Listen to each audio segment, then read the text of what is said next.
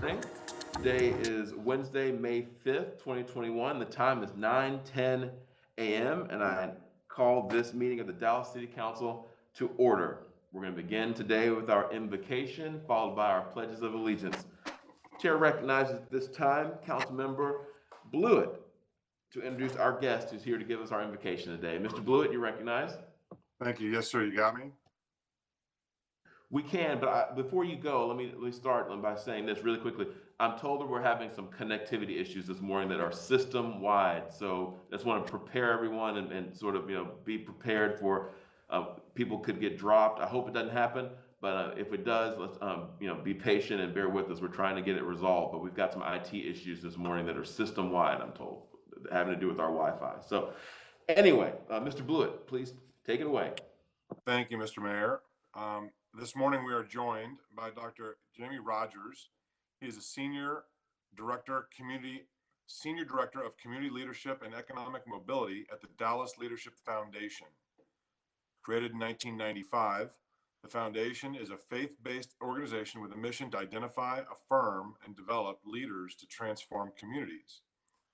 Dr. Rogers is passionate about building new relationships, teaching diverse groups, and coaching individuals for continued success.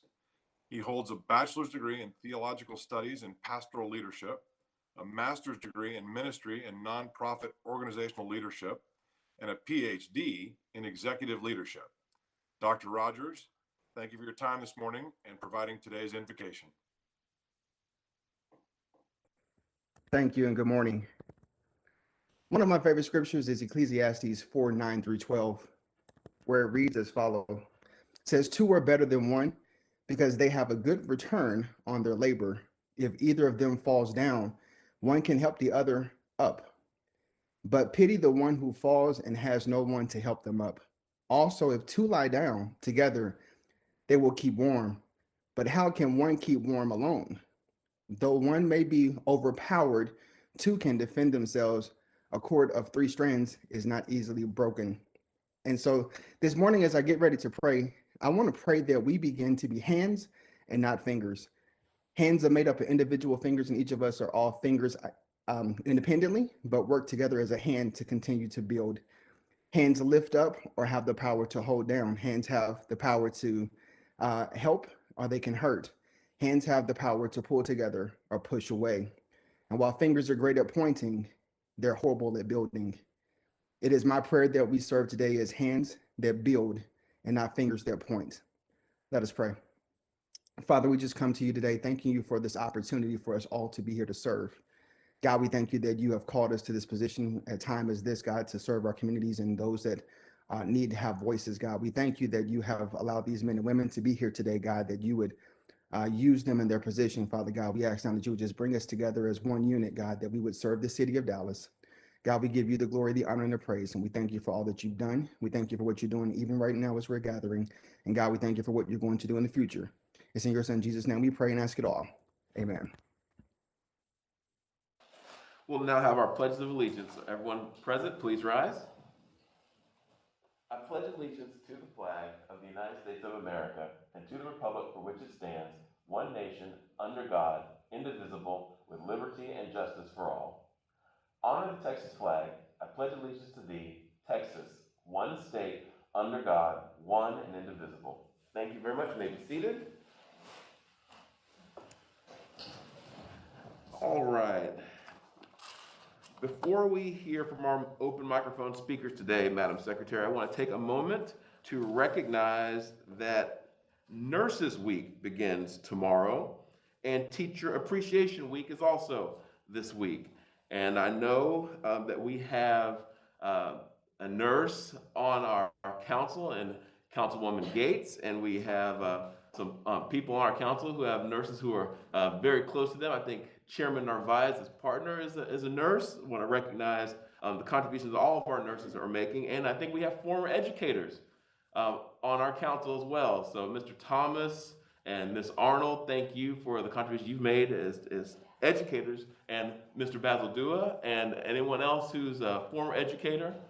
Thank you so much for all that you've done to help make our community stronger. So I hope we can all take some time to recognize these truly essential workers and public servants for all that they do. We'll now hear from our open microphone speakers, Madam Secretary. Thank you, Mr. Mayor, and good morning. This morning, you have one open microphone speaker for this meeting. I'll recite the speaker guidelines. Speakers must observe the same rules of propriety, decorum, and good conduct applicable to members of the City Council. Any speaker making personal, impertinent, profane, or slanderous remarks, or who becomes boisterous while addressing the City Council will be removed from the session. You'll be given 3 minutes to speak. When your time is up, please stop. It will be announced. Also, if you have any comments, address those to Mayor Johnson only. Your speaker, Pamela Medlock. Good morning.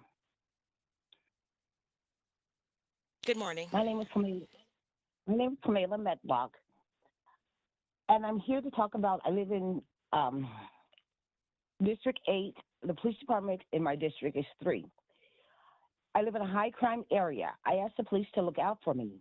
I ask the police to ride by to make calls or check on my house because every time I leave it is broken into. But when I go to the police because I take psych medicines, they ask me, do I see or hear things that people don't? I do take psych medicine, so I have that. So the psych people right away want to give me a hospital bill by taking me in, rather than listen to what I say. When I call or say that I'm having a problem, I was raped, went to the hospital at Parkland. I went at 9. It took until 11 to get the lady to examine me. They sent me the paper later to confirm that I was and told me that they would pay for it. But I ended up with a psych bill because Right Care is stepping in to help people, but they don't know how to help people because they're going to people that have psych problems. So they already see somebody that when they ask people, do you hear or see things that other people don't? We do. We take psych medicine. And we also feel like we're being done wrong. So we feel like we want to hurt somebody, but our Christianity keeps us from doing it. But we're already set up in a system where we're set up to fail. So I'm asking this. I'm happy you have someone to help the police, but when they come to us and take us in and give us a bill and the police does not answer our problem because they're sending someone else to answer or ask us those questions, the city is not helping us. I own my home and I do want the service I'm paying for because my taxes is $3,000. I'm not getting any service. The recreation center in my neighborhood, I can't use or anything, and I'm not being able to use the substation 3 because it's no longer there. It's just a parking station. And I thank you for listening to me. And I'm glad we have this panel that's looking out for the community. And I need someone to look out for me in the community because I'm already set up because the police is not helping me. They're sending me a psych, and it makes me a victim to those departments as well as my community because my community know that the police is not going to assist me. Thank you. Thank you. There are no further open microphone speakers for this meeting, Mr. Mayor. Thank you, Madam Secretary. But before we begin today, I want to let everybody know what the planned order of business is going to be. So just give me 1 minute here. First, we're going to take up our 2 agenda items. And then there's a public hearing related to short-term rentals. And we're going to hold that until the end of the meeting. So we'll take up our first 2 agenda items, then we have some briefing items, and then we'll hold the short-term rentals hearing at the end of the meeting to make sure that we comply with the law and have this after 1 o'clock. So now we'll move on to our voting agenda, Madam Secretary. Thank you, Mr. Mayor. Your first item.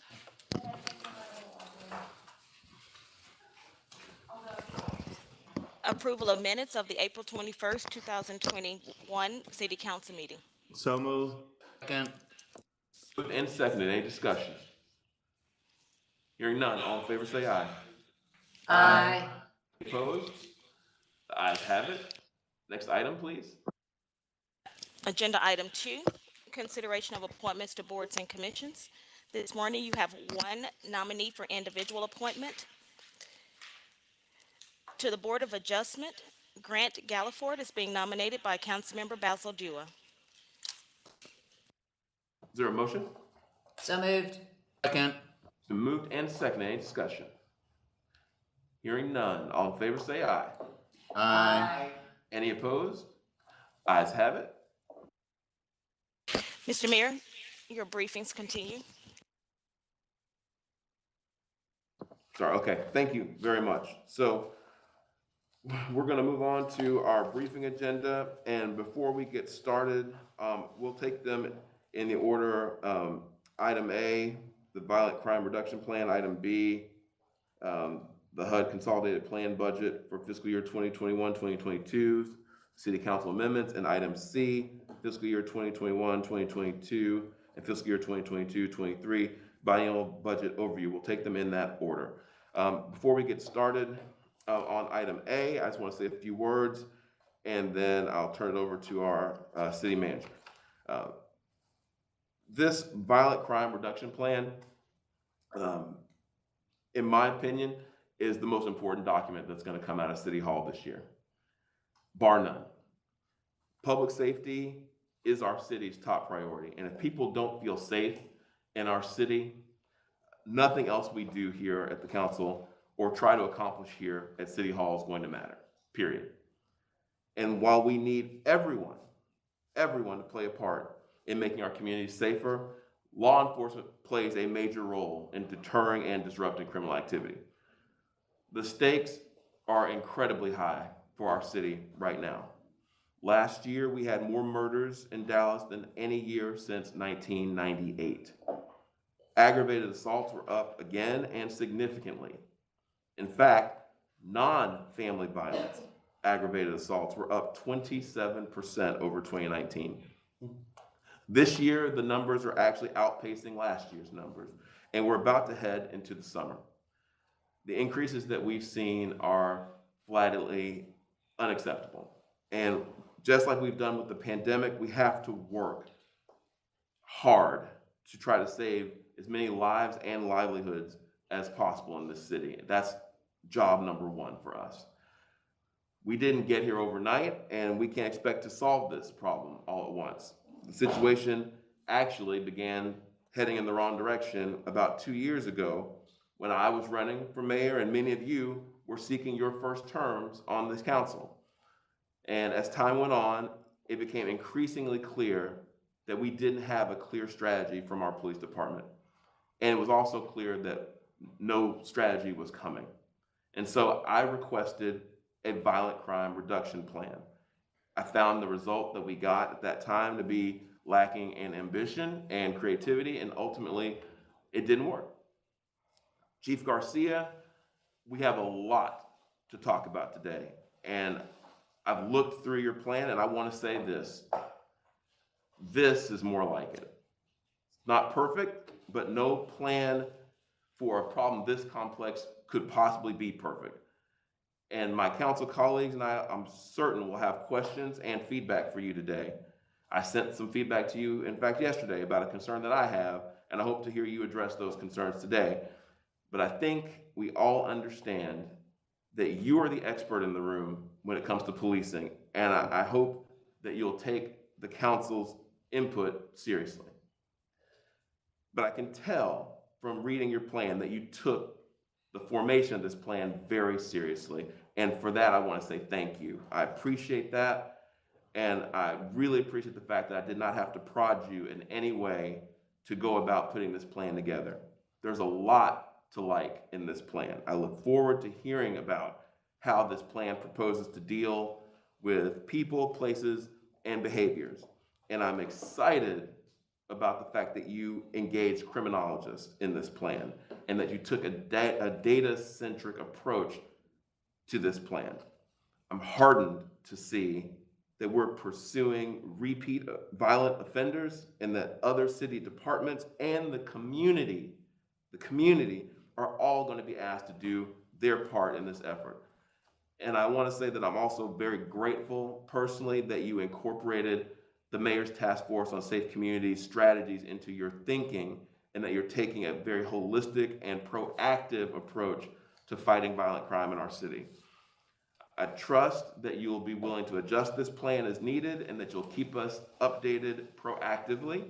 I trust that you're going to ask us for the resources that you need to actually ensure that this plan is successful. And I trust that you're not going to sit idly by or point fingers or throw up your hands and say that this is not your problem to solve.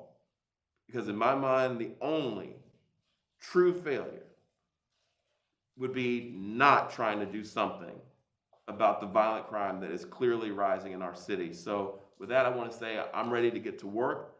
Let's all get to work on this. And with that, I'll turn it over to our city manager to conduct our briefings for the day. Mr. City Manager? Thank you, Mayor, and appreciate the encouragement and the feedback that you provided at this point. So in order for Dallas to be the safest city in the United States, while serving and protecting our diverse community with integrity, respect, and equity, I've asked Chief Garcia to develop and implement a new violent crime reduction plan. Within his first few months with the city, Chief has prepared a comprehensive plan to reduce violent crime in Dallas, and I want to thank him for making this his top priority, for which he stated prior to getting the job and has talked about ever since he's arrived. The plan was developed in collaboration with criminologists, other departments, and community stakeholders. It also builds on a foundation of the many real change initiatives already underway. We look forward to discussing the plan with the City Council and receiving your feedback today. So with that, I will turn it over to Chief Garcia. Chief? Thank you, boss. Thank you, Mayor and Council, for this opportunity. With me today, obviously, is my staff, as usual, and today also I have one of my executive assistants, Alonzo Anderson, who, again, from the time that I got the job, has been working with me diligently on this plan. Also with us are both doctors Mike Smith and Rob Tillier, from the Department of Criminology and Criminal Justice from the University of Texas in San Antonio. Again, thank you for letting us present this 2021 Violent Crime Reduction Plan to you. This plan, as was mentioned, is a culmination of collaboration with criminologists, hearing from other departments, and most importantly, listening to our neighborhoods most impacted by violent crime. While Dallas is committed to combating violent crime, our officers cannot do this alone. And it requires a multifaceted approach. As would be mentioned, there's many steps that have been underway to provide long-term, non-enforcement strategies critical to any holistic violent crime reduction plan. This approach, coupled with proven, evidence-based policing strategies included in this presentation, will help strengthen our city. Our ultimate goal is the reduction of crime with an increase in community trust. Both are possible and both are needed. We will strive for both, and now these concepts are not mutually exclusive. Our men and women will continue to partner with our community and strive to achieve a safer Dallas. When we start and we talk about what the scope of the problem is and where are we now, in the past 3 years, violent crime has increased steadily with a 14% increase from 2018 to 2019 and an additional 5% increase in 2020 compared to 2019. Murders and non-negligent manslaughters, robberies, aggravated assaults were up 17% in 2019 over 2018, and they increased another 4% in 2020 for a total increase of almost 22% across the most recent 3-year period. However, and this is important, that in Dallas, as in most cities, violent crime is geographically concentrated in a relatively small number of areas within the city.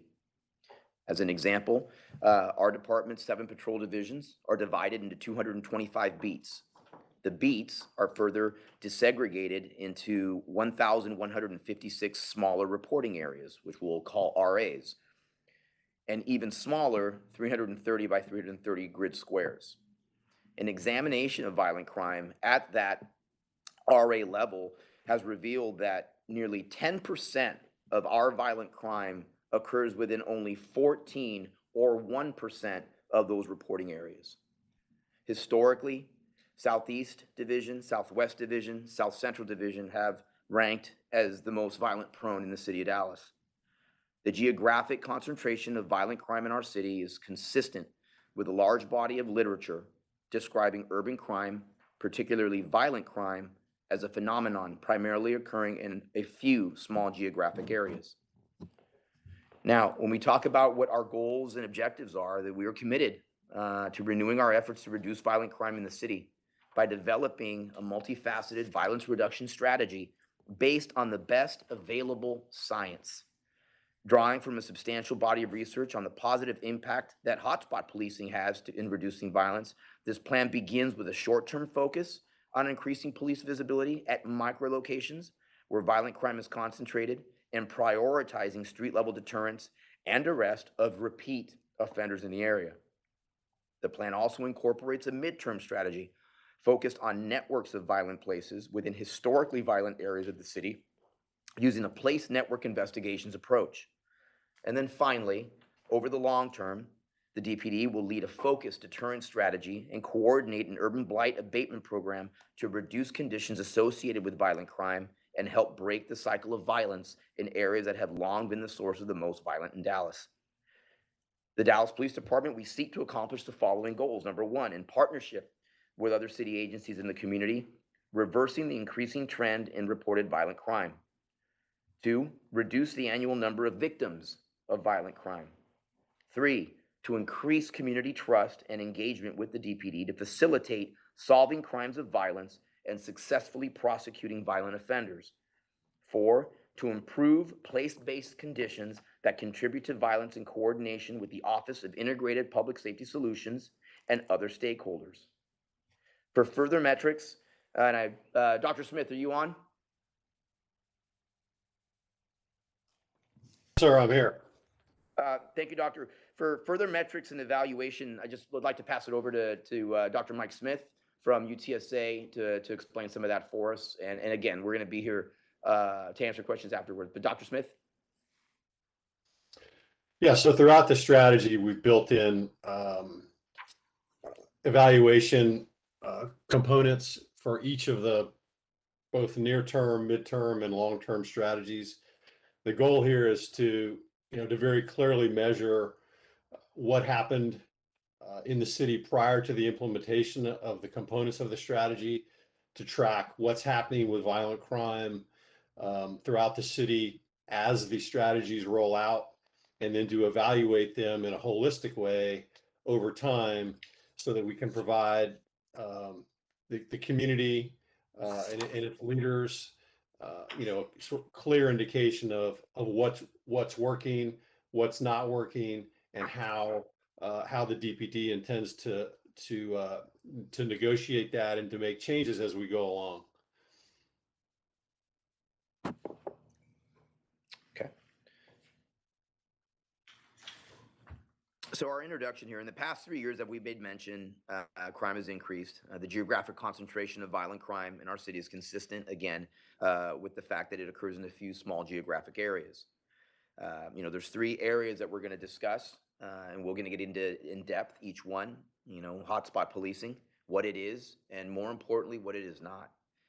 Place network investigations, which relies on the concept that the criminal enterprises that operate in our city, and by disrupting those, you will reduce violence, not just from a police department perspective, but with other city departments and the community's involvement as well.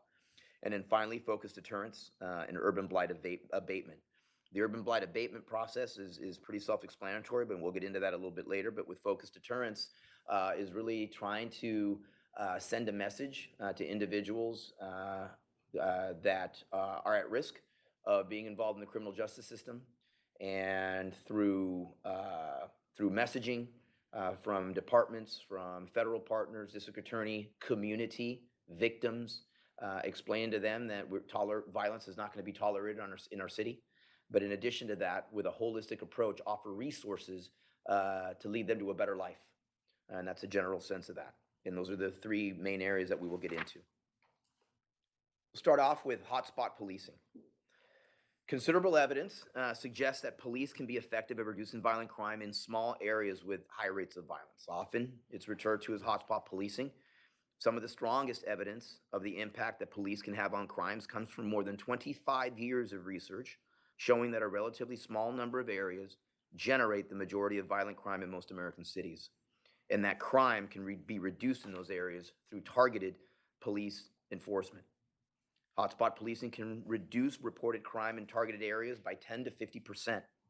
Moreover, there is little evidence that violent crime is spatially displaced to surrounding areas when hotspot policing is implemented, and considerable evidence that areas adjacent to hotspots also can expect lower crime rate benefits from the police treatment effects.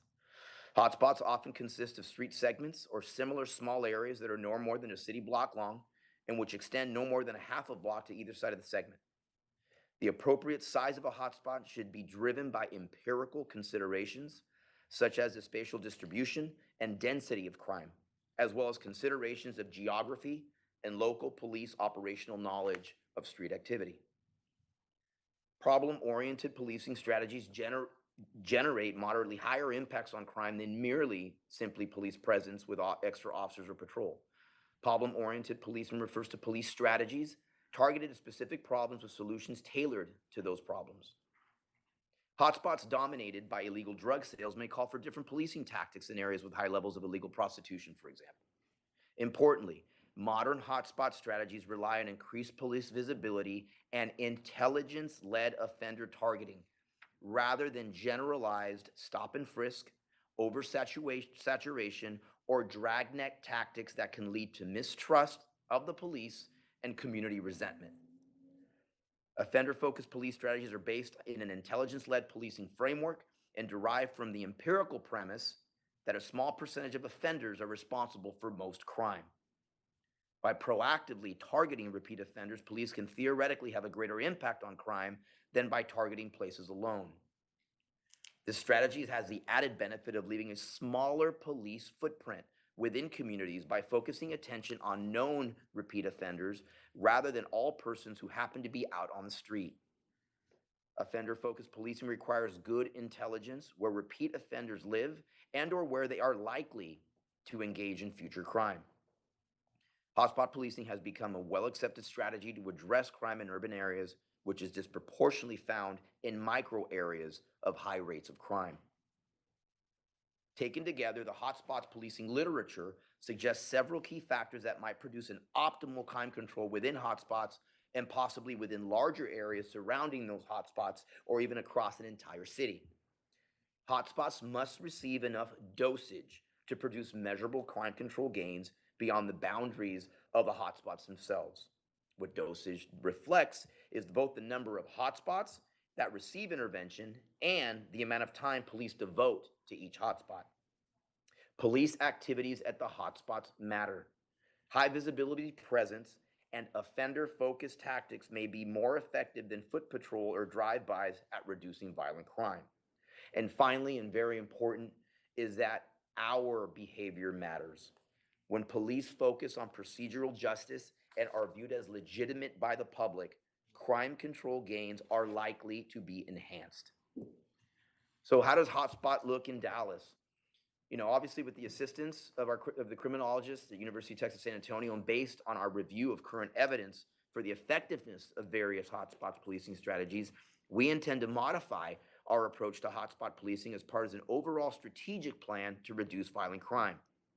First, working with UTSA researchers, we will revisit the locations and boundaries of violent crime hotspots throughout the city by focusing on small 330 by 330 grids where robberies, aggravated assaults, and homicides occurred in the most recent 90-day to 6-month period to ensure that hotspots are appropriately identified. Once these high crime grids are identified, they will be ranked, ordered within beats and divisions from highest to lowest. If resources allow, additional grids will be added to the treatment strategy to increase police coverage beyond the initial targeted grids where violent crime is most prevalent. Resource allocation decisions will be made every 90 days when hotspot locations are adjusted based on changing crime trends. Second, once identified and rank ordered within beats and divisions, these high violent crime grids will be evaluated by DPD division commanders and their staff and hotspot boundaries adjusted, if appropriate, based on unique geographic features, whether near a park or a school, and local operational knowledge of crime patterns and trends. We will update them every 90 days. Finally, The hotspots will be randomly assigned to receive either one of these two things: the systematic assignment of patrol officers to remain in hotspots for at least 15 minutes every hour during peak hours of crime as identified in each hotspot, and offender-focused strategy where specialized officers will circulate through the hotspots, making contact with or surveilling repeat offenders who have been identified through a separate analysis of arrestees and who live or are known to frequent the treatment hotspot areas. The activities will be focused on repeat offenders rather than persons at large, generalized stop and frisk, and not using dragnet types tactics. Sufficient evidence exists that hotspot policing reduces crime in targeted micro areas, and all available resources will be brought to bear in an effort to drive down violent crime in beats, divisions, and citywide by concentrating sufficient dosage in the targeted violent crime hotspots identified through the process described above. We expect the implementation of the strategy to begin this month and the impacts assessed every 90 days. Go ahead. Council, again, the modern hotspot strategies that we're making reference to is dealing with two different treatments. The first treatment is high visibility. The second treatment is offender-focused tactics. Those treatments will be deployed during high crime peak hours. There has been a few cities across the nation that has implemented these modern hotspot strategies. For example, Las Vegas, in a 6-month time frame, saw a 28% reduction. They used the high visibility treatment where lighted patrol cars showed a 4.6% decrease in violent crime and a 28% decrease in violence-related calls for service compared to the control areas with no displacement of crime. Philadelphia utilized the offender-focused tactics and had an impact on violent crime. Their experiment showed a 42% decrease in all violent crimes. That experiment took place between a 12 and 24-week target area time frame. As we look at the evaluation, which is very important, to assess the impact and effectiveness of our near-term hotspot policing strategy, reported violent crime counts and calls for service data will be obtained for the treatment hotspots. All patrol beats, those containing hotspots or not, and DPD area divisions for the 6 months leading up to the implementation of the strategy and weekly thereafter. Violent crime counts will be reviewed descriptively at each of the 3 levels: hotspots, beats, and divisions on a weekly basis, and patterns or changes assessed. At 90-day intervals, more sophisticated difference in difference and or repeated measures multi-level modeling will be conducted by the UTSA research team to evaluate impacts of the strategy on violent crime and calls for service within the hotspots, beats, and divisions. To facilitate transparency, and this is very important, and stakeholder input, biannual reports will be produced for public release outlining the hotspot strategy, detailing observed changes in violent crime, and noting any changes recommended to the strategy. The next piece is our midterm strategy of place network investigations. We will lead and coordinate place-based investigation strategy designed to identify and disrupt networks of criminogenic places that disproportionately contribute to violent crime in Dallas. Place network investigations, or P&I, are a recently developed tool based on empirical scholarship and criminological theory that focuses on the spatial distribution of crime in communities and the role of unguarded places used by individuals and criminals in their networks to facilitate crime. The P&I strategy is based on 4 empirical realities. Crime is concentrated, again, among a relatively small number of offenders, victims, and places. 2, a small number of places account for most crime in the city. 3, law enforcement strategies that target criminal networks can reduce crime. And criminogenic places are networked, and that's important for us to know. P&I was first attempted as a strategy in Cincinnati several years ago and has since been used in Las Vegas and other cities with promising early effects.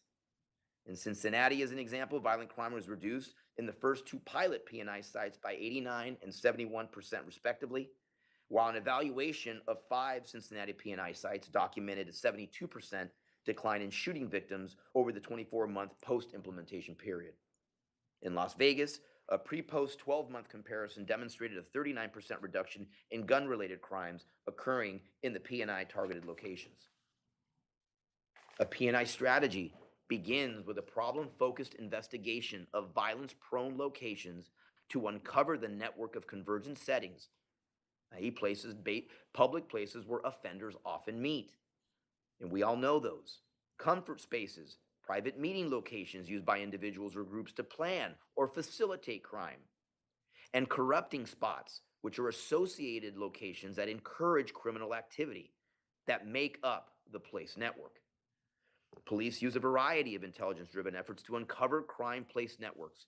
We use traditional crime analysis, surveillance, informants, offender interviews, historical data, and then lead the development of a P&I board made up of stakeholder government agencies, for example, code enforcement, health departments, parks and rec are some examples, and nonprofit and or community-based groups to design unique place-based strategies to address crime and its causes within the crime place network.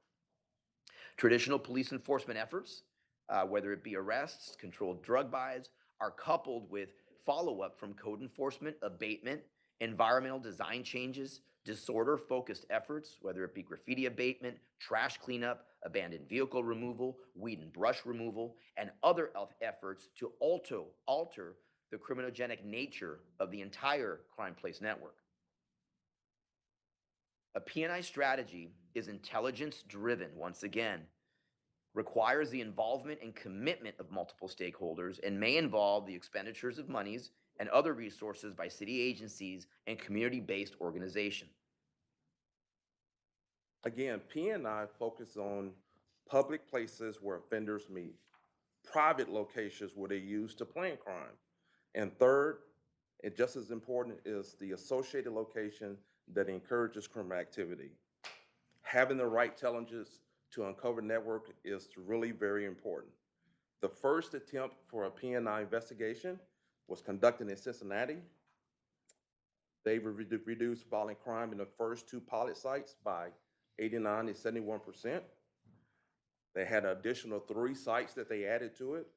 When you collectively bring those together, there was a 72% decline in shooting victims at 5 sites over a 24-month period. The second location where P&I was implemented was in Las Vegas. Las Vegas PD and the city of Las Vegas showed a 39% reduction in gun-related crimes in a 12-month comparison. So these next few slides, and I'll let you read through these, just explains the P&I process and how it starts.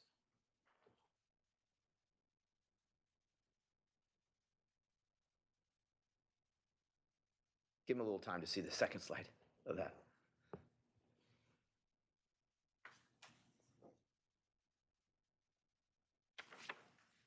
Go ahead with the final one. To maximize its chances for success, the process requires buy-in from multiple stakeholders and a careful data-driven process that starts with identifying violence-prone hotspots and investigating them exhaustively to establish network locations. One of the dynamics and something that's exciting about this plan is the P&I board membership.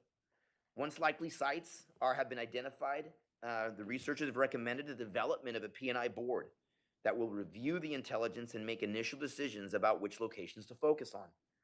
Stakeholder engagement across multiple city agencies and or community-based organizations is vital to develop data-driven interventions designed to disrupt offender and crime place networks. How P&I will work in Dallas. In this department, in coordination with the Office of Integrated Public Safety Solutions, intends to implement a P&I process in Dallas to complement the hotspot strategies it will implement in the shorter term. In conjunction with the director of OIPSS, I'm going to go that route for Office of Independent Public Safety Solutions, OIPSS, the DPD will develop and dedicate a DPD P&I task force to oversee and coordinate police efforts. The task force will include crime analysts, intelligence officers, investigators, and command-level supervisors, and it will work closely with the OIPSS to identify violent place networks that are appropriate candidates for coordinated intervention with the OIPSS. During the first 6 months of implementation, initial violence place networks will be identified by the task force and OIPSS using risk terrain modeling, traditional crime analysis, and local police knowledge and intelligence. Intensive intelligence gathering process on the sites and associated offenders agreed upon by the board, which will include input, data, and analysis from the OIPSS, board agencies, and community groups if appropriate. These strategies will likely involve traditional police enforcement and crime prevention activities, but also should be multi-pronged and multidisciplinary strategy to address the underlying problems that facilitate violence at the crime place network. Changes to the physical environment, code enforcement, and even traffic flows, as an example, may be needed to address as part of the comprehensive place-based violence reduction strategy. When we talk about evaluation, again, to assess the implementation and the effectiveness of our P&I strategy on violent crime, we're with the assistance of our UTSA research team, will conduct a process and impact evaluation of the strategy. Process evaluations are designed to document the implementation of programs and policies, assess whether they were implemented as intended, and identify any obstacles to implementation. The overarching goal to this strategy is to reduce violent crime, robberies, aggravated assault, homicides, and its associated metrics such as shootings or violence-related calls for service in or around crime place networks. Assessing stakeholder knowledge and buy-in is not only important but crucial for our success. The P&I board will again work with the UTSA researchers to identify appropriate outcome metrics such as violent crimes, shootings, or violence-related calls for service recorded pre and post intervention. A 12-month pre and a 12-month post period will be utilized initially to gauge the impact of the strategy on the agreed upon outcome metrics collected in and around the crime place network locations and surrounding beats. Our next strategy and the last piece is our focused deterrence strategy. The collaboration with outside stakeholders, which may include other city departments, community-based organizations, federal law enforcement agencies, or even business and nonprofit organizations. The two long-term violence reduction strategies proposed below are each evidence-based and have proven successful after rigorous evaluation. Focused deterrence strategies, sometimes referred to as pulling levers, have proven successful in reducing violent crime in a number of cities where they have been applied and evaluated. The goal of focused deterrence is to change behavior of high-risk offenders through a combination of deterrence, incapacitation or arrest, community involvement, and the provision of alternatives to violence. I want to say that one more time. The alternatives to a lifestyle of violence. A key feature of most focused deterrence strategies is the clear communication to gang members and other violent offenders of the risks associated with continued criminal activity and the alternatives available to them under a robust suite of social services, education, job-related services that are made available to them under this strategy. Focused deterrence strategies have been successfully implemented in cities such as Indianapolis, Cincinnati, Chicago, New Orleans, and Seattle, among others, and have shown statistically significant, in some cases, substantially large reductions of 15 to 34% in reported violent crime. Focused deterrence is a city-led initiative that will operate outside of the 4 areas of the youth advocates violence interrupters are working in. Focused deterrence will complement the strategic efforts of the violence interrupters. These strategies emphasize the development of an interagency law enforcement team, often consisting of local, state, and federal partners, law enforcement, prosecutors, probation, parole, etc. This relies on local intelligence to identify offenders or groups of offenders within the targeted risk group. What are key to this strategy are, number 1, a deterrence message communicated clearly and repeatedly to the target population, and 2, and this is extremely important, offering violent lifestyle alternatives. Offering violent lifestyle alternatives, and this is where we all have to work together, to the targeted offenders, which may involve the provision of social services, education, job training, or direct employment with willing partners in the private or non-profit sectors. The deterrence message is often communicated through call-ins or offender notification meetings, whereby offenders are invited or required, either as a condition of probation or parole, or one thing we've spoken as before, or individuals that are about to get released from custody, to appear and to hear deterrence message from law enforcement officials and respected community voices. Clergy, family members or victims, school personnel, principals, teachers, social service representatives would also be available to offer pro-social alternatives to the threat posed by law enforcement of arrest and long-term incarceration in the federal penitentiary. Cities that have used focused deterrence strategies successfully have also made use of street workers, often former gang members, to communicate the deterrence message directly to gang members on the street and to serve as a resource to connect with them and social services. When we talk about how focused deterrence will work in Dallas, we will lead a problem-based focused deterrence strategy tailored to particular violent crime problems or neighborhoods. In partnership with academic experts, the DPD will utilize problem-oriented policing methods to clearly identify underlying violent crime patterns in Dallas and its neighborhoods, and then it will design tailored strategies. Given the resource-intensive nature of focused deterrence, initially one problem and/or neighborhood will be selected for intervention. If resources allow, a second or even third focused deterrence effort may be undertaken simultaneously based on the emerging evidence and lessons learned from the first. Credible, experienced research partners will be engaged to conduct an independent evaluation of the strategy. An evaluation of this magnitude will be a considerable investment. But as the Mayor's Task Force on Safe Communities reports makes clear, quote, "It is critical to know whether evidence-based strategies are being implemented as outlined in research and if public investments are yielding results," end quote. Following a recommendation from the Mayor's Task Force on Safe Communities in 2019, as well as the experience of other cities, Dallas will be utilizing violence interrupters and violence intervention programming. The violence interrupters and focused deterrence will work together and will be problem-based and carefully drafted with clearly identified roles and commitments from partner organizations. The city has just recently made a significant investment in violence interruption, not only to reduce crime, but to also provide opportunities for individuals to break the cycle of violence and avoid a life of incarceration. When we talk about our second strategy long-term, it's urban blight and disorder abatement. Rooted in the broken windows theory, there's a growing body of literature that documented the association between urban blight and crime, including violent crime. When the Mayor's Task Force on Safe Communities, one of the recommendations is to remediate blighted buildings and abandoned lots in high violence locations.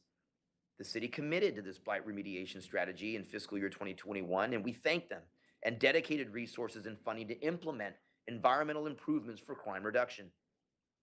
The urban blight abatement strategy remains a significant part of the strategic plan to reduce violent crime in our city. We move on to community prosecution, nuisance abatement, and lighting. We are aware that some multifamily housing complexes located in historically low-income neighborhoods in Dallas are hotspots for violent crime. We plan to engage with OIPSS and other stakeholders to identify problem complexes, evaluate their compliance with existing laws and regulations, and investigate the potential need for new ordinances or regulations that would allow the city to take more of an active role in remediating conditions of blight, poor lighting, or other environmental conditions conducive to crime. An increased focus on convenience stores that drive criminal activity will be utilized in partnership with code enforcement, and we thank them for being a partner in our endeavor. A new ordinance will be in place to allow for greater enforcement power by code enforcement inspectors and our police department. When we talk about risk terrain modeling utilizes software and crime analysis to identify the places that are at highest risk for criminal activity. As for all the aspects of our plan, our violent crime reduction strategy, the evaluation of strategies to address urban blight, vacant land, and violence-prone apartment complex will require a well-designed evaluation plan that at minimum employs a rigorous quasi-experimental design to gauge the impact of abatement efforts on violent crime, resident perceptions of crime and safety, and calls for service. Mayor and council and community, in summary, our violent crime reduction strategy plan contains evidence-based short, mid, and long-term strategies to address violence and its underlying conditions in the city of Dallas over the next 3 years. In any city, violent crime is caused by a combination of social, structural, and environmental conditions, many of which are outside the direct control of police. We recognize our leading role in protecting the safety of our city and residents, and we are prepared to lead and execute this plan. In the short term, we will execute hotspot policing strategies to significantly increase police visibility in violent crime hotspots and deter violent offenders through lawful enforcement, procedurally just, and surveillance activities. As a midterm strategy, we'll coordinate and lead place-based enforcement strategy to identify target network of crime-prone places to arrest offenders and address underlying environmental conditions conducive to crime. Long-term, we will lead a problem-oriented, focused deterrence strategy to arrest and prosecute violent offenders, deter others from committing violent crimes, and facilitate the provision of social services to crime-prone individuals willing to take advantage of them. Finally, these strategies are evidence-based, as was made mention throughout this report, and purposely designed to work synergistically to lower violent crime and improve the environmental conditions that facilitate it. But we must, and we know that we recognize that lowering poverty, improving education, reducing unemployment, eliminating food security, and supporting our families are key in reducing violence in communities in the long term. I'll end it with a special thanks to the men and women of the DPD. In the 3 months that I've been here, they have been ultimately impressive. Without them, no crime plan will work. Without them, no crime plan will work. And with that, myself, Executive Assistant Chief Anderson, and Dr. Smith and Tillier are here for any questions you may have. Thank you. Thank you, Chief. And what I hear loud and clear in your presentation, which I very much appreciate, and all of your team there, is what I've been told by a very successful entrepreneur once, is the genius of and. Meaning this isn't an or situation we're dealing with. This isn't, are we going to support law enforcement or are we going to support community efforts and social services? This is about the genius of and recognizing that it has to be a multifaceted approach. We can't not do everything we can to support law enforcement and what only law enforcement can do, but we also can't not do the things that we can do to get the community involved and doing the things that are in the Mayor's Task Force on Safe Community recommendations to assist you all and assist all of us in doing what is within our power to reduce violent crime. So thank you for the genius of and that came through in your presentation. I'm going to start off today with the chair of the Public Safety Committee, who happens to represent District 13, and then go from 13 through our list in numerical order. So Chairwoman Gates, will you go ahead and start off the questioning, and then I'm going to move to District 14 and go around the horn that way. Yes, and thank you, Mayor. Thank you for recognizing me as a public safety chair to go first. And I want to just thank the chief and the command staff for this very clear, evidence-based violent crime reduction plan. I know you recognize that every one of us on the council know we need to have a safer city. I think you've been listening to us. You recognize that we all have unique needs in our districts. We want a safer city. Sometimes we feel like it needs to go at it differently, but I think you've recognized that we've got to start with reducing violent crime first. So I want to, again, it's a very collaborative in nature, and I want And also, I recognize that you have acknowledged that you're going to be able to adjust it as needed, and constant evaluation. When you read it at first, and you've incorporated a whole method of evaluation.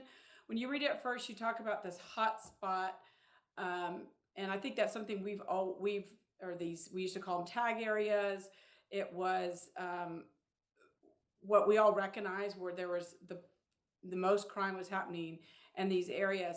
And we've always had a focus on that, I think, at DPD. But I think you brought other ways to address in those areas and getting almost, to that micro level. And it's also bringing in more community engagement that I think we've had in the past, as well as the real change initiatives. So I thank you for all that, but I'm going to start with a few questions. And I think the first one is for the criminologist. So we know violent crime, as Chief Garcia said, is up 20% over the last few years in Dallas. And we've seen these numbers kind of all over the country. Is there any one contributing factor or one part of violent crime that you've recognized has been consistent, or kind of the root cause that the country's seeing an increase in violent crime? Again, that's for the criminologist. There you go. Thanks. Good morning. Thank you for your question. So, that's it's a good question. It's a complex answer. COVID has had a significant impact on crime in many of the nation's big cities. Violent crime is up in a lot of them, not all of them, but in a lot of them. Your increasing crime trend actually predates COVID a bit. So I wish I had an easy answer for you. Violence is driven by a lot of factors. How COVID played into it in particular is really an interesting question. And I think we have to be humble enough as criminologists to say that it's too soon. We don't really know the answer as to, how and why COVID has impacted violence the way that it has. In Dallas, though, as I mentioned, and as the increasing trend goes back a number of years. And so, we have a bit of work to do that's, I think, above and beyond whatever additional impact COVID has had on violence in Dallas. All right. Okay. Thank you. And this is for the command staff. So what I'm hearing is you're really going to be targeted, and you've isolated where 10% of the crime is happening in 1% of the geographical space. If you are in another area that you haven't identified, but there's still a lot of crime, and particularly violent crime, like in my neighborhood of Vickery Meadow, I don't think it's at this point, it's not the highest, but I know also Skillman and Audelia, these areas in the north that are outside of the beats that you referenced. How are you going to address those areas? And if you're really targeting a few, how are you going to keep the criminals to move into the other areas, and that the hot spots will just move around Dallas? So, council members, in the city of Dallas, there's about 100,000 grids. We have identified about 5% of those 100,000 grids where violence has taken place in 2020. We have also prioritized those grids from the highest to the lowest. The initial imputation coming out, we're going to really focus on the grids that has already produced in the first January, February, and March of this year, multiple incidents of violence. The areas that you're talking about that may not necessarily be in that top 40 or top 50 grids, the commanders of each division, we will not be moving resources around. So in other words, we do not anticipate taking resources from North Central and moving to Southeast. We're going to take the resources at those divisions and implement our strategies and our interventions and move forward. We also going to be a force multiplier in the sense of also adding gang and fugitive and some other work groups out of headquarters to these strategies as well too. So the commanders of each division will still have the opportunity to not only address the small grids that are 330 by 330 that are producing multiple incidents, but any other area that has a flare up of violent crime or quality of life issues. And will you constantly evaluating if you see one of those other small grids increasing, then you could, increase enforcement or attention to that area as well? Absolutely. So we'll Okay. be reevaluating on a daily basis. Not only will we be reevaluating on a daily basis, but we also will be looking at the beat as a whole. We also will be looking at the reporting area, and then we also will be analyzing the grids that we're currently working in. Okay, and I know this is a violent crime plan, but we've got the city of Dallas and all our residents are concerned about crime in general, and they're not feeling safe. There's a perception that we're not as safe as we should be. So how are you gonna be able to address the residents that are living in relatively safe neighborhoods that are not feeling safe now, that there's gonna be a resource adjustment or a focus taken away from their neighborhoods? How can we reassure those residents that we're not robbing Peter to pay Paul? That's a great question, Councilmember, and I'll tell you, the intent is not to displace officers from other stations. It's to utilize the resources that we currently have and look throughout the department at other ways to increase that visibility, not to lessen the presence in other stations of the city. That's absolutely very important to us. That's why we have to make sure that we study and we moderate and we modify this plan as a living, working document. But no, certainly, every resident of this city deserves to see a police officer every once now and again. And our goal and our intention is certainly not to displace officers from stations to do this, to conduct this role. Yeah, you mentioned the presence is important, and I know that that's something my residents and constituents are calling for, is they want more presence. So I just, to be, I think it needs to be, I just don't, as we focus on the violent crime, and I think there is probably a nexus to more violent crime in your city than it kind of infiltrates other types of criminal activity, but we want the presence in all neighborhoods. So, and then lastly, I have a question on, you talk 30 about, seconds. okay, this question relates to other initiatives or other stakeholders that can help participate in this plan. And you mentioned bail reform, and that's outside of the city. And then you mentioned like zoning inside of the city. If you could just articulate what outside of the city can help support this plan, and then what kind of changes outside of DPD inside the city that we can make changes that could help make this plan successful. Well, just a couple of examples from outside the city, council member. When we talk about, obviously, we're one of three prongs of the criminal justice system. So obviously, we need assistance. And actually, I've reached out to Judge Cruzeau in the DA's office, who's very supportive of this plan. And so they're going to be very important to us, very important together to make this plan work. That's one example of one outside the city. CBOs, community-based organizations outside the city that need to be committed with us, as they have been on this effort. And I'll be honest with you, and one important is the business community. Our business community needs to be front and center. And this is not, they have reached out. They have been reaching out for the last 3 months. They want to be at the table.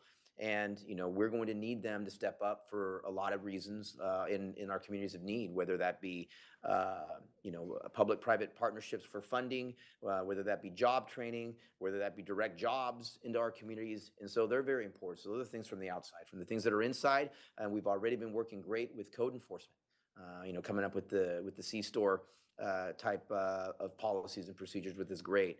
There could be things in zoning that we're going to need help on, whether that be, just as an example as to where, where boarding homes are, or where the sexual violators register, things of that nature. Looking at those zoning and looking and getting down as to where those things are occurring and what policies and procedures we can institute in the city. And so those are some examples from the outside where we're already working great. Thanks to the city manager's office and coordinating with our other department partners that know that we all have a role in this, and it's going to be our priority. So those are just some examples of outside and inside. Thank you. Mr. Blewett? Yes, sir. Thank you, Mr. Mayor. Thanks, Chief. I think this is a great presentation, and it's actually something I've been hoping and waiting for the last couple of years. So I'm very excited about this. I do have a question about implementation. Maybe I missed it, but what's the timeline for this? How quickly are we implementing this? Thank you, council member. It's funny. I was talking to Executive Assistant Chief Anderson, and I wanted to implemented it yesterday after we get through with the council, to be quite frank with you. And I think you know me well enough that I was kind of joking, but not. We want to implement here within the next week or so. As I made mention earlier, no plan will work if it's not communicated clearly to our rank and file. No plan. We've been in communication with our upper command. We're going to have more communication with our upper command tomorrow. We need to ensure that this gets down to every single police officer. We need to make sure that it gets down to our most valued asset, which are the men and women of this police department, because no plan will work. And so that's where the balance is. And although I want to start yesterday, we want to make sure that it is messaged clearly, that the expectations are clearly, and more importantly, that, and I don't mean to say this as a negative term, but that the accountability of every commander, every station, every supervisor, and every officer is made clear. Because again, no plan is going to work unless those expectations are clear. So we're hopeful to get started here within the next week. Okay. Along the same lines, you used the word accountability. That's something you mentioned, the 7 divisions. And so each division will be responsible for implementing, managing their own area. Is that how it's going to run? Well, yes, they'll be responsible for running their own area, but we are going to set up a team. We're going to set a violence crime reduction plan team made up of 5 to 7 individuals from command to supervisors that are going to oversee this plan. I think we've spent too much time and effort on this plan to not see it fully implemented. And so there's going to be a general hub run out of the chief's office with the information disseminated through them and coming back through up them. So ultimately, yes, each station will be responsible for the mission, but with direction and guidance from the new team that we're creating in the chief's office. Okay. Is this a plan? I mean, it's a violent crime reduction plan. Is this a plan that has a goal that's going to end once it's been achieved? Or is this a structural and long-term change to how we're going to be policing? It's the latter, council member. This is a long-term of how we're going to be policing. I mean, you know what? There's a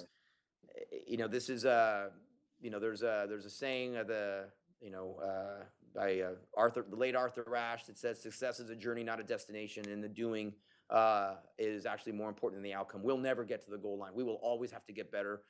We will always have to work on making our city safe. And so this is a longer, overarching, holistic approach. And so it's definitely the latter. Okay. A lot of us hear from our constituents about headcount of DPD. My question really is manpower. Is this an issue for implementing this plan, or are we going to be, I think Ms. Gates touched on a little bit, but in terms of our resources from personnel, we are staffed up to be able to do this? Great question, Councilmember. At the moment, we're staffed. We're ready to implement this plan. That is not to say this department does need to grow. There's no question about it. It needs to grow responsibly. I've had conversations with the city manager's office, and as the budget process is coming up, we're going to have those discussions as to exactly how we can grow the department responsibly. But that's a great question, and yes, we certainly can use more staff. There's no question about that. Particularly as we increase hotspots. But what we don't want is to have the phenomenon, and Councilmember Gates mentioned it, where even in other areas that call time and response times are affected because we're spending too much time or we're spending time in these hotspots because of allocated staffing. And so certainly as our hotspots grow or decrease, we need to look at that, but we certainly need to grow as a department. We just need to grow responsibly. That's good. There are other resources that are involved beyond personnel, and I've talked about this and I've given comments on this, but I went up in the DPD Air One, the helicopter, the other day. It was very eye-opening to see how that helicopter is utilized by the guys on the ground as a force multiplier to identify all kinds of things. Are there, along the same lines, are there other resources you're going to be coming back to us that you're going to need beyond personnel, like a second helicopter or utilizing the mounted unit? Are there other aspects to this that you're going to come back to us that needing more resources? That very well likely, council member. As again, this is a living, working document, and particularly as we get into the police network investigations and that P&I process, where we're setting that board together, where we're looking at criminal enterprises and locations to figure out what's going to be effective here.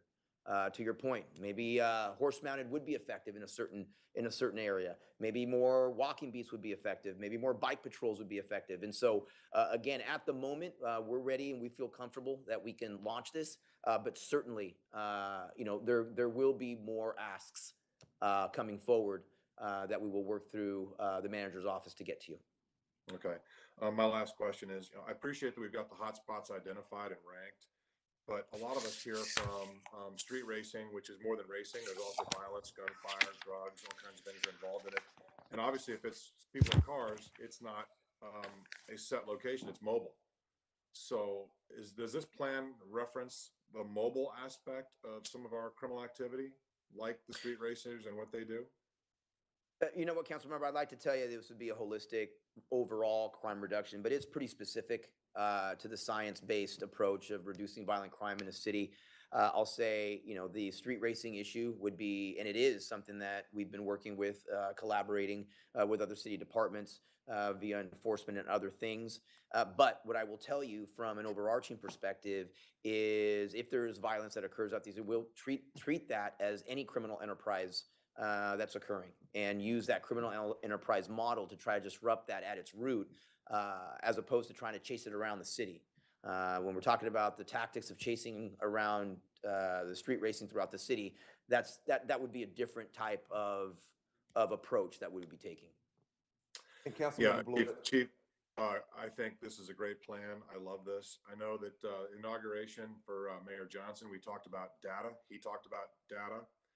And you talked about data quite a bit. And so here we are. We're going to use data and we're going to do something really positive to reduce the criminal element. So I'm very encouraged by this presentation, your answers, and I look forward to this. Thank you, sir. Thank you, council member. District 1. Thank you, Mayor, and I appreciate the entire team for this presentation, just like everyone else. A couple of questions on slide 7. You mentioned the hotspot policy can reduce violent crime by 10 to 50% with no spread to adjacent areas. And I'm just confirming that slide 11, it says that in other cities that usually will happen, that reduction within 12 to 24 weeks. Is that the timeline we're looking at once the hotspot policy is implemented in that reduction number? Again, we're definitely looking at reductions, council member. We kind of try to stay away from necessarily the percentage points. There's a myriad of factors as to why it either goes, the amount that it goes down. As you can see, different cities have different percentage points as to how far it goes down. Right. But we're certainly hopeful that we're going to see these reductions. And the one thing to remember is that specifically in those areas, right? So when we're talking about those 330 by 330 grids, it's crime reducing in that grid, not necessarily a citywide reduction, but in that particular grid. So yes, those are results once implemented that we're hoping to see. Yeah, and I'm not trying to box you in, Chief, to come back later and say, well, you didn't meet this goal, but I'm just trying to get an understanding. So Philadelphia and Vegas, those numbers you just showed on slide 11, it was a period of 12 to 24 weeks to get those results in those targeted areas. Is that right? That is correct, sir. Okay, thank you. Slide 10 talks about, it's just the 3-step approach. Yeah, I guess it made a point. I think this is, I like the idea of it. I just wanted to know how it compares to what we currently do, because I'm sure we already have a policy in place where we target high crime areas. How does this change what we're currently doing? So the hotspot policing, really what it changes, what we've done is we're more focused. We're more focused in the areas, in any hotspot area. The key is not just a general hotspot area, it's to drill down in that hotspot using data, because for every hotspot large area you have, there's a hotspot within that hotspot that drives the total hotspot, if that made sense. And so we're really truly focusing on those smaller grids as opposed to larger grids. In addition to that, the enforcement, I think, is important, council member.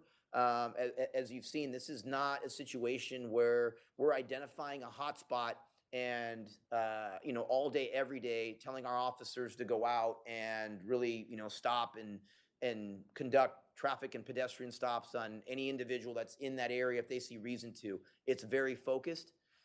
Number one, it's presence-based with officers in that small grid. And number two, when it does come to enforcement, apprehension, or arrest, it's intelligence-led on individuals that we know are recidivists or have been committing crimes or are in those P&I network areas. So I believe those are some of the things that I think differ from previous methods of hotspot policing. The main thing that I'm hearing, and tell me if I'm off on this, is we're just narrowing down the focus area, correct? That's the main change? Yeah, well, narrowing down the focus area, council member, and then the way we enforce in that focus area. Okay. And the other dynamic too that I'll say that I don't think is done well, if it's done before or not, but is that biannual report to our community, because we know how sensitive hotspot policing is, and that biannual report to our community as to how it's working and how it's affecting the crime rates, I think, is very important as well. Well, you just touched on my next point. I thought that the slide 11 and 12 were both very helpful with showing where it's worked in other cities, and then having a good evaluation process that is presented to the community, and it's not just us internally looking at it. You've got UTSA, our outside partners, that are doing that. I think in all city departments, it's good to have outsiders looking in to evaluate it that can compare data just outside the city. So I'm glad to see that is great and also very transparent. Slide 13 is where you get into your midterm strategy. To me, this portion of the three strategies, this one was the most high level and academic and sort of hard to grasp my hands around it. Can you just talk me through in very simple terms how this process will work? So you're gathering what is assessing and establishing an intelligence system? Can you talk me through that? So, what we're establishing an intelligence system is how we're gathering the intel that we're going to get, whether it's through departments, through their community, through other stakeholders, whether it's the other city departments that make up that P&I board. And using historical PD data, using the community, and getting us all on board with regards to how we're going to drill down and get in what intelligence it is that we're going to use. When we go from there, then we know, and that's leading us to the criminal element itself and the enterprise, whether it be a drug house, whether it be open air drug dealing in front of a C-store, whether it be an illegal gambling operation, what have you. And then going in there, not just from a law enforcement perspective, but utilizing obviously the input of the community, but then going in there from a holistic approach and knowing, okay, once we take this place down, what other departments do we need help with, whether it's code, whether it's community prosecution, or crime through environmental design to help us really deal with that problem. All right, so when starting at the beginning, and I won't go through each of these nodes, but selecting violent micro locations, you're going to probably be getting those from the hotspots, right? Because you will have already implemented that. So you'll find areas that continue to be a problem, and then you'll implement this strategy. Is that the plan? Yes. Okay. All right, I'll look forward to following up with you on that a little more so I get a better understanding. I appreciated Chairwoman Gates' comment and a question about what can outside organizations do, and your responses to that, and the fact that you understand that it's more than just the city. It takes a holistic approach with the county, really with the state too. And I would like to see some more specifics, maybe in a follow-up memo from your team on what we can do to advocate to our county partners, to our state representatives and senators to make sure this is successful. Because if it's just the city acting alone and everyone's not playing along, it's going to be a problem.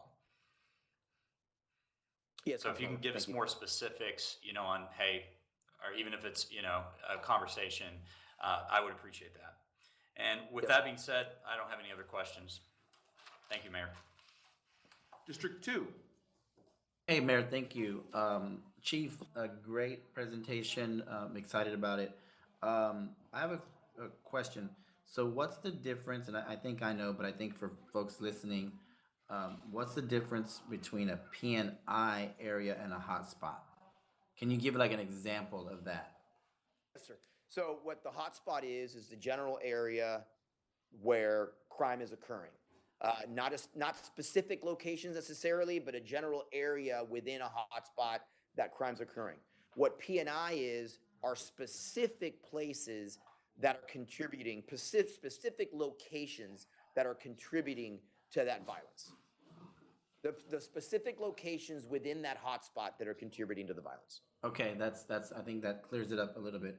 And then where do entertainment districts fit into this plan? If they do at all?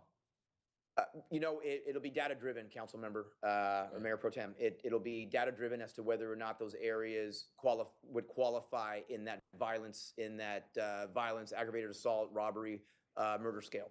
But what I'll say, and it really goes along with the answer, that the Chairwoman Gates, is that our intent is not to divert, resources from the entertainment zones, from other areas to do it. But again, we have to be very focused.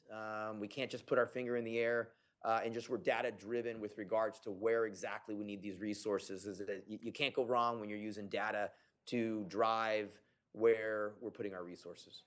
Okay, that's all I have for now, and then I'm looking forward to tomorrow night, our tour together in the community district 2. Thank you.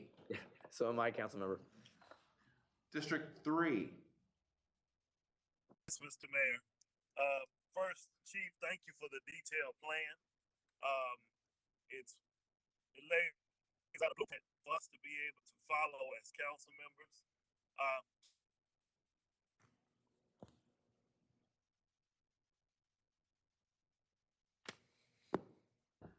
I can't hear. Mr. Thomas, we can't hear you. And you're kind of frozen too. So how about this? Can we suspend your time right now and we'll let you start over and come back to you? Because right now we're having some technical issues with your connection. Okay, we're gonna come back to District 3. Let's go to District 4. Good morning. Morning. Good morning. Just quickly, just thanking you for the presentation. I wanted to just make sure I have a couple of questions, but a few comments in that. Number one, I'm glad the fact that you did underscore that this is a living, breathing document that really is going to have to continue to be massaged, and it's going to be, I have to adapt to the needs that come up. And we know crime and criminal violent behavior is a chosen behavior. But I want to make sure we also accept the fact that crime just did not start going up 2 years ago. I remember us having this conversation in 2015 when I arrived with Chief Brown at the time. And if I'm not mistaken, I need to go back and double check. I believe by the end of that year, we were looking at bringing in the troopers.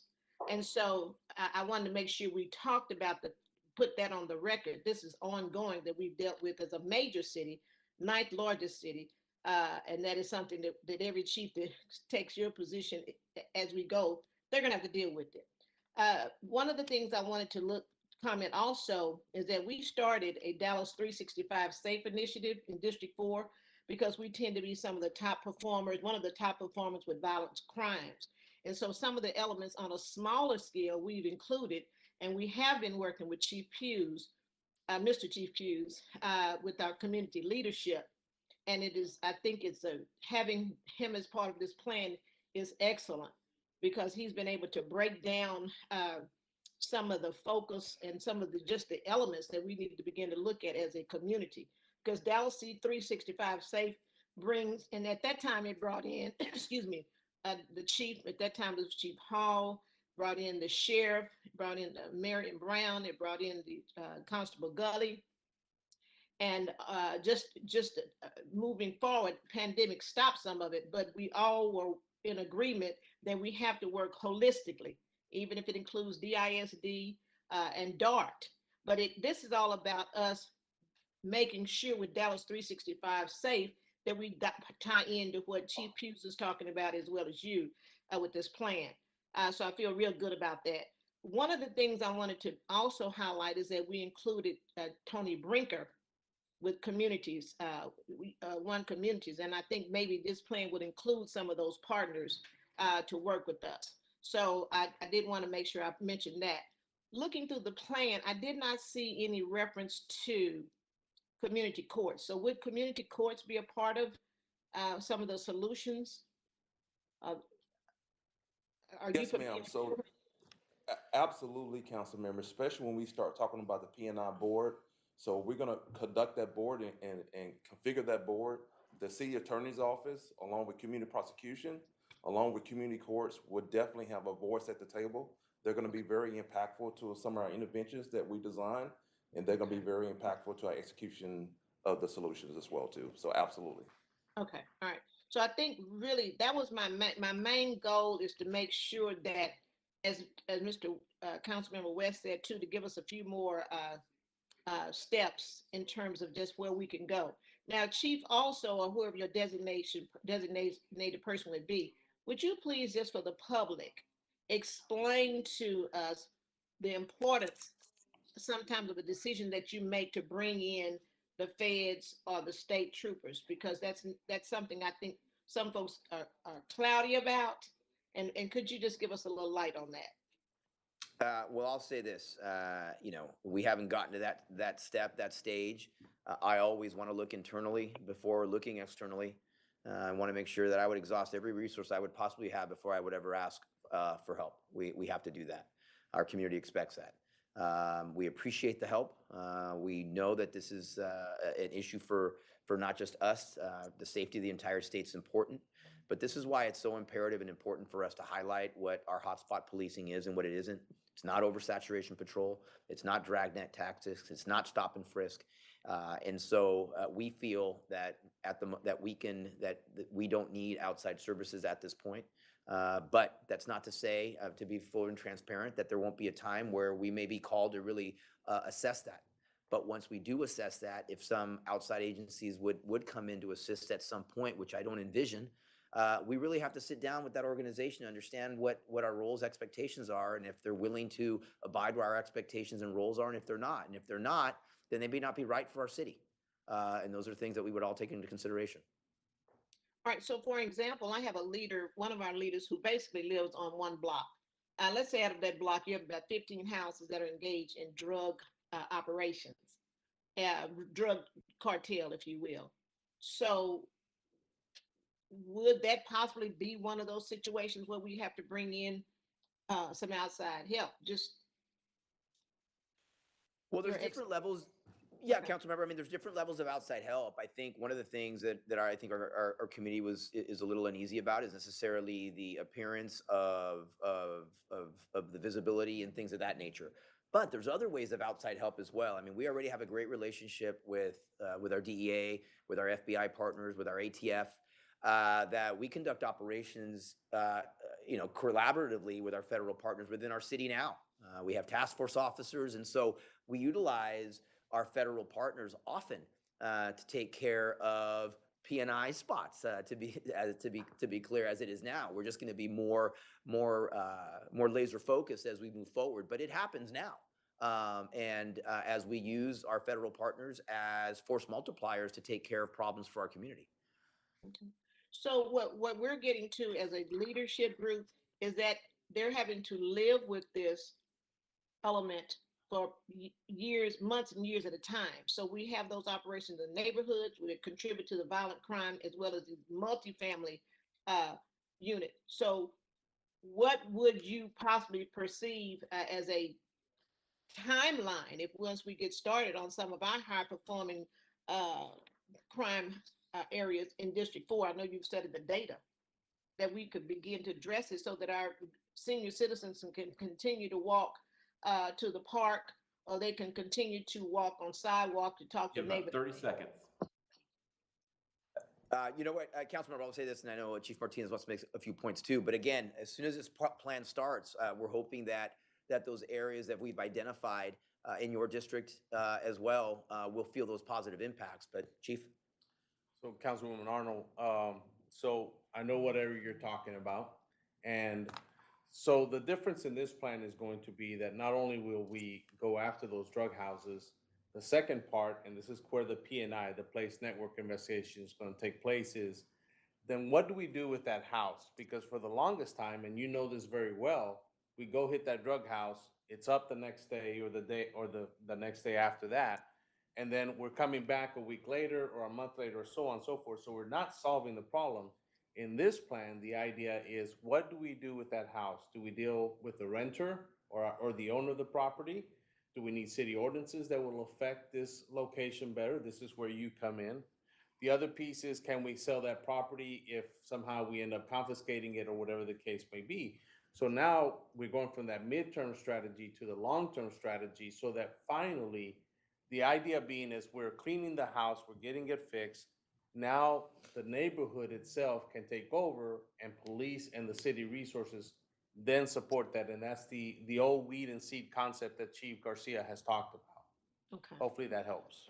All right. Well, and it's good to see you again, of course, Chief Martinez and Chief Garcia. We will be talking in the next couple of days as we roll out this plan and engage our leadership in our communities. Thank you. And we're going to stay 365 safe. Thank you. Thank you, Council Member. District 5. Yes, I have a few questions. Thank you, Chief Garcia, for the presentation. I'm very impressed and encouraged. It's obvious that we need law enforcement in our communities in order to maintain an orderly society. No one, on this council would disagree with that. But I like that the presentation also acknowledges that we need to look at ways to address the social, structural, and environmental conditions that contribute to crime in general and violent crime specifically. You mentioned supporting families, poverty, education, employment, food insecurity, and just anecdotally, those are the kind of things that, just growing up in inner city Dallas, completely unsheltered from the environment, 100% DISD graduate. I saw many instances where I feel like violence could have been prevented if people had something to lose, and a lot of folks in these areas feel like they have nothing to lose, and when situations arise, they could be more prone to committing crime and committing violence. So I like that we're looking at putting people in a position so that they have something to lose. I think that that's extremely important in order to help address the issues that our city faces. I do have a question about the P&I board. How will the board be created? Who will appoint the individuals to this board? So our team will be working with all of you as well to identify specific CBOs, community groups in your areas from a community perspective, for starters. Then, depending on what those identified issues are, then we start selecting what types of partners within the city we need. Whether it's, again, Parks and Rec, code enforcement, traffic, the community prosecutors, and bring that board to bring that holistic board together. And that's how we would start the process from there.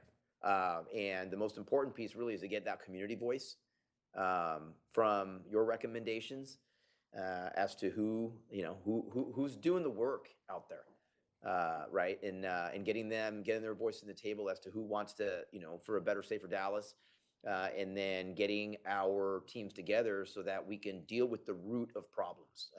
I'll give you this example. My second month here, we served a search warrant on a house for narcotics. And I got a substantial amount of narcotics. When I came to find out that was the 9th time in 2 years that we had hit the exact same apartment complex. Well, what we're trying to do with this plan, and what we would talk about with the group, is, okay, what else do we need? What other community, what other organizations, what other units, what other departments do we need to put an end to this? And work together collectively so that we don't do that. And that's in a nutshell, that's kind of what the goals are, is to not just continue to go out to places, but to take care of the problem. And what departments will we need to take care of the problem? The department, the police, former Chief Pugh's office, and our community are going to be the cornerstones of each of the board. It's dependent on what other departments we will need to actually solve the problem from a holistic perspective, as opposed to always just utilizing the police to make arrests.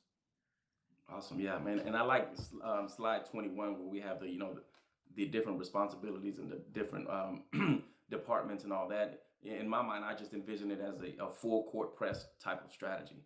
And so I'm encouraged by that. It's a good way of looking at it, council member. And one other thing that I was wondering about on page 31, it mentions a vacant land ordinance. Could you elaborate on that a little bit?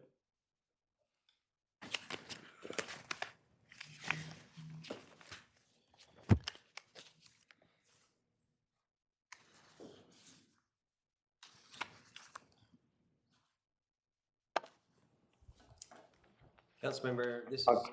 John Fortune. I want to jump in here real quick, and Chief Garcia may be willing to answer this himself, but I believe we're talking about a vacant lot registration program that we're currently working through code enforcement that will be coming to City Council here very soon. Okay, great. Again, Chief Garcia, thank you, and your staff and everyone for putting this together. Looking forward to supporting you all in any way that we can. Thank you. Thank you, Councilmember. 6. Thank you, Mr. Mayor. Chief, if we can go to page 10, you made a comment, and I'm not sure if I heard it correctly, and I just wanted to clear it up. If you can explain what you meant by generalized stop and frisk.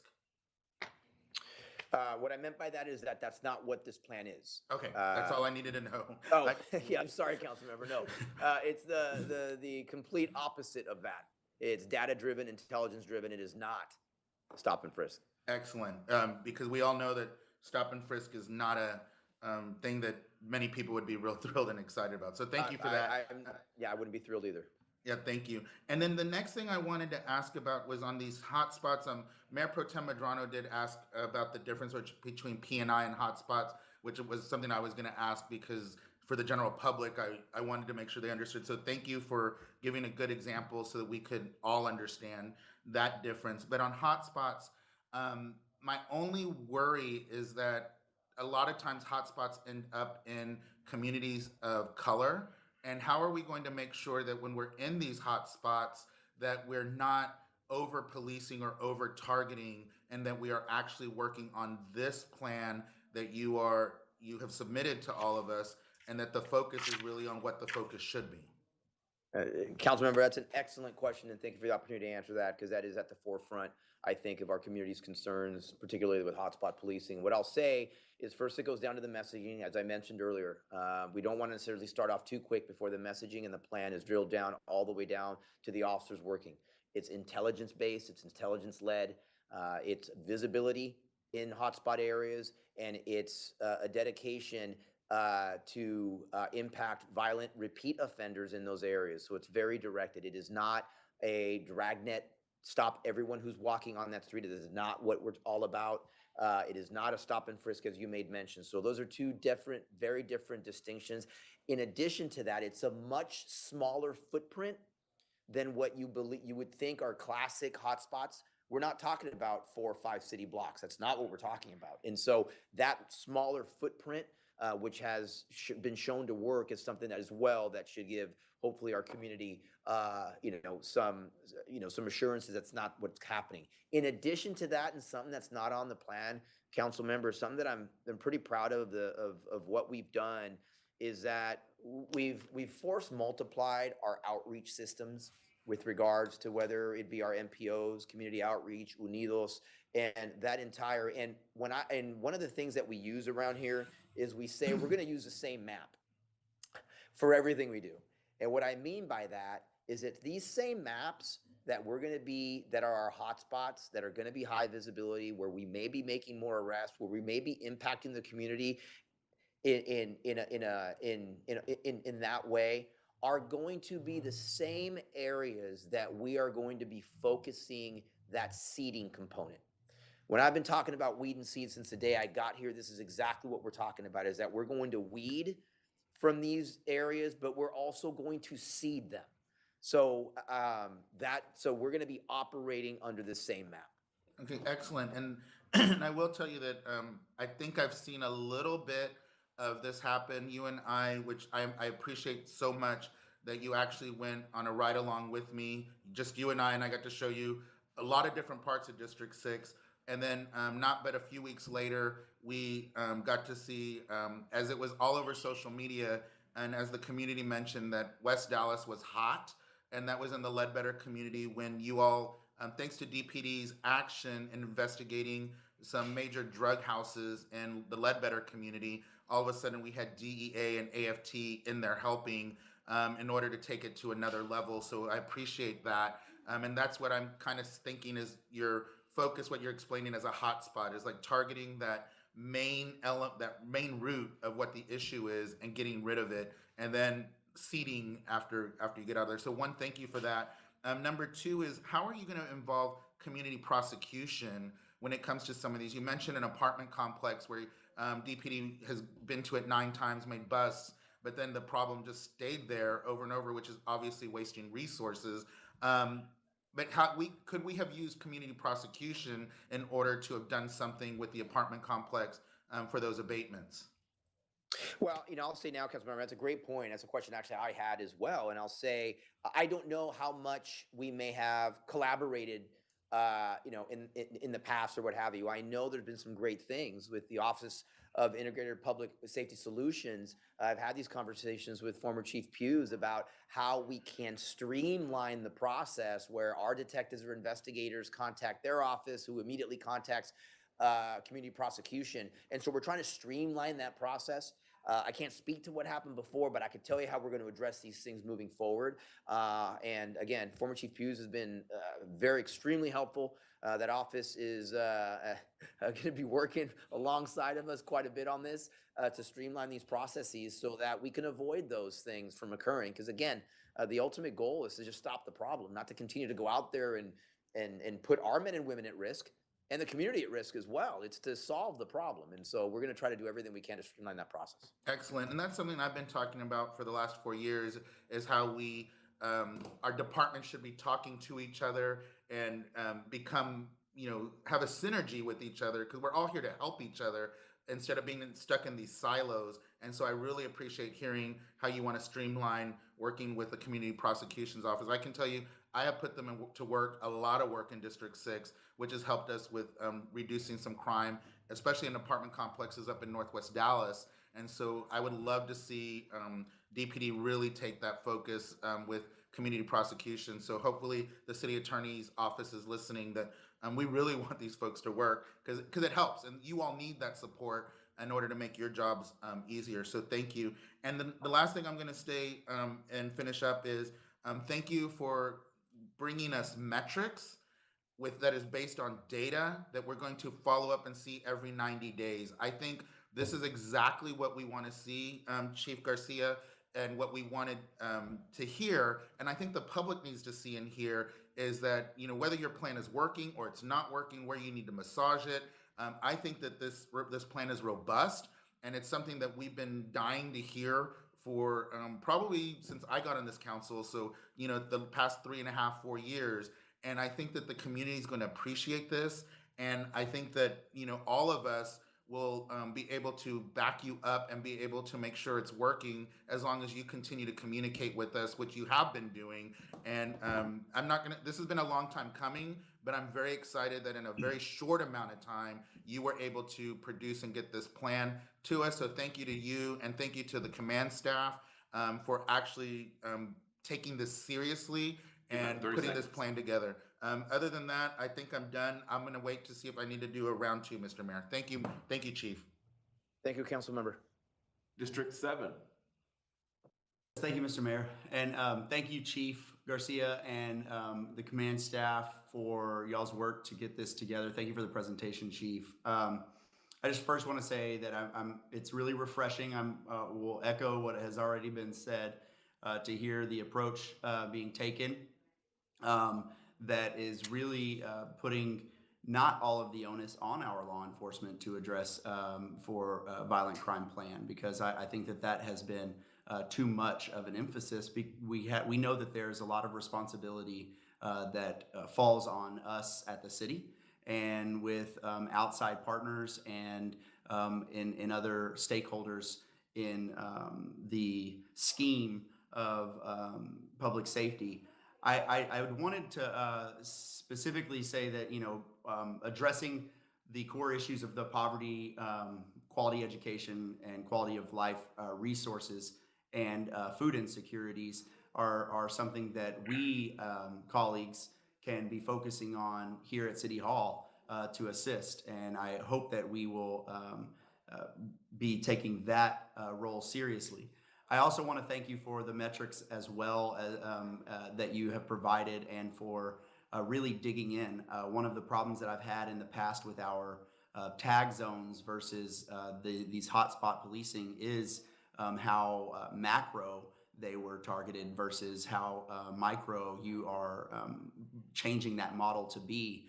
And so I want to say thank you for that. I believe that is going to help with the strain that we saw bring on to the community of over-policing practices like stop and frisk. And we do know that there is great results that have occurred in other cities when done correctly. So thank you for taking the time to make sure that we are implementing this in a effective manner. I want to ask, though, with that, how, when it comes to the outside factors that we can also be focusing on, and I understand from your presentation and DPD's perspective that there is the short-term and midterm and long-term plans, how do you anticipate budgetary implications? Because I don't see any dollar signs in here. And I know that you said you've already started conversations with our city manager's office. Where should we be looking at making sure that we have funding for appropriate resources to make sure that this plan is implemented with success? And where should we be focusing to also look for on the long-term plan on being able to make sure that we are able to accomplish that side as well? Thank you, Councilmember. Excellent question. I appreciate you asking that, because there will be implications from different perspectives. I know as we're getting close for the budget process to begin, that we'll be working very closely with our manager's office to get you those answers as quickly as possible. Okay. Thank you very much. I also would like to just say to my colleagues and to you all that I am committing to you as a priority in District 7, and I'm sure that there will be several colleagues that will be willing to commit as well, is beefing up our VIP participation. That's something that I believe, especially with COVID, has gone somewhat stagnant. I know that we had some neighborhood associations that were really active at one point that I'd like to see get more participation with, and kind of put a little bit of the equity into the neighborhood level of being able to be eyes and ears for you all, but also just for the neighborhood level of Crime Watch. We need to be able to attack this from all levels, just as is mentioned in your presentation. So this is very inspiring to see, and I love that, again, as it's been mentioned, that you hit the ground running. Not only have you, Chief, been dealt with a pretty thick hand of challenges when you've come to our city. But that has not deterred you from taking on this task and bringing us a very detailed and very well thought out plan that looks like it is something that we can accomplish in our city. So thank you for your assertiveness and your leadership. Thank you, Mr. Mayor. Thank you, Councilmember. District 8. Mr. Mayor. Thank you, Chief Garcia. Great presentation. Thank you for coming to my office, and thank you for answering the survey of all the people in District 8. And it was a great opportunity to meet with you and have a drive along in District 8 and to point out part of District 8 is huge, 58 square miles. We have southwest, southeast, and south central. And I just want to thank you and your staff for all of the service and everything you do for the city of Dallas. I know that Chairman Gates was talking about hotspots. We have been talking about hotspots for many, many years. Now we're talking about grid. When you identify those hotspots, when will us as a council member know the grid of when those hotspots that you have identified? Councilmember, I'm going to let Lonzo Anderson cover a little bit of it, but I will tell you, we'll be transparent, with council with regards to that. I mean, they're really spread throughout, and as we made mention before, I mean, the majority, are in 3 general stations, and so certainly. Because it's not just the hotspot, council member, but we'll be reaching out to you also for those community groups and your input with regards to when we get into that place network investigations portion as well. So we will have to know that, as a community, to know what areas in those particular spots need attention. But Lonzo? Yeah. So council members, so again, there's 100,000 grids. We're gonna be only focused on the 5%. The grids are really located throughout the whole city of Dallas. The majority of them probably will be concentrated within the Northeast Patrol Division, Southeast, Southwest, and South Central. Obviously, from the seat that I sat in, along with Chief Garcia, we do want to be transparent. And so we will have those conversations about our efforts and where we are and our accomplishments and what we're trying to accomplish with your office. So therefore, not only will we be talking about communication down to the boots on the ground, down to the officers, but also we look forward over the next couple of weeks having some more detailed conversations independently with the council members' offices. Okay, along with that, we have been talking about community policing over and over. So Chief Garcia, I guess the question would be to you, how will community policing change under your watch? Community policing, I think this plan actually reinforces that with the amount of community involvement that we have. I mean, we're actually, we're appealing to our community to be partners with us in this plan, whether it's their engagement in the place network investigations, which we're going to engage with our community groups to figure out what areas are areas of need, whether it's the focused deterrence model with regards to having community involvement as we reach out to offenders to give that message from our community as well. And so it's an empowerment, particularly with P&I, because ultimately when we have an issue or a problem location in these hotspots, the goal is to strengthen our community so that the problem no longer exists for them and to empower them to, at that point, maintain their own neighborhoods, which is what the goal of community policing is. The other dynamic of it too, council members, when we talk about these same areas are the ones what we're going to get, they're going to get police attention, but they're going to get police attention in 2 ways, council member. They're going to get it in the enforcement and they're going to get it in the outreach. And so it's going to change. It'll be more robust. Community policing will be just as important to us as crime fighting is. We're going to be as laser focused in areas of need with our community outreach as well. And so we're going to be more focused and more targeted with both enforcement efforts and 2, outreach. Okay, with that kind of follow up, your officer out there, we believe a clean neighborhood is a safe neighborhood. And will the officer be reporting anything to code, a code violation? If so, would that report to the city council, the code officer? How would that work? I mean, I know there are many officers out there see code violation. How will you be working with code?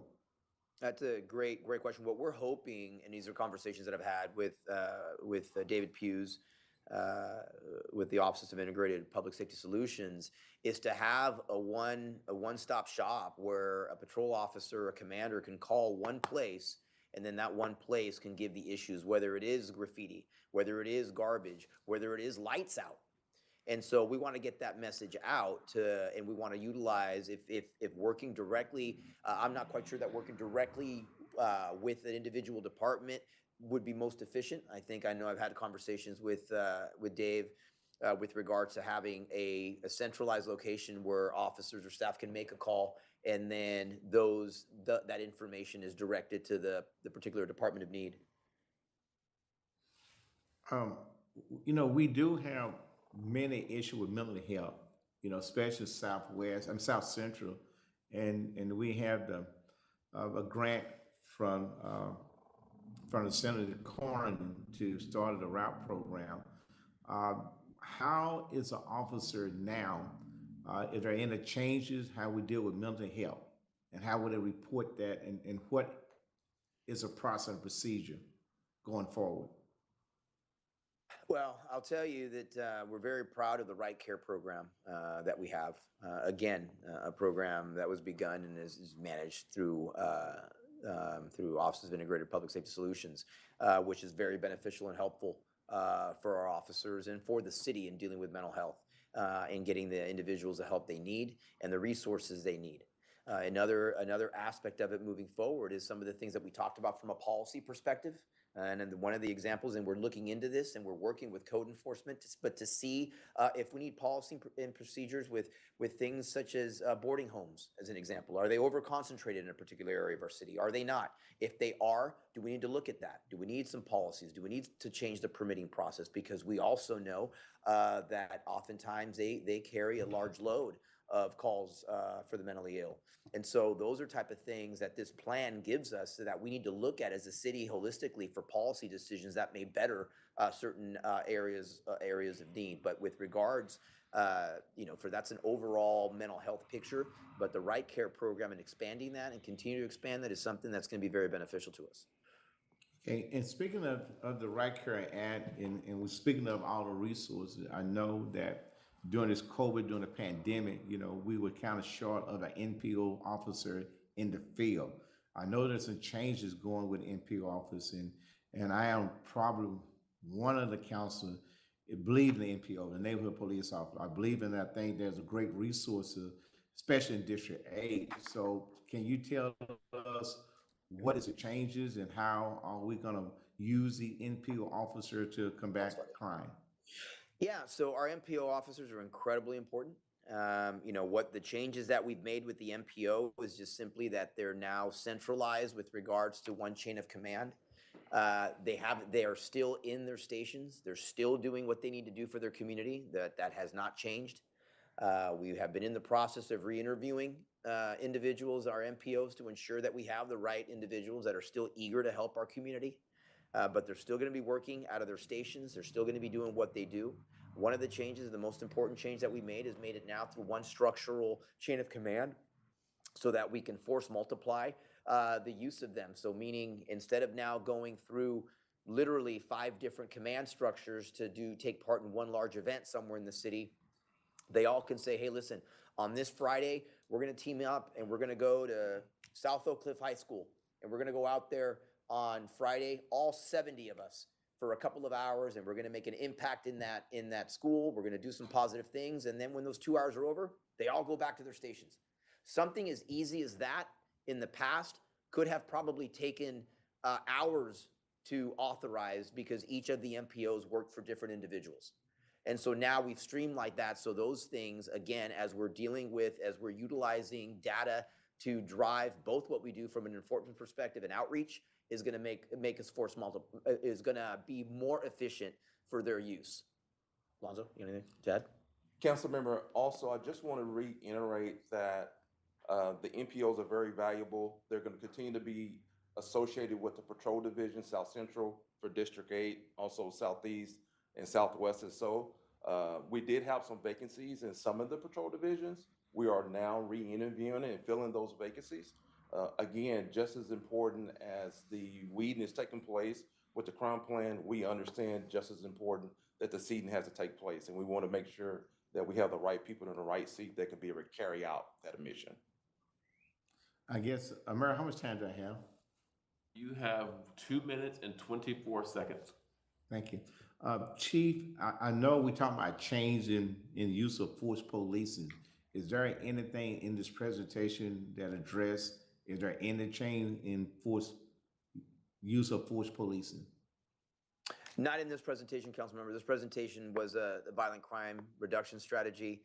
There are other forums that we're having with regards to use of force. I know we are recently working on a use of force dashboard that is going to be able to have the public, for our use of force to be transparent to the public, and we're working on that, and it's going through the process.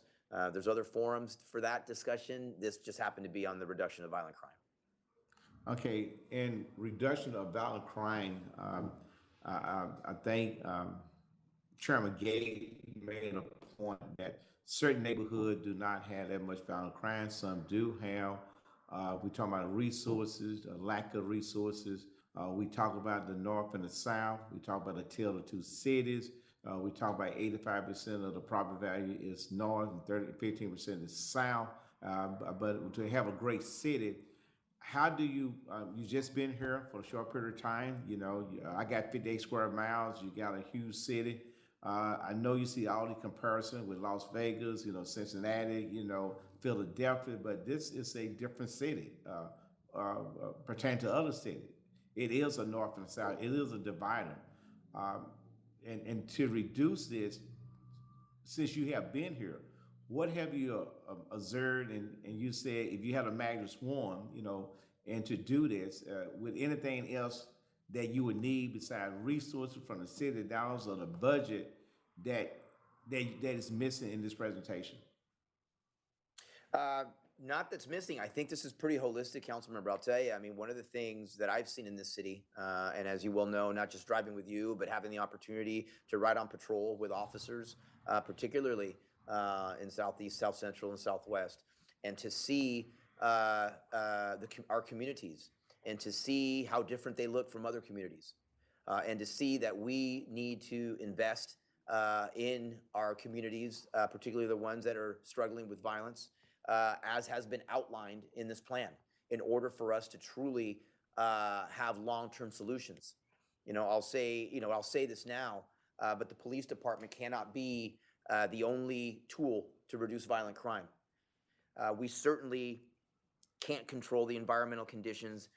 We can't control lowering poverty. We can't control improving education. We can't control unemployment. We can't control food insecurities that lead to long-term violent crime.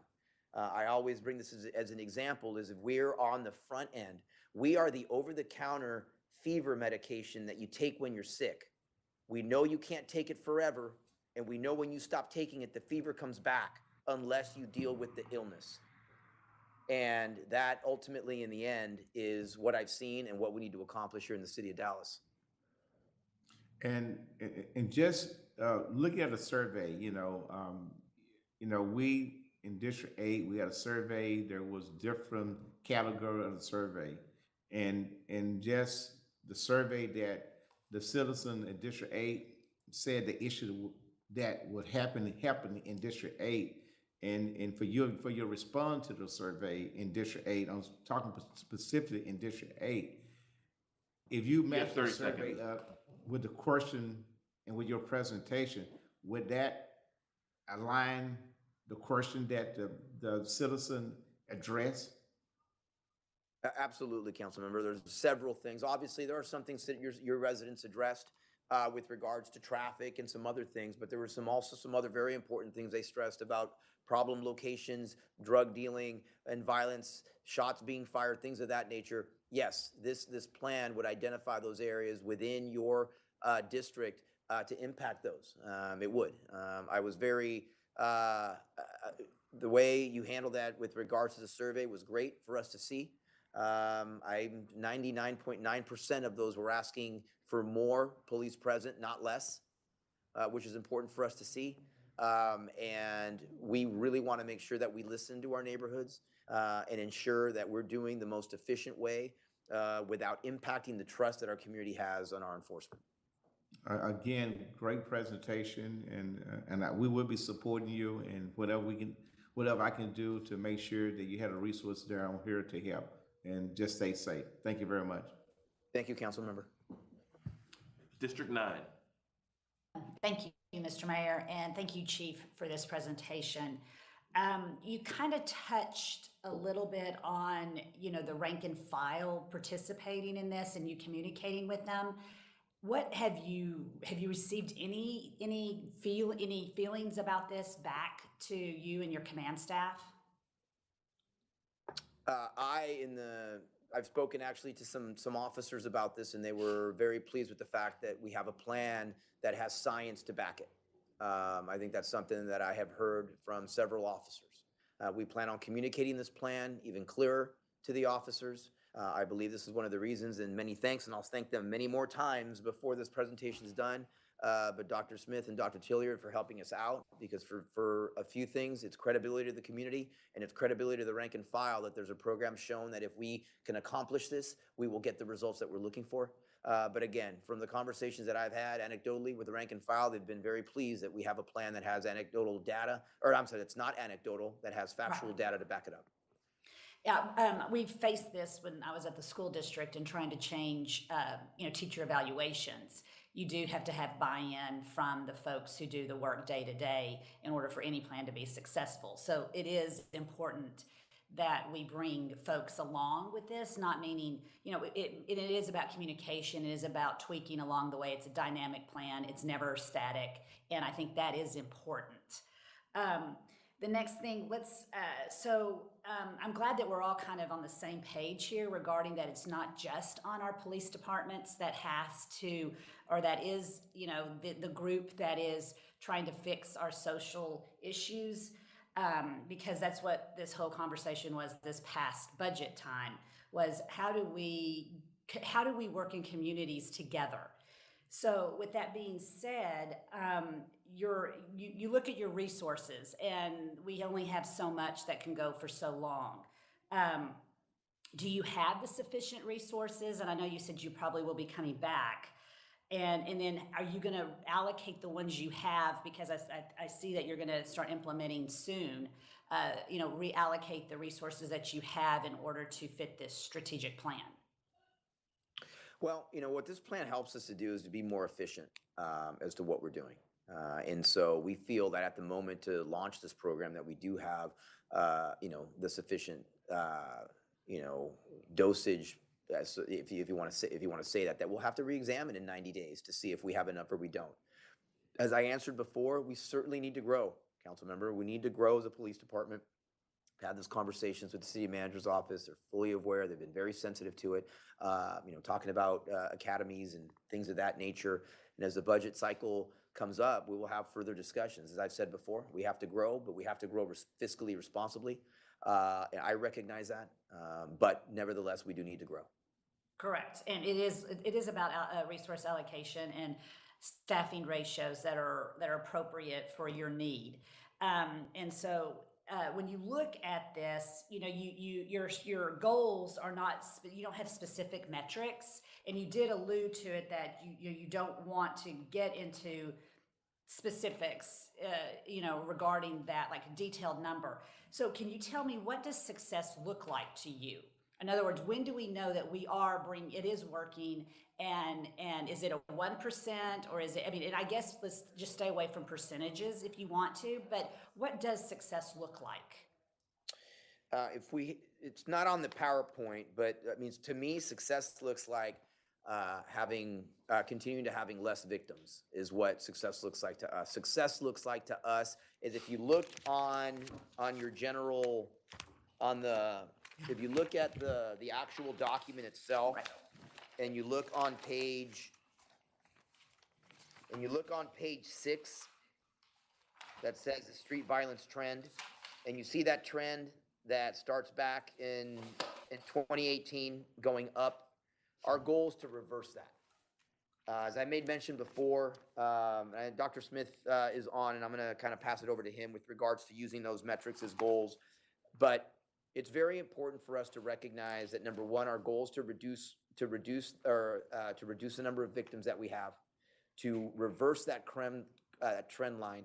We didn't get into this situation overnight. It's going to take a while for us to get out of it. We also know that we are dependent in long-term strategies. We are that over-the-counter fever medication that I made mention. There was no question about it. So for the short term, we will be able to calm things down. In the long term, we are dependent on other city departments. We are depending on outside city departments. We're depending on community organizations. We're dependent on big business. We're dependent on other things. And so we need to hold ourselves accountable. And there's not a day that I don't come into my office and see where we're at. And I can guarantee you we hold ourselves accountable for these numbers. And so the goal is to reverse that trend line, council member. I'm not trying to sound mushy about it, but the goal is to reduce that trend line. The goal is to have less victims and to see where we're at from there and to see if we need to tweak this any way we can. Dr. Smith, can you offer any more insight on that? I think you hit it right on the nose, Chief. I mean, if you if you look at those trend lines that we plotted out on the plan, you can see the red dotted line is the trend line that smooths out the ups and downs in the blue line. What we want to see is when we plot this same data 3 months from now, 6 months from now, 12 months from now, we want to see that red line going in the other direction. And the steeper that we can, and Chief Garcia's charge, I think, as chief, and his charge to me as a research partner is to design a plan that's going to reverse that trend in the steepest trajectory we can. And that's what we've done. Everything that we've proposed here is evidence-based. It's been shown to work in other places. And I'm hopeful that we can do that we can reverse that red line, and it's going to start to trend down to the right instead of trend up to the right. Got it. And yeah, I did pull the plan versus the PowerPoint. So that kind of goes into my next question is because, and actually if TC is on the line, because I did bring in a couple of my areas, all the city groups, code, sanitation, parks, DPD, community prosecution. But is the city willing to come together as far as the departments and start rowing in the same direction and breaking down the silos of working together for a common goal?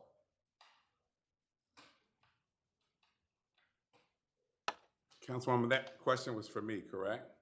Yes, sir, it was. Yes, and so thank you for the opportunity. So first of all, that should be the expectation and has been the guidance, at least since I have arrived. I continue to hear the words silos because I think it's an easy governmental thing to say. I do believe there's instances wherein sometimes we don't think outside of our departments, or other departments may not feel like they need to engage. I think that's an omission of innocence, not deliberate. So definitely, as it relates to us as an organization rallying around the needs of any particular organization or the community, we're always willing to roll up our sleeves and partner. That's often demonstrated, as you said, in your district when we met and we had everyone come together to really try to resolve an issue. But that happens often, whether on a community meetings when we're all invited and we work together collaboratively to discuss things with the community. So it's an expectation, and it's something I know that we're capable of doing, and we just got to find a way to demonstrate it more often. And I know we're going to be talking about budgets later on, and is this going to be reflected in your budgets coming forward? Is the directional of a North Star of a safer community? And it's not just policing that's been discussed. It's everything. And so I'm just curious, is that going to be kind of the theme for this year, or have you thought of it, or just what is your thoughts around that? So we haven't thought of a theme. Every year, obviously, public safety, whether police or fire, is always one of our main issues that we attempt to address and ensure that we either maintain current levels and or take some advancement in. Last year was an indication that a lot of those areas grew outside of public safety. It's my impression, particularly given some success and or some re-evaluation of different tools and strategies, there will be more of that emphasis in our budget. I'll just say, and we often say it, Make no mistake, public safety is the #1 priority, and that is spoken for in how you allocate your resources. 100% of all the property taxes that individuals send to the city, stripped down, just police and fire without detention and all the other ancillary support services, take up 100% of every sales tax or property tax dollar that we receive. So the notion that we're not spending our tax dollars on public safety obviously is a misnomer, because we do, and we'll always, in some cases, continue to do that. Public safety, meaning DPD, comprises 36% of the entire general fund by itself, and 62% of all of the property taxes by itself. So we've got to balance all those needs. I've heard infrastructure, homelessness is an issue, increased affordable housing, the wraparound services that support many people in our community. But we've got a lot of needs and only so much money, but we will prioritize public safety and all those things that improve the quality of life in this Great, city. thank you. So back, okay, so and what I do like about the plan is there are short, midterm, and long-term opportunities and strategies. And so, but the tactics and the programs are not built into this. Will you brief us along the way as far, I mean, you've given us a little bit, but as far as any other meat around it, is there a plan around that? With regards to the mid and long-term strategies, I'm sure there'll be mechanisms by which to be able to brief you on it. I mean, I will tell you this, Councilmember, you all are good. Y'all are going to be a big part of the implementation of these plans. I mean, we need your help. We need you, who your credible voices are in your communities, and so you're going to be brought up along the way as we go. We'll end up probably having to formalize a process to report back, maybe through to public safety of some sort. But I can tell you that for areas of need, I mean, council members are going to be part of our plan and be a partner and be a stakeholder at the table with us. And that was kind of a next question is, you do allude to partnerships and you have brought it up across many. Have you have any thoughts around partnerships and key ones that you want to bring, or is that still kind of in development? Well, that's part of the reasons why there's a process to these as to we've developed them. But I will tell you, one of the big ones is we need, and we've already had it. I mean, whether it's been Safer Dallas, whether there's been the Chamber, whether it's been Rotary, there's been other groups of business owners and leaders that want to be part of this prior to us even presenting this plan, and they're integral in the plan without them knowing that they were part of our of the master plan.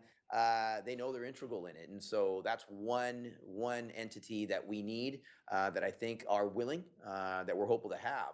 But as we get other community-based organizations or faith-based organizations, dependent on the areas that we're in, the schools are going to be extremely important. I mean, that's one thing that may not be in the document, but particularly speaking to our community leaders, I mean, we need DISD at the table, and we're going to work together to do that. So those are a few that just off the top of my head that we're going to need in this process to get everything up and running.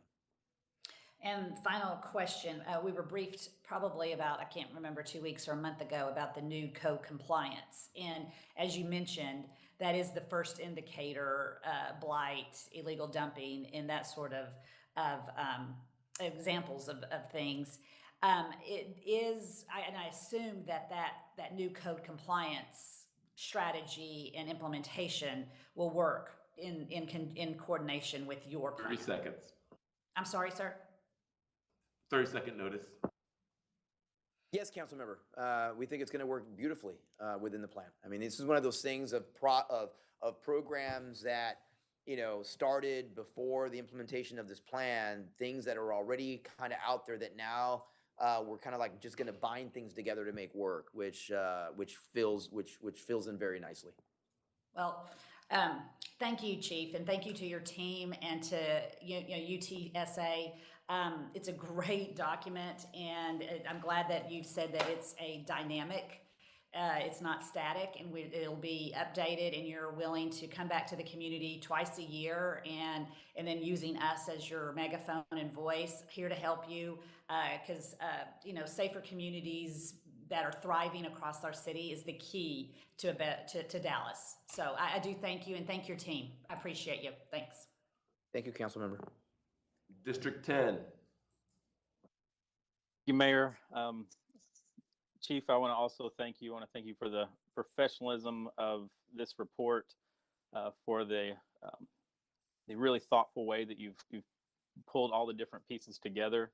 I think often in this we try to create something new every time we look at different strategies, and I really appreciate the way you have pulled together a lot of what is new and a lot of what has been around that we know works for a lot of years in a lot of places, and it gives me a sense of confidence in the same sense of confidence I've had since you've been here, but certainly in your leadership and your leadership team. And so I'm very thankful for where we are at this phase. I'll ask this just for clarification purposes. If you were to write the headline for this plan and you were going to kind of summarize it in what is the number one focus or the thing you're most proud of or you think it's going to have the quickest, best impact, what would that be from your perspective? What I'll say from my perspective, just and you caught me off guard here. I wasn't expecting a question like that, but from my perspective, council member, I would just say the community involvement that's needed in this. I mean, I think historically, police departments have insulated themselves that they are the only ones that can take care of the problem. That people have an expectation, unrealistically, that police departments are the only ones that can take care of this problem. And I'm here to tell you, and I'm sure that things that you already know, there's not a police chief of a major city in America or any city there that's going to say that we can take care of these problems on our own from a long-term perspective.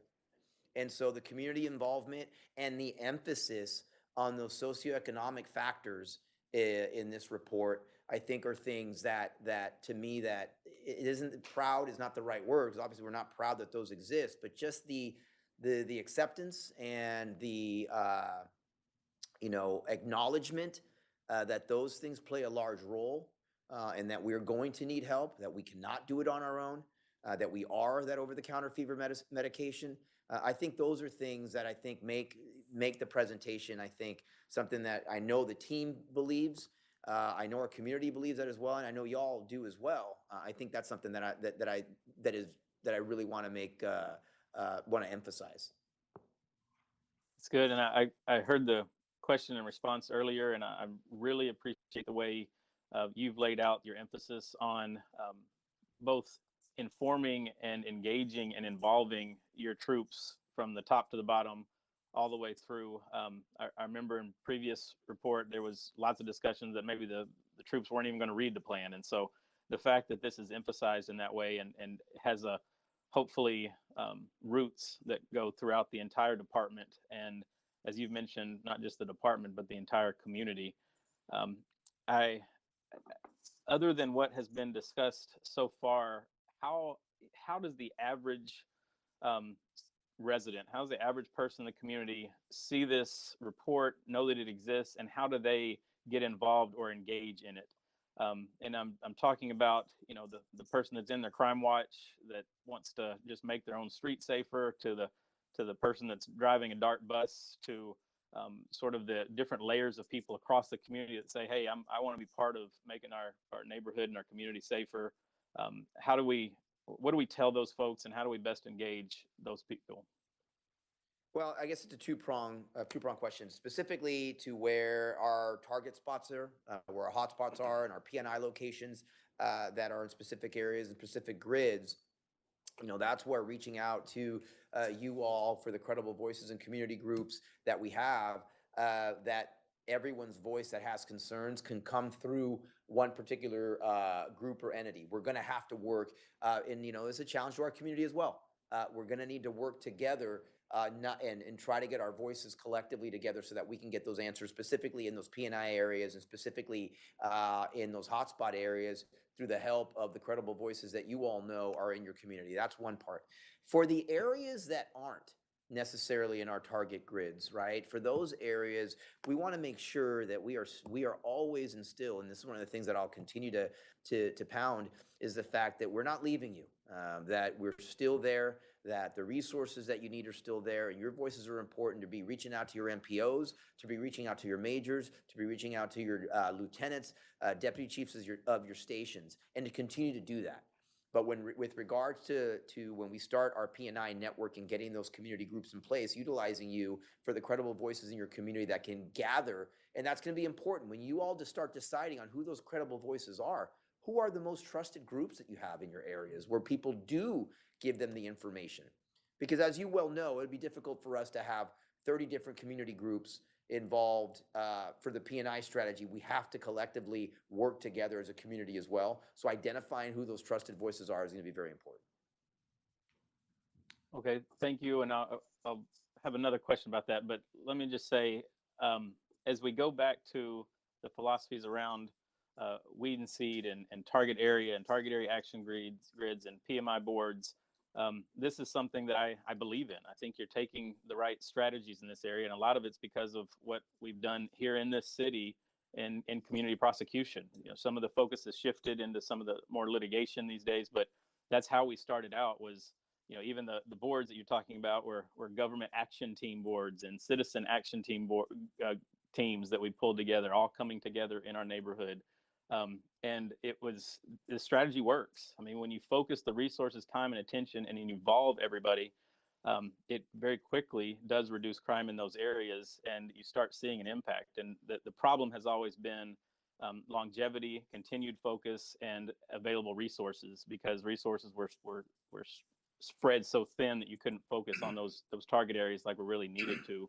And so I've heard you mention it a couple of times, but I'd like to ask the specific question of how might we be able to, in these particular areas, you know, we have a number. When we first started community prosecution, we were only in the grant-funded weed and seed areas for those reasons. We expanded with grant available funds and then general funds to areas all across the city. And how can we best leverage the community prosecutors, which at times have been those that were leading some of these teams with police, fire, code, health, sanitation, and looking at the larger strategies of how we could even plug economic development and pieces of the puzzle together. I feel like we've lost some of that over the years, but what can this strategy do as it relates to violent crime, as it specifically relating to both community prosecution and community courts? Well, I tell you, they're part and parcel of this plan, and our community prosecutors have been from the experience I've been here, been very very responsive, working with our officers and working with our communities. You know, they're going to be the problem solvers. Really, we're on the front end. On the back end, we're going to need those community courts. We're going to need the community prosecutors to take care of the issues and the problems with regards to if it's come to irresponsible landlords, as an example, at some of these places where we're hitting multiple times. So they're going to be at the table with us, working with in our P&I strategies, and we will leverage you know, the resources and leverage them to take care of the ultimate goal and the problem. Again, the goal is not to continue to go out to these locations and deal with it. The goal is to deal with the problem at hand, and we're not going to be able to do that without their assistance. Okay, and I heard you mention, and certainly the response to a question earlier about involving both the NPOs and how that could relate with example of South Oak Cliff High School and how we're going to involve in our schools, was another response you gave to Councilmember Blackman. Also reminding you, it's not just DISD, it's Richardson Independent School District as well. Almost my entire district is RISD, and we have school resource officers. How are school resource officers going to be included in this plan? Well, you know, from a violence crime reduction strategy plan, you know, not generally much. From an outreach plan, they'll be utilized greatly. And to your point, council member, and I apologize, but absolutely, the Richardson School District is going to be included in our outreach plans as we go through and utilize that force multiplier that we have in MPOs. But you know, messaging is important. Again, the outreach that we're doing of areas of need of any high school that we're in the particular areas that are in the areas that we need to be visible in, we need to continue to do that. That doesn't mean that those SROs that are working at any other schools that aren't necessarily impacted in areas of violent crime are not going to continue to send the positive messages that we need. So it isn't as, again, that we're not reallocating resources or what have you. It's just a matter of continuing to do what we're doing in certain areas and then offering some more presence in the areas that we know are impacted by violent crime. But we're definitely going to be active in our schools. It's very important. And that's something that is going to be also another one of the pillars of what we're trying to accomplish here in the next few years. Okay, I'll close with just the one criticism I have, and it is just simply, and you've addressed it already, but not knowing specific target goals, even for some of the smaller areas. You know, sometimes it takes a mantra or goal to know that we're shooting for whatever that target is, and without having that yet, and I hope that will be part of as the metrics are generated and as we look at trends over the short and long term points where we're reviewing this, that we get some of those goals out and we're able to see a little bit more clarity, just so that we hold ourselves accountable to what we're saying along the way. And so that would be the one area where I'd like to see more meat on the bones as it relates to moving forward and accountability. Thank you, Chief, and thank you, team. Thank you, Councilmember. 11. Thank you, Mr. Mayor. And thank you, Chief, for bringing this plan forward. Being one of the last speakers on this, I won't heap too much praise on it because you've had a lot of that. We are excited about it and like to see it happen. But the real judgment will be when we see the crime numbers coming down. So that's the time to really start celebrating, not just the introduction of a plan. I do want to express some concerns, some that have been already expressed, but especially in some of the areas where crime is not as impactful as in other parts of the city. I'm really concerned about resources being allocated from lower crime areas to this plan and to these other areas. I know you said that won't happen. I'm not sure how to measure that. I mean, should we be looking at patrol hours by station, or should we be looking at patrol hours by district? How do we even tell whether you're really just shifting resources from low crime areas to high crime areas? Well, again, our plan is not to shift resources from your stations. I mean, we can work on exactly how you will be able to report back to you to ensure that you trust that we're not doing that. But we'll have to just get back and figure out what you feel comfortable with in a manner in which we're not giving away, our staffing allocations throughout the city, so that the criminal element doesn't know where we have staffing and where we don't. So we got to do it in a method in which you're satisfied, but at the same time doesn't give away too much from our staffing perspectives. Yeah, so will this plan just increase the reliance on neighborhoods paying for their own policing via ENP? Because it's not really fair for the neighbors in my district that really carry the bulk of the tax burden in the city of Dallas and are getting the least amount of patrol hours right now, and they're paying for private patrol. I mean, I very much appreciate that we're really trying to address violent crime, but just ignoring these other neighborhoods and making them pay their own way is just not really fair. Yeah, Councilmember, I appreciate that. I don't know if that's a question or a statement. I don't know how to answer that. Well, I just tell you that I can turn it into a question. Are you going to continue the heavy reliance on private paid patrol in the neighborhoods that can afford it? It's something that we'll have to look into, Councilmember. It wasn't part of the violent crime reduction strategy plan. I agree with you that there should be a mechanism by which people feel that they're getting the patrol that they need. But again, we have to look at the resources that we have in this police department, the size of the city has grown, and work with our city manager's office and to figure out that we have the proper staffing throughout the city to establish that perspective. But certainly, love to talk more about it with you with regards to the historical perspectives of it and moving forward and things of that nature. But I certainly on the philosophies of it, I don't disagree with you that people shouldn't be paying for their own private security. You said a few times in here that the department needs to grow and that it's going to be important to deploy more officers, that we bring more officers in. What about all these officers that are non-call taking positions? Are you abandoning your interest in civilianization?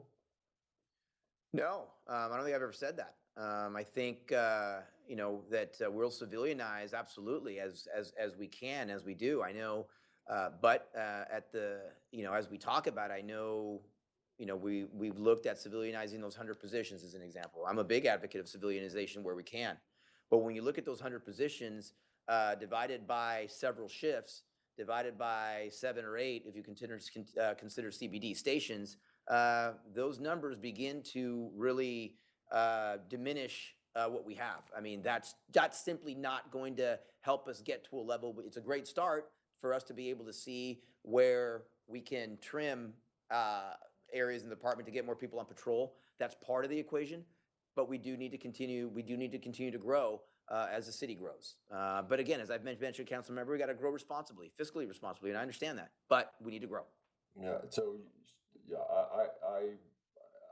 I want to make sure we have the right coverage in the right places, and I'm a big advocate of getting people from behind the desk to behind the wheel. And when you have upwards of 1,000 or 1,200 officers that are not even in call-taking positions, there's a lot more opportunity than just 100.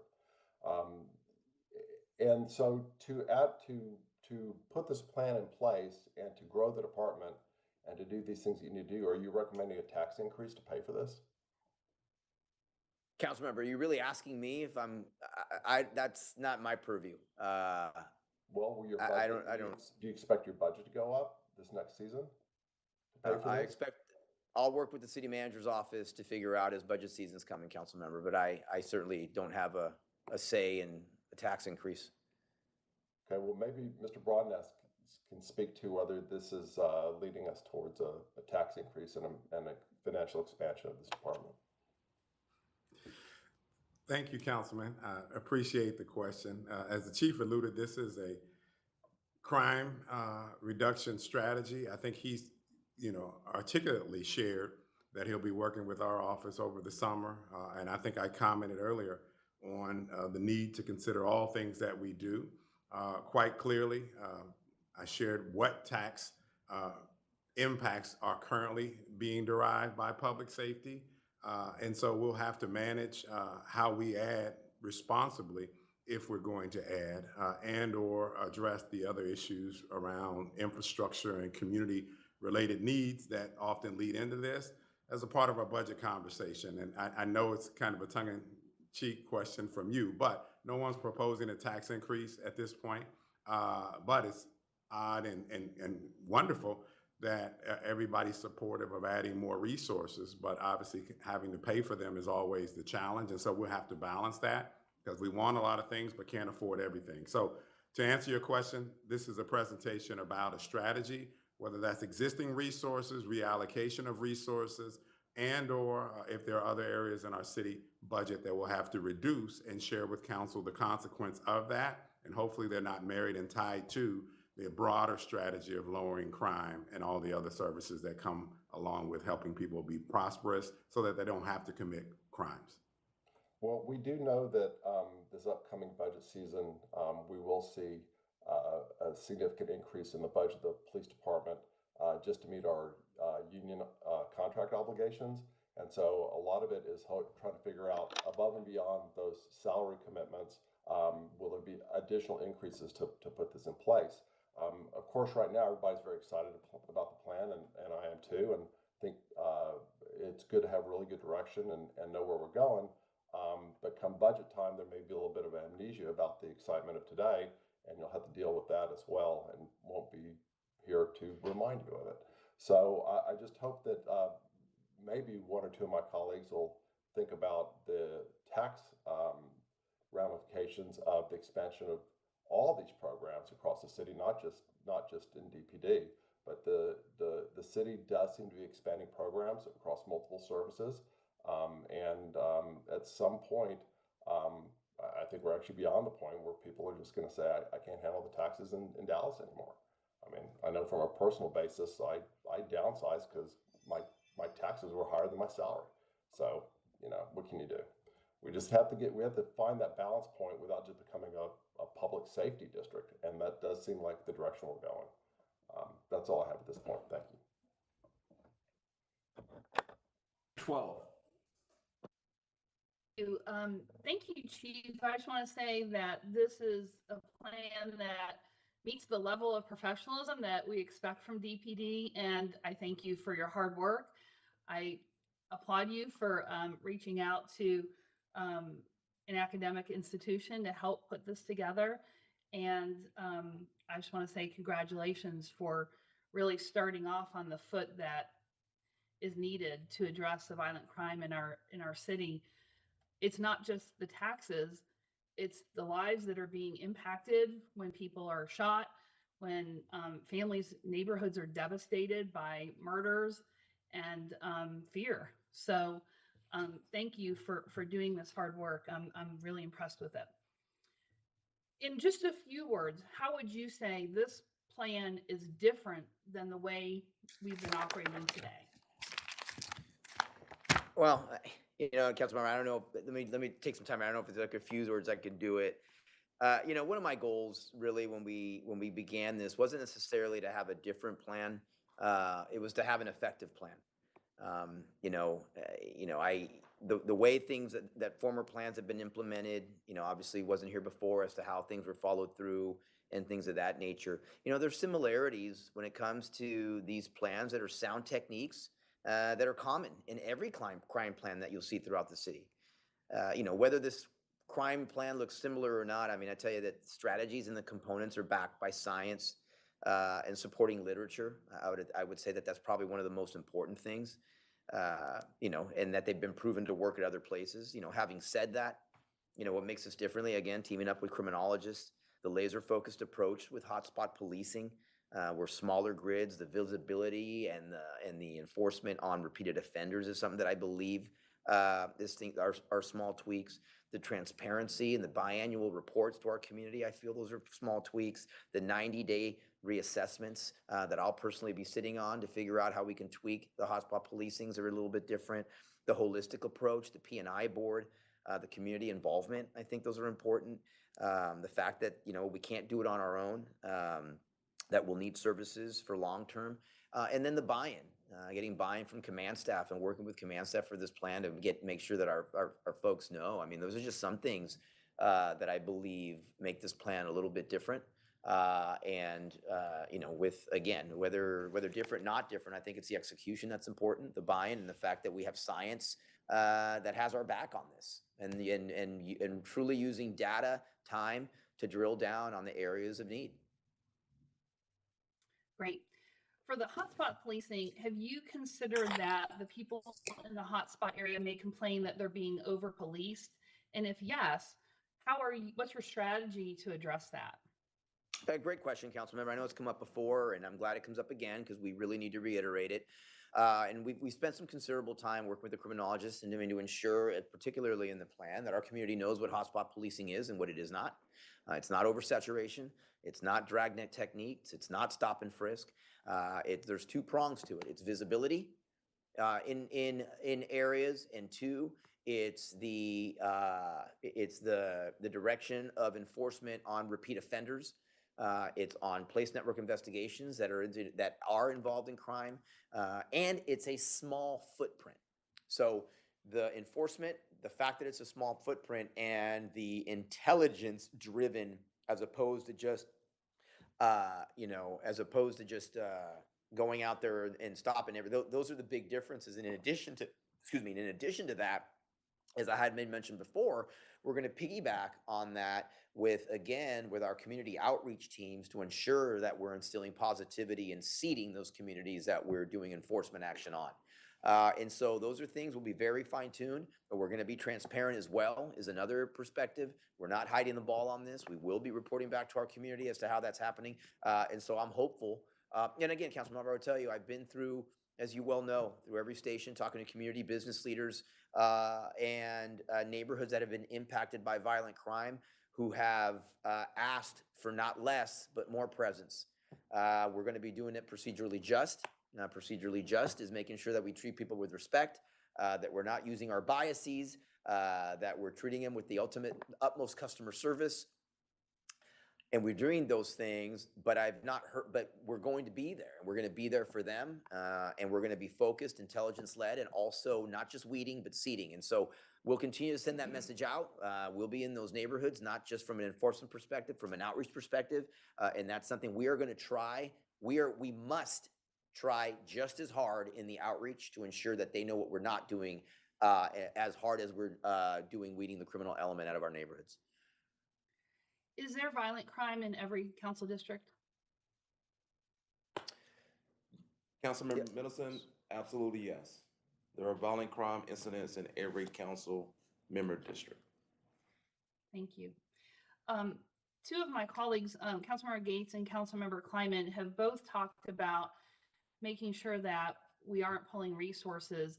And I'll tell you, I pulled all the roll call sheets for every shift at North Central over the course of a month so that I could see how many officers were really actually out there, not how many were scheduled, but then were on vacation, out sick, or redeployed to other task units.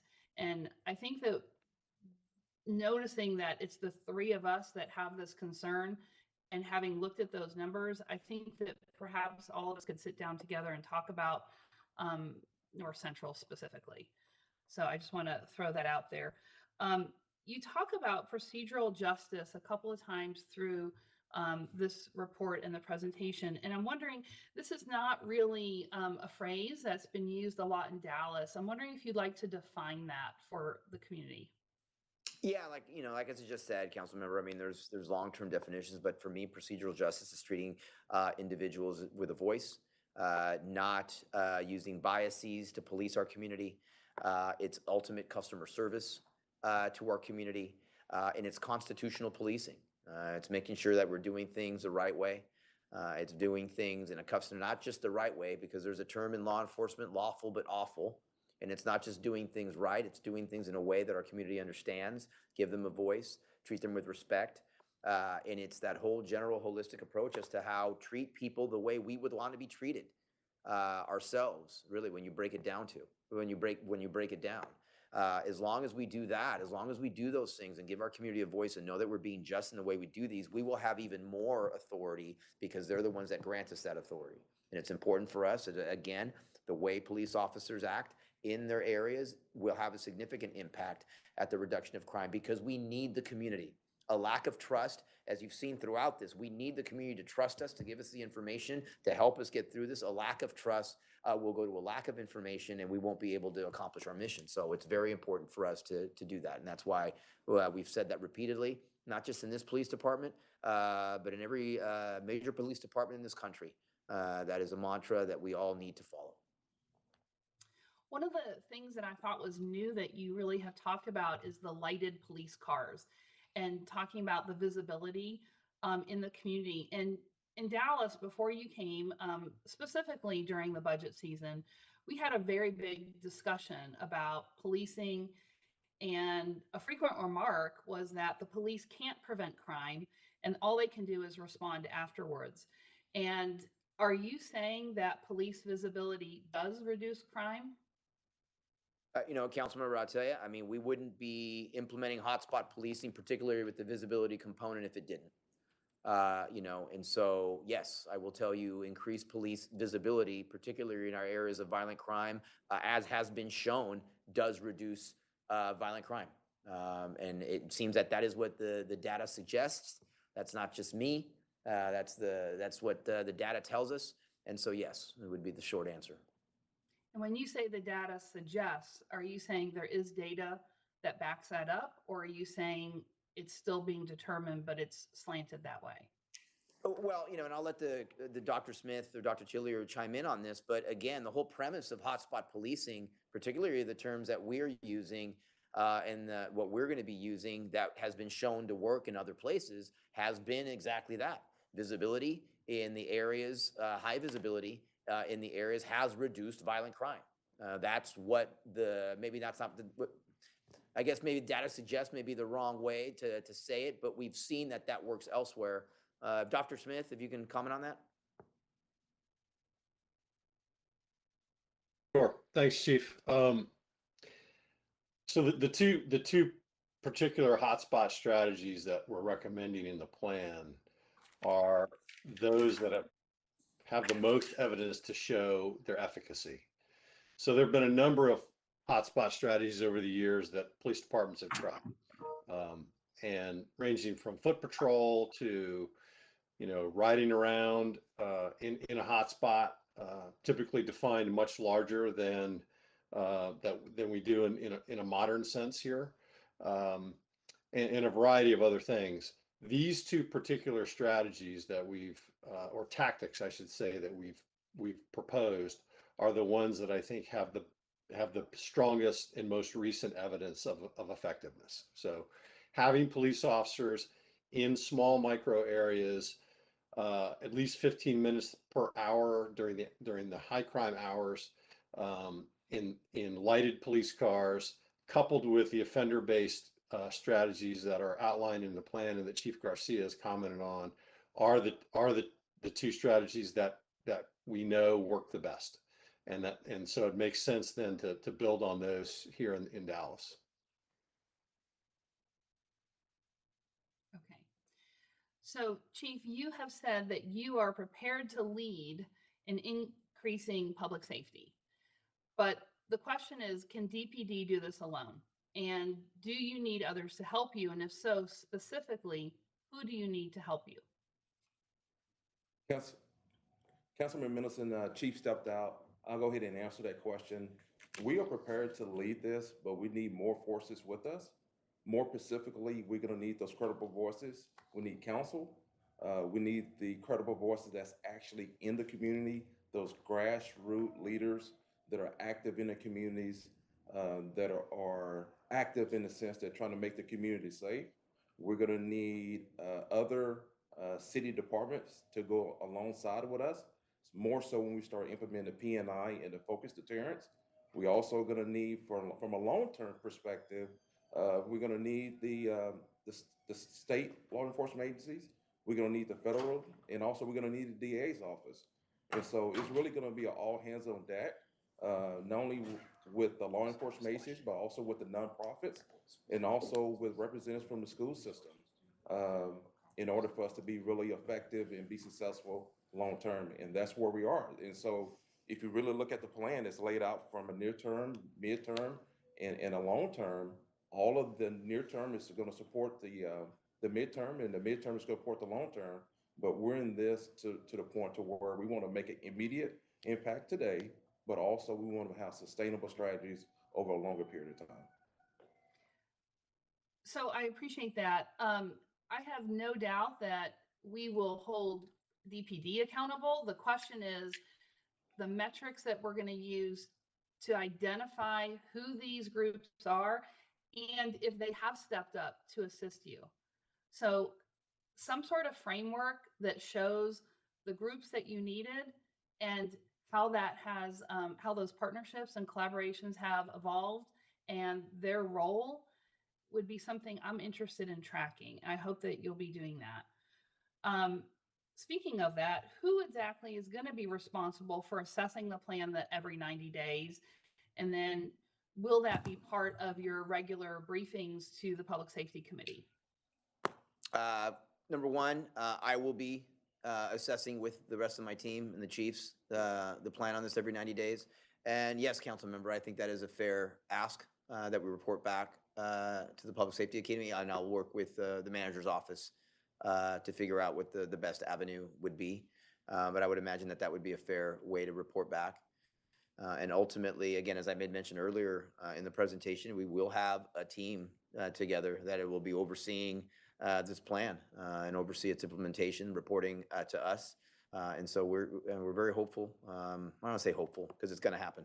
We will streamline the process of communication all the way up to the chief's office and to the city leadership. And I don't know if you have this answer or Dr. Smith, or if you need to check into it, but when you're talking about the data from Cincinnati and Las Vegas and how impactful the work was in those specific targeted areas, I'm wondering what happened to the overall crime for the whole city. Meaning, you know, and you've put this in the presentation that, you know, the data suggests that it did not push crime to other places, but do you have the data to show that that's what actually occurred? Thank you, council member. And with that, I will have Dr. Smith answer that if he can. So thanks for the question. So there's a lot of research on hotspots policing and its it's this question of displacement. And I've heard this raised a couple of times earlier today too. You know, if you focused your resources on hotspots, do you chase crime other places? And, you know, for the longest time, we looked for that, and we still do. Anytime these kinds of programs are evaluated, that's one of the key components of the evaluation. What the research has shown over and over again, though, is we don't typically see displacement. In fact, we see what's called a diffusion of benefits. So if you target your resources in a hotspot, typically the areas around that hotspot, crime actually typically goes down in them as well. We don't tend to see it chased somewhere to some adjacent area. That said, it's difficult to measure displacement that may go far away from a hotspot, right? Um, you know, we haven't, as a field, we haven't tracked that very well in the published research, because it's very difficult to do. If you chase two crimes from one hotspot and those two crimes go somewhere else, it's almost impossible to know where they went, or whether or not, you know, to measure those in any way, in any meaningful way. So we typically look for displacement immediately around hotspots, and the evidence is very clear that you don't see that typically with these kind of policing strategies. Okay. Well, Cincinnati and Vegas are very different geographically than Dallas. And so with, 385 square miles, there's a lot of places it could go. So I hope that we'll be tracking if that does indeed happen. I'm wondering for the P&I if requiring new multifamily and new commercial structures to have security cameras that DPD can tap into, and to have lighting that's appropriate for crime prevention would be one of the considerations. Councilmember, absolutely. I'm trying to find in the presentation, but that fits, those type of recommendations fit beautifully into that focused deterrence / blight piece in this. And so those are the type of policy decisions as a city that, and recommendations that a P&I board or things that yourself or others can bring up that will lead to that. And so those type of ideas fit very nicely into this outline. Well, I again just want to say thank you for the very professional plan, and I hope it's wildly successful. Thank you. So do we, Councilmember. Thank you. Going back to Councilmember Thomas, if he's connected. You should be able to see me. No, I can't, but that doesn't mean anything. Oh, okay. My screen never works the right way, like y'all's does. Oh. So anyway. I'm representing Cap outside today, Mr. Mayor, so unfortunately you can't see me. All right, go ahead. All right. Chief, thank you for this detailed plan. I appreciate all the information and the laid out strategies, the fact that you've consulted and talked with academicians who have knowledge in terms of insight into this area. A few questions. I don't have very many. In light of, and this occurred prior to you being here, but we had national, international coverage during the protests, looting, demonstrations, and the incident that occurred on the bridge. Some of the trust that had been established with the police department and the community was fractured, to say the least bit. How do you plan to reestablish public trust to get the type of support necessary from the community with the violent reduction plan? That's a great question, Councilmember. When I'll say, the community is a very broad term. What our plan is, and for not just me, but for this entire department, is to deal with our actual neighborhoods that are impacted by violent crime, to deal with our actual schools that are in those areas, to get to the people that have to live day to day with the stories that I have been told since the time I've been here. We're going to get into those communities to let them know that we're here for them, that we and have those one-on-one, face-to-face group meeting type of conversations. That's what the plan is. There's no science to that. That's about getting out and doing it. And I'm actually glad that we're starting to get out of where we're starting to move away from Zoom and other types of meetings where we can get out and see each other face to face, break bread, and talk face to face with our community. And when I mean community, though, I mean those neighborhoods, council member. I mean the neighborhoods that are impacted by violent crime themselves, as I've gone through the city, are pleading for more police presence to help them deal with their issues. And as I've been mentioned, fair and procedurally just policing. But we're going to talk to those communities, and we're going to talk to those communities face to face. That's how we're going to rebuild the trust. And as I made mention before, just to finish off, council member, it's not just where we're focusing enforcement efforts. In those same areas where enforcement efforts are going to be coupled with the seating and positivity from this police department in those areas using that same map. Excellent, Chief. Well, I can definitely tell you that we're looking forward to getting you out into the community and presenting this plan where they can hear it, they can touch you, feel you, and that's very important to them and very important to me. Next question. With the P&I board, do you foresee when we talk about different city departments, and I'm glad we're this is going to force us even to move out of those silos even more. Do you foresee department directors or appointees of directors serving on the P&I board? Councilmember, that's a great question. Chief Anderson and I were talking. We're going to be scheduling a meeting with the city departments that we feel are going to be necessary in this initial stage for us, so we can have a conversation with the directors. It may not necessarily be, certainly not going to micromanage other department leaders, but we're going to we're going to ask for representation, but we're going to get around the table and figure that out. As the city manager pointed out, and I know the city manager's message, I know since the time I got here, we're all rowing in the same direction. So we're hopeful that we'll get everybody around the table and figure out exactly who those representatives are and specifically which ones are going to be needed. Different areas and different crime situations. A drug house is an example that's causing an issue in a micro segment. Maybe a different city department that we'll use, as opposed to perhaps there's a park where open air drug dealing is occurring. And maybe another department that we'll have to use on that. So, but we'll all get around the table, council member, and we'll figure that out. And I've no doubt that we're going to get buy-in from the department heads. I'll tell you the reason that I asked that question is you need to make sure there are decision makers for those departments. If not the director has responsibility to empower that individual to be able to make decisions, because when you're talking about, the type of issues and challenges, that this board is going to be dealing with, you got to have decision makers. You don't need someone who's going to have to take 2 days to get back to you and make a decision. You need someone who can make a decision for that area at that moment. So I hope that's taken into consideration as you're doing that. In one of the early slides of the plan, you emphasize, I think it's 4 different beats. And I wouldn't expect you to know it, but I hope someone who's sitting there can tell me. Where is beat 454, 744, and 731? I know they're in Southwest and South Central. Those are 2 areas that I represent. Councilmember Thomas, beat 454 is going to be the Gannon Westmoreland area.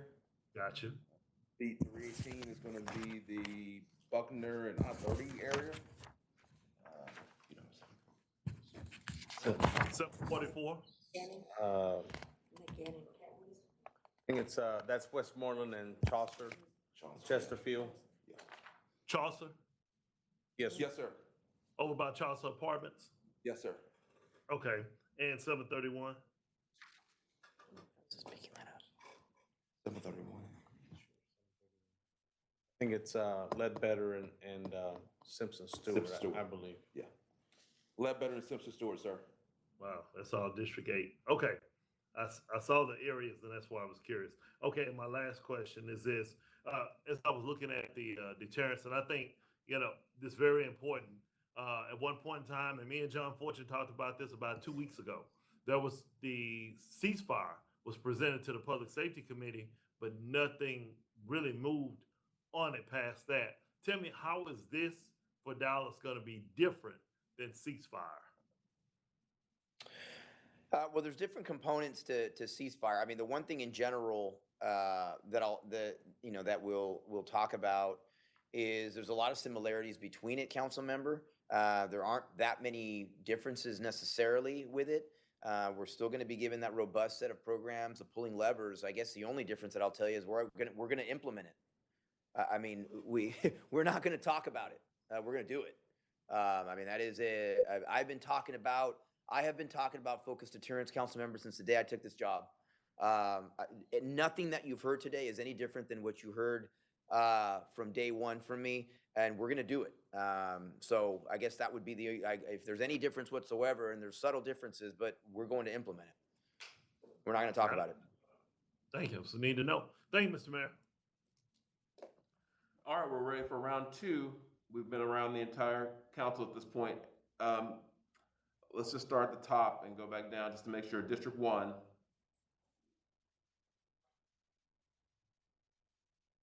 District 1, are you there?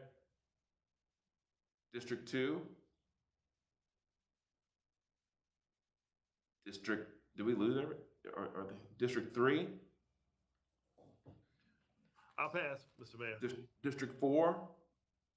Yes, excuse me. Yes, sir. And thank you Go once ahead. again. I am on. Thank you so much again, Chief, and everyone in the blue who have put this plan together. And I believe it's good for morale as well that the buy-in is there. I did want to make sure that I did mention a couple of things, especially Chief Martinez reminded me of this. Also include on your list the Catholic diocese, which I know he has that expertise. But I have Bishop Dunn, for example, in my district that in some of those areas of concern. And I have a number of charter schools such as Faith Family Fellowship and some KIP foundations that have series.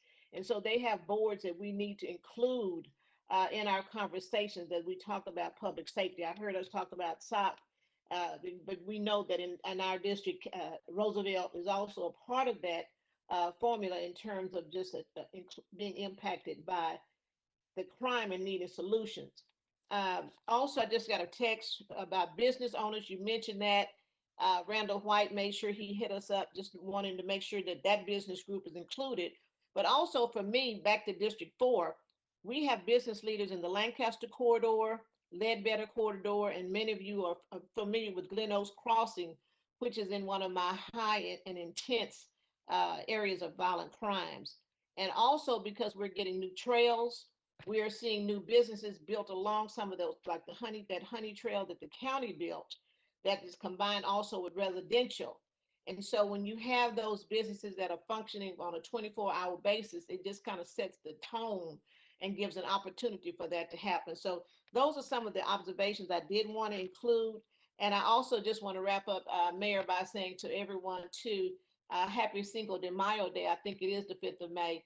And I know that there are some communities that will be celebrating today and will need that extra patrol, but not as much since we're still in that COVID. So happy Cinco de Mayo Day. And thank you all so much for everything that you are trying to do for us and the city of Dallas, to police chief and your staff, and of course, council members. Thank you. Thank you, Councilman. Thank you. District 1 or 2 back on, and 3 didn't have anything. So District 5? No further questions at this time. District 6? Pass, Mr. Mayor. Thank you. 7? Pass, please. 8? Yes. 9? District 9, you there? District 10? I'll pass, Mayor. Thanks. District 11? No more questions. Thank you, Mr. Mayor. District 12? Questions, thank you. District 13? Thank you, Mayor. I don't have any more questions, but just a final comment that. Go ahead. Thank you. So again, I said no more questions, but a final comment that I'm pleased to hear that there's general support for this plan and also the willingness to fund it appropriately. I know it needs to be a priority, and just thank you again for the presentation. The focused effort of this plan, as well as making sure that the rest of the city is not going to be negatively impacted as we focus on small groups. So thank you again. And I'm going to miss seeing all the evaluations related to it from inside the council, but I'll be sure to be watching from the outside. So thanks. District 14 to close us out. More comments? Thank you, sir. All righty. Well, Chief, congratulations on your first presentation of your violent crime plan to the full council. You did a great job, and to your staff too. Thank you guys very, very much. And with that, we'll conclude this briefing, and I'll throw it back to the city manager to see if he thinks we have enough time to squeeze in the HUD consolidated plan budget presentation before we take a lunch break. So thank you very much. Mr. City Manager, what do you think? Yes, Mayor, I think we can squeeze in the next presentation on Okay, the go HUD ahead. consolidated plan. I don't think there were a lot of comments sent back, so that may be relatively brief. Okay, go ahead. Take it away. Thank you so much. All right, give me a second. Let me get my paperwork out. I was just doing something here. You know what? Why don't we just go ahead for the sake of time, and I'll turn it over to Jack Ireland to begin the brief presentation. Thank you, Mr. Broadnex. This is Jack Ireland, Director of Budget and Management Services. So your second item on today's agenda is just a quick look at the HUD Consolidated Plan Budget. We had placed this item on your agenda for the purpose of discussing any amendments proposed by the City Council. As of Friday evening, we had not received any amendments proposed by the council members. So we just left this on the agenda for today. The process moving forward would be a public hearing on May the 26th. Final adoption is scheduled for June the 9th. And then we submit the budget and the action plan to HUD in August. So there's still about 5 weeks left in the process, including the citizen comment period and the public hearing that'll be coming up. So we now have on the screen the actual timeline that I just talked through. Again, today, May 5th, no amendments have been submitted. The public hearing coming up on the 26th and final adoption on June the 9th. So those were the only remarks we had since we didn't have any amendments. So Mr. Broadnex, our mayor, I turn it back to you. All right, members, any questions or comments on this item B? Yes, Mr. Mayor. We'll start with District 9, and I'll just go down from District 9. Go ahead, Ms. Blackman. So Elizabeth, how will community members provide input during the public 30-day review, and will staff plan to hold any other meetings to seek any feedback? Ms. Blackman, I'll answer that if I may. There is the public hearing that is scheduled for May the 26th. We also have advertised, and individuals that choose not to speak at the public hearing may submit comments in writing, and that information was included in our advertisement this past weekend. It's the way to comment in writing is on the website. We've shared that information with libraries, so we've tried to distribute that information, but we will accept resident comments written as well as at the public hearing. Okay, so, and we've done a wide broadcasting of this information, or there's... We have shared it again through the advertisements and the website.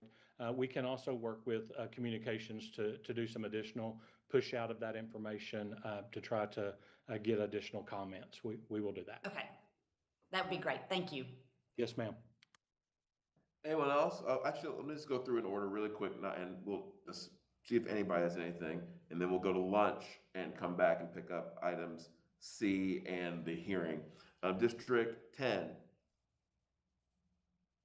I'll pass. No, thank you, Mayor. 11. Questions, Mayor? 12. Thank you. 13. No further questions. Thanks. 14. Questions? 1. 2. 3. Yes. 4, 5, 6, No questions at this time, Mayor. Thank you. 7, Pass. 8. Okay, that's the entire council. So I appreciate you all. So what we'll do now is we will take a brief recess and come back at, let's say, 1:30. That's an hour and 5 minutes. So we'll be back at 1:30 and we'll pick up with item C and our public hearing. The council stands at recess until 1:30.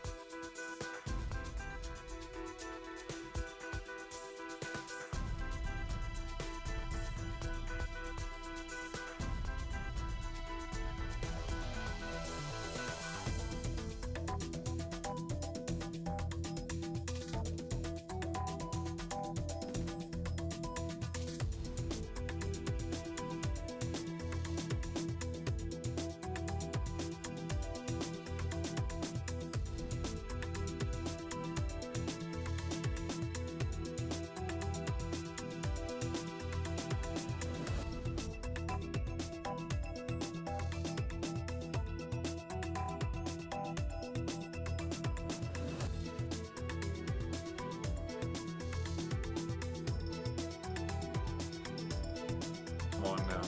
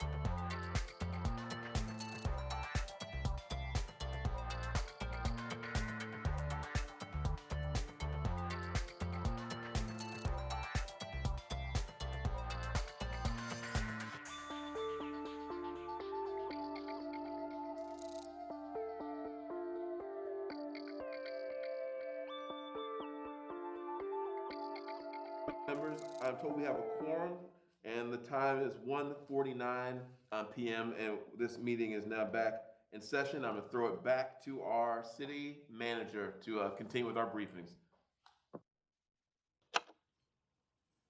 Thank you, Mayor.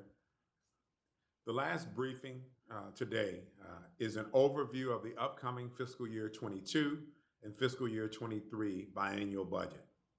Each year, we present a balanced biennial budget for your consideration in August. So today's overview is for the purpose of starting the discussion and receiving feedback that will inform our work over the next 3 months. We're currently updating our revenue and expense projections from last year. So keep in mind these numbers will change as we continue through the budget development process. Elizabeth Rach, our CFO, and Jack Ireland, our budget director, will be reaching out to each of you individually before the summer recess to discuss your priorities for the upcoming budget. At this point, I will turn the presentation over to Jack Ireland to start the discussion. Jack? Thank you, Mr. Broadnex. Good afternoon, everyone. While they're pulling up the briefing, just mention my name. I'm Jack Ireland, Director of the Budget Management Services.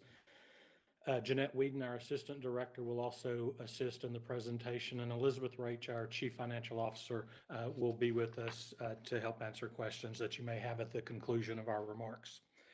So on slide 2, you'll see just an overview of what we intend to cover through the briefing, talk about our biennial budget process, talk about the general fund budget that was planned for fiscal year 22, including revenues and expenses. We'll recap some property tax relief discussion that we had a few weeks ago for over 65 and disabled homeowners. We'll mention the American Rescue Plan Act funding again. We'll talk about community engagement and then finish up with our next steps. So on the next slide, just as a reminder, we have been doing a biennial budget since August of 2017 when we presented to City Council the fiscal year 18 and fiscal year 19 budget as a biennial budget. The council only adopts 1 year of the budget at a time, along with adopting our property tax rate, and we do that in accordance with state law. The second year of the biennial is not adopted. It is a plan that we use. We roll that forward the next year, and it becomes the first year of the subsequent biennial. So last summer, we presented to you fiscal year 21, which you ended up adopting on September the 23rd, and included in the materials last summer was fiscal year 22, which was the planned year. That plan is now rolling forward. We are updating our revenues and our expense projections. As Mr. Broadnex mentioned, the numbers will change as we go through the budget development process, and we will present to Council on August 10th a new balanced biennial budget. So on the next slide, just looking at general fund revenues that we had prepared for fiscal year 22 when we did this last summer, the numbers come out that general fund is supported primarily by property tax. 57% of the general fund revenues are property tax, and 21% is from sales tax. When we prepared this last summer, we assumed 3.5% growth in property tax revenues. With communication with the appraisal district, we're not sure we're going to achieve that 3.5% now. We anticipate that commercial values will decline. Residential values remain strong, but we do anticipate that the commercial values will have an overall negative impact on our revenues. The appraisal districts will release preliminary values in the middle of May, and property owners will appeal their values or have the opportunity to appeal their values through May the 17th. Certified values will be released by the appraisal districts on Monday, July the 26th. And with that being 57% of our general fund revenues, that's a date we anticipate and look forward to being able to use that information to finish our budget recommendation. The planned budget also assumed a 4.4% growth in sales tax revenue. This year, we're actually seeing sales tax receipts coming in for the first 5 months of the fiscal year coming in better than we budgeted. And so that's going to result in us updating our numbers for fiscal year 22, and we may actually see growth above the 4.4% that we had assumed last summer. And then we also know now that we will have some federal funds that we will be able to use to offset any revenue losses or to be able to use for a stabilization as we go into the upcoming biennial. On the next slide, just a table with all of our revenues laid out in 10 categories. We have fiscal year 19 actuals and fiscal year 20 actuals, just for reference. Fiscal year 21, the middle column of numbers is our current year budget. The forecast is through the end of February, which is what we used in our most recent budget accountability report. We provide those updates to GPFM every month, updating our forecast for the current year. And then 22 planned, you'll see in the column on the far right are the numbers that we presented last summer for the fiscal year 22 planned budget. The revenues are $54 million more than the revenues in the current year budget. On the next slide, just talking briefly about expenses in the general fund. Fiscal year 22 planned expenses increased by about $53 million or 3.7% over the current year budget. Increased spending is required to maintain our current service levels. The fiscal year 22 planned budget does not include police or fire market-based pay adjustments per the meet and confer agreement, nor does it include non-uniform merit pay increases. One important thing to note about the current year budget is there's $27 million of reimbursement from the Coronavirus Relief Fund that's included in fiscal year 21 to support police and fire payroll, and that does not carry forward into fiscal year 22. And I'll point that out on the next slide. So on the next slide, you'll see a comparison, a stacking bar chart of our expenses by strategic priority area, starting with economic development on the left end of the bar, going over to our workforce education and equity strategic priority area on the right end of the bar. In total, revenue again is going up about, expenses are going up about $53 million. Other than public safety, the other 7 strategic priority areas are going up about $6.5 million year over year. The public safety strategic priority area is going up $46 million.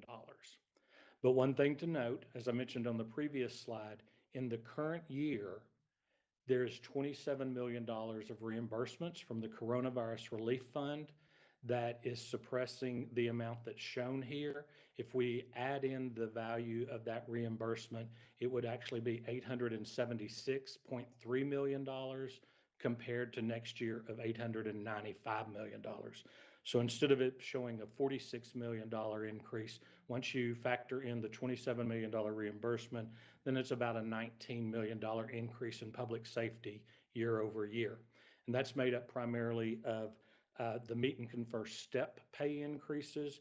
It includes funding for civilian positions that were added in the police department this year, full year funding those next year, as well as expanding our right care program are the 3 items that make up the majority of that $19 million variance. So going on to the next slide,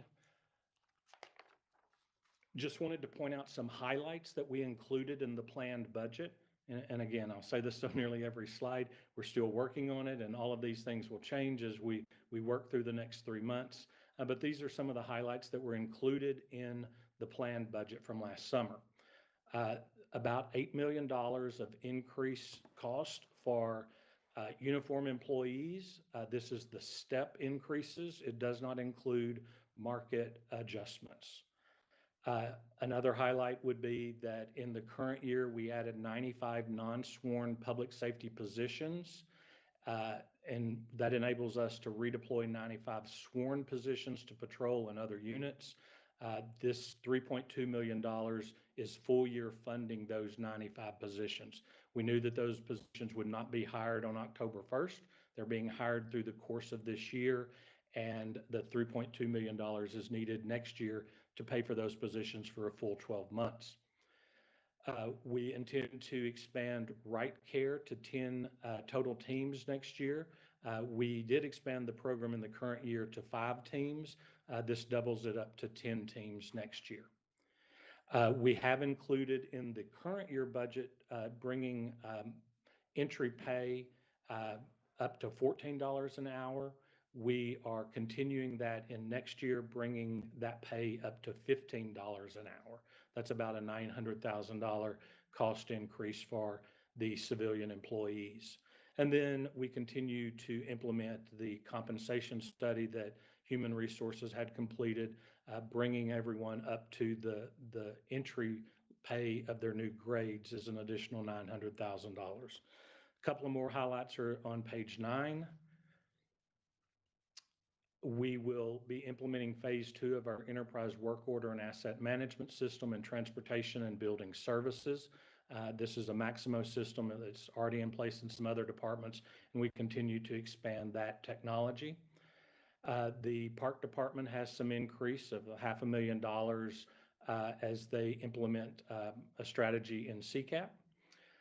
We have about $500,000 in transportation for neighborhood management and traffic calming program. And then we have about a $335,000 increase in a couple of different areas, 311 and equity and inclusion, addressing language access. So these are just a couple of pages of some of the highlights that are included in the planned budget. And on the next slide, just some considerations again, kind of recapping. The 22 planned budget that we prepared last summer is our starting point. We'll work for the next 3 months going through and updating all the numbers. There will be changes, and we'll present a balanced budget on August the 10th. Our property values will be known on July the 26th, but we did want to take an opportunity to circle back and have another conversation about the over 65 and disabled homestead exemption, which we spoke about in early April. So we wanted to circle back on that and circle back on the American Rescue Plan. And then, of course, we will be using your input and resident input as we develop the budget. I'm going to turn things to Jeanette Whedon, who will provide more information on the last 3 bullets that are on this slide. So Jeanette, I'm turning it to you. Good afternoon. Now we transition to tax relief options for over 65 or disabled owners on slide number 11. As Mr. Ireland mentioned, on April 7th, City Council discussed relief options for over 65 or disabled homeowners through tax exemptions. The tax exemption removes part of a home's value from taxation. Currently, the city offers a $100,000 over 65 or disabled exemption. Per the current financial management performance criteria, SMPC number 23, we are required to compare the current to the most recent annual CPI every 2 years and present information to City Council for a possible increase. As noted on slide number 11, staff is recommending amendment to SMPC 23. The city will compare the over 65 or disabled exemption to the most recent annual index for the elderly, which is the CPIE, and the year-over-year change in the average residential market value, whichever is greater. We will do that annually and provide an analysis to City Council for a possible modification. The CPIE index reflects the spending habits of persons 62 years of age or over, approximately 20% of the population, same formula and practices as the CPIE. On slide number 12, financial impact of the CPI, all urban consumers, which we currently compare our 5 exemption to, our new index, CPIU, and that there was an error in the formula in the April 7th briefing. The average market value at that time was based on the average growth of CAD only and not the growth of Collin and Denton CADs combined. So the annual percentage growth is actually 7%. And pursuant to our new FPC criteria, we reckon an increase of 7% or 7,000, which your audio is video off.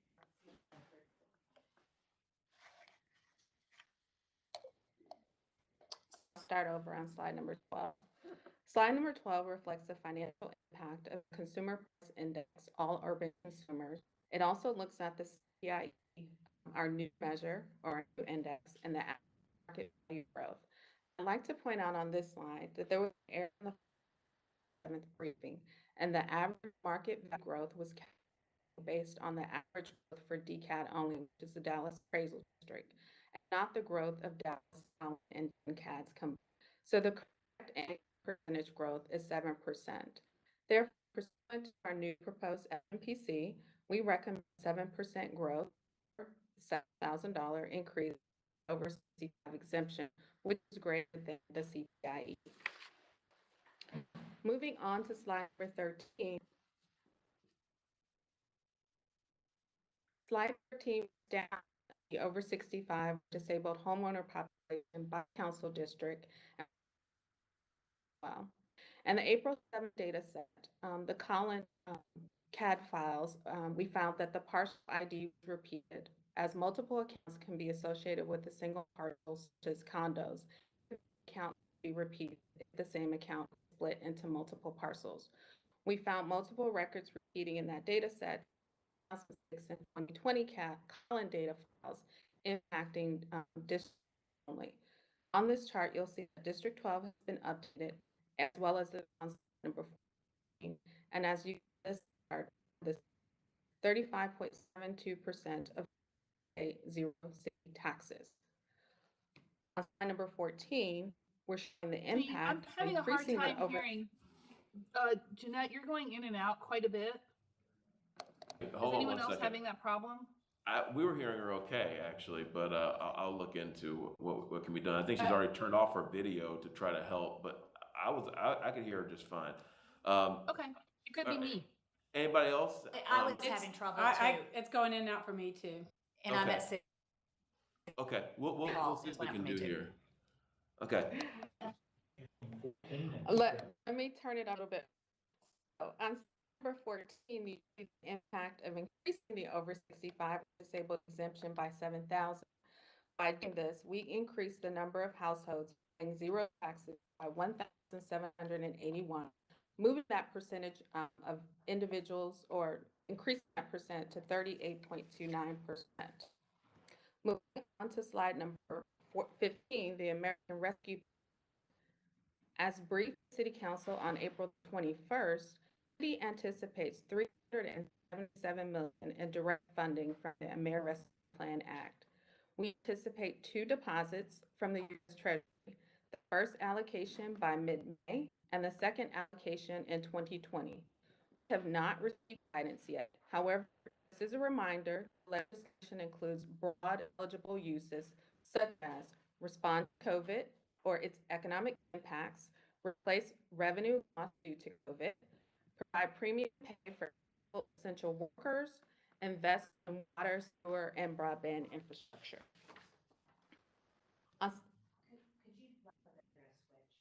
Okay. We're working on the sound issue, guys. We're trying.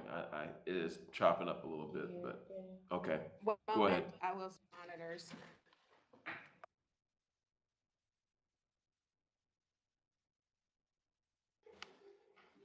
So Ms. Whedon's switching monitors, so it'll be 1 second.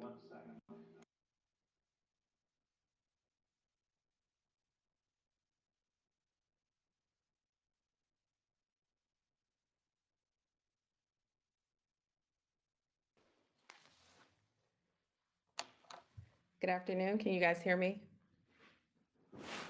So much better. So Thank far. you.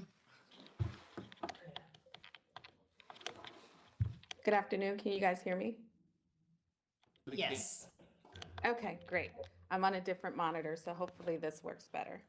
I am on slide number 16, and so I hope you guys are here with me. So while we wait on U.S. Treasury guidance on specific eligible uses, we recommend proceeding with 3 items.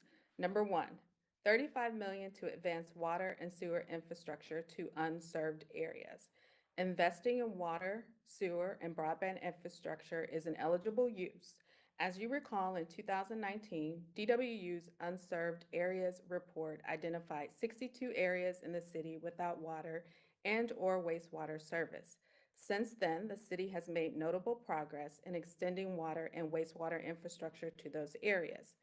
To increase equity across the water and wastewater systems, the fiscal year 2021 budget includes $2.9 million over the next 10 years to eliminate all occupied, unserved water and wastewater areas throughout the city. This recommendation, the $35 million, will advance the funding and free up the $2.9 million in city funds to be used for street and alley improvements. The next recommendation, $20 million to address the backlog of paramedic training at $8.5 million and replace ambulances at $11.5 million. The paramedic training will allow DFR personnel to respond to COVID by improving response effectiveness. This covers a backlog of 200 personnel. The $11.5 million will replace approximately 35 ambulances, which includes past due replacements and what was scheduled to be replaced in fiscal year 22. The last item on this slide, $20 million to respond to the economic effect of COVID. This includes funding for public-private partnerships, funding for the economic development entity, and the mayor's task force on entrepreneurship and innovation. Moving on to slide number 17, we talk about community engagement and the budget development process. The city hosts 3 public hearings during city council members every year to engage citizens. Those occur in March, May, and August. Historically, these public hearings have been poorly attended. And so for the last 4 years, additional community engagement outreach meetings and a survey are conducted in the spring to sort of engage residents and increase participation. This year, due to COVID restrictions, the city manager will host 3 teletown hall meetings. The dates and times are listed on the screen. We have 2 evening sessions and a morning session. The purpose, similar to prior years, is to give residents a means of providing input. We ask residents to identify the services they value the most and respond to questions about the budget process. This year, we will also provide COVID vaccine information in addition to talking about the budget. Residents can register online. This link that you see online is located on the financial transparency page online, and it will be pushed out on social media channels as well. On slide number 18, we still have the August engagement meetings reserved for City Council. Those occur in August. Council members will be asked to identify dates, times, and locations for those meetings, and we will be asking the City Council to submit those dates to the Mayor and Council Director by June the 30th.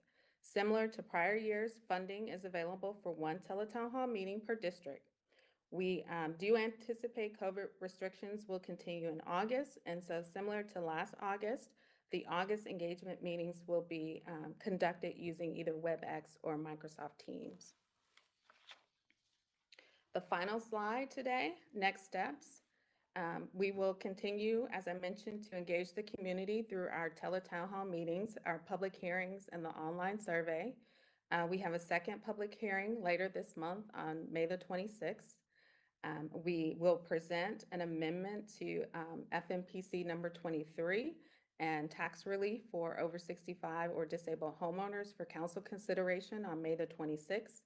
We will provide additional information on our local American Rescue Plan Act funding at the next budget workshop on June the 16th. And of course, the city manager will present his recommended budget to council on August the 10th.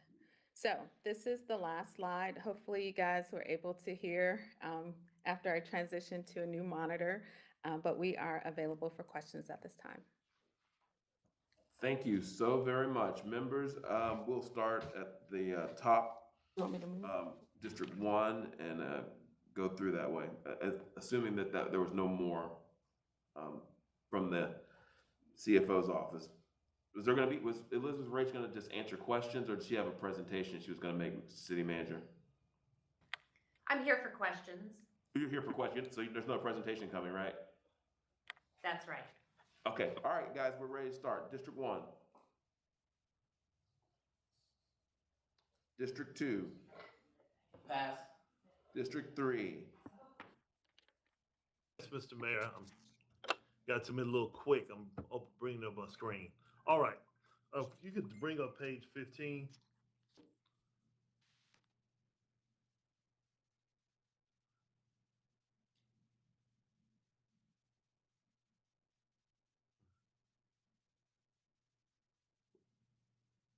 All right. Um, First, thanks for the update. As we look at this particular um, layout, respond to COVID-19 or its economic impacts, I think there is an area that we need to give some consideration to that is not listed in page 16. So we go to page 16. All right. There's been a lot of discussion. Other cities are doing this direct payment assistance. And so when we look at the breakdown of ARPA federally, 22% of ARPA was direct payments. And I want us to consider 22 to 25% of our share of the funding for direct payments. I've had conversation with Dr. Johnson. I know that there's been some conversation with other council members as well about this. And so I would like for us to definitely take a look at direct payments to individuals. We can determine what that qualification is and what the criteria is, but I think we need to definitely take a look at that and look at 22 to 25%, make it available for direct assistance. Next, page 17. All right, community engagement. When we had our previous briefing, and this is a question for Elizabeth. When we had our previous briefing on ARPA, what we talked about was civic engagement from the standpoint of getting feedback from the residents of the city of Dallas on priorities for this funding. I don't see anything specifically about that. This is strictly as relates to the budget itself. What is going to be the process for community engagement in terms of getting feedback on priorities of utilization of the ARPA dollars? Thank you for the question. These community engagement events are about the budget, but we will also be asking questions about the American Rescue Plan funding. Our survey will have questions related to that funding. The teletown halls will have content related to that funding. So these are meant to be both the regular budget and the American Rescue Plan. Now, there is additional American Rescue Plan outreach that we're doing. I have meetings in the month of May with our other local partners, the county, DART, other counties, et cetera. And so we'll be coordinating as well at that level. Well, Elizabeth, that's a little bit different than what initially we were told. When we initially had the discussion, we didn't talk about just government, some of our government partners. We talked about the community. We said that we would find out from residents in the city of Dallas how they feel like these dollars should be prioritized. And I think we need to do that. We have a lot of organizations who are third-party community-based organizations who received funding and provided direct assistance to residents as a result of the storm, also as a result of COVID. And so at a minimum, these organizations, I think we need to have these conversations with as relates to disbursement of ARPA dollars. Well, I agree. And as we've said, I believe last week or 2 weeks ago when we gave that briefing, we will also be planning those things. They're not on the calendar as of now. However, those are in our plan to continue to get that input. But these sessions are for the public to provide input in that way. So, these are going to be the best way for individuals in districts in the community to provide input and available to everyone in the city. But some of those more directed meetings, for example, with the Office of Community Care and with those organizations that have been working on rental assistance or other types of assistance, the nonprofits that we provided funding to, food security organizations, those we will need to do as well. But in terms of something that's open to everybody in the community, these are some starter events to get input. Well, since we're talking about these three meetings, the city manager is going to host the teletown hall meetings. I would expect that we would specifically ask during those town hall meetings input on prioritizing those dollars. So that's my recommendation as a part of these, because we don't want individuals to think, well, this is just a part of the budgeting process. No, we want to get your input on specifically what you feel should be priorities for the ARPA dollars. Thank you, Mr. Mayor.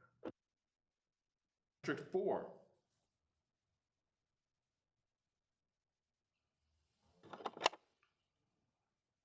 District 5. District 6. No questions at this time, Mayor. District 7. District 8. No questions right now. Oh, sorry. Yes, Okay. yes, Mayor.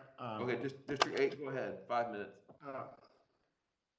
Elizabeth, in this recommendation that we're going through, on the 65 years and above for the tax exemption, there are three chart there, I think A, B, and C. I don't know what page it is. And I know last time it showed 108,000, I think it's 107,000 now. And how much would that cost would be? Thank you. Yes, our recommendation is to raise it to $107,000. The revenue foregone is $2.4 million.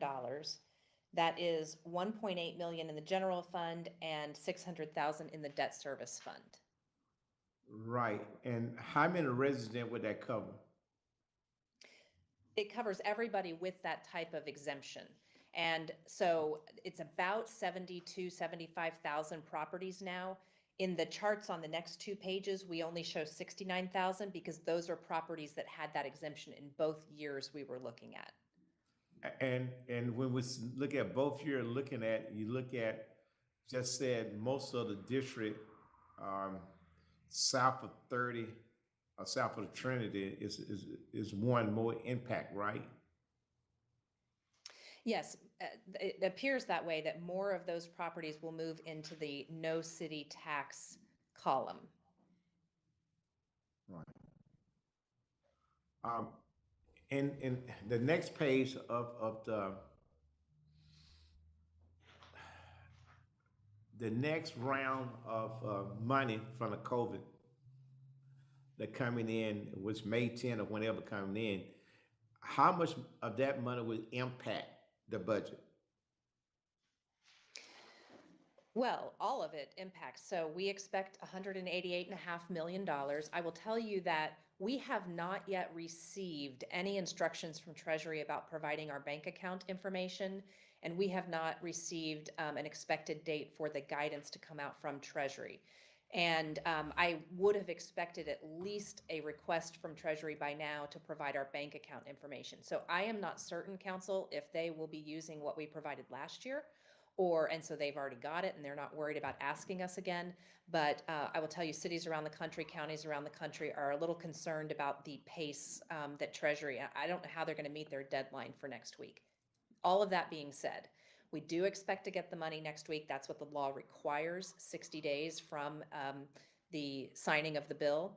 And that will affect the budget. So it'll affect it in a couple of different ways. Number one, we could replace revenue that's lost due to the pandemic.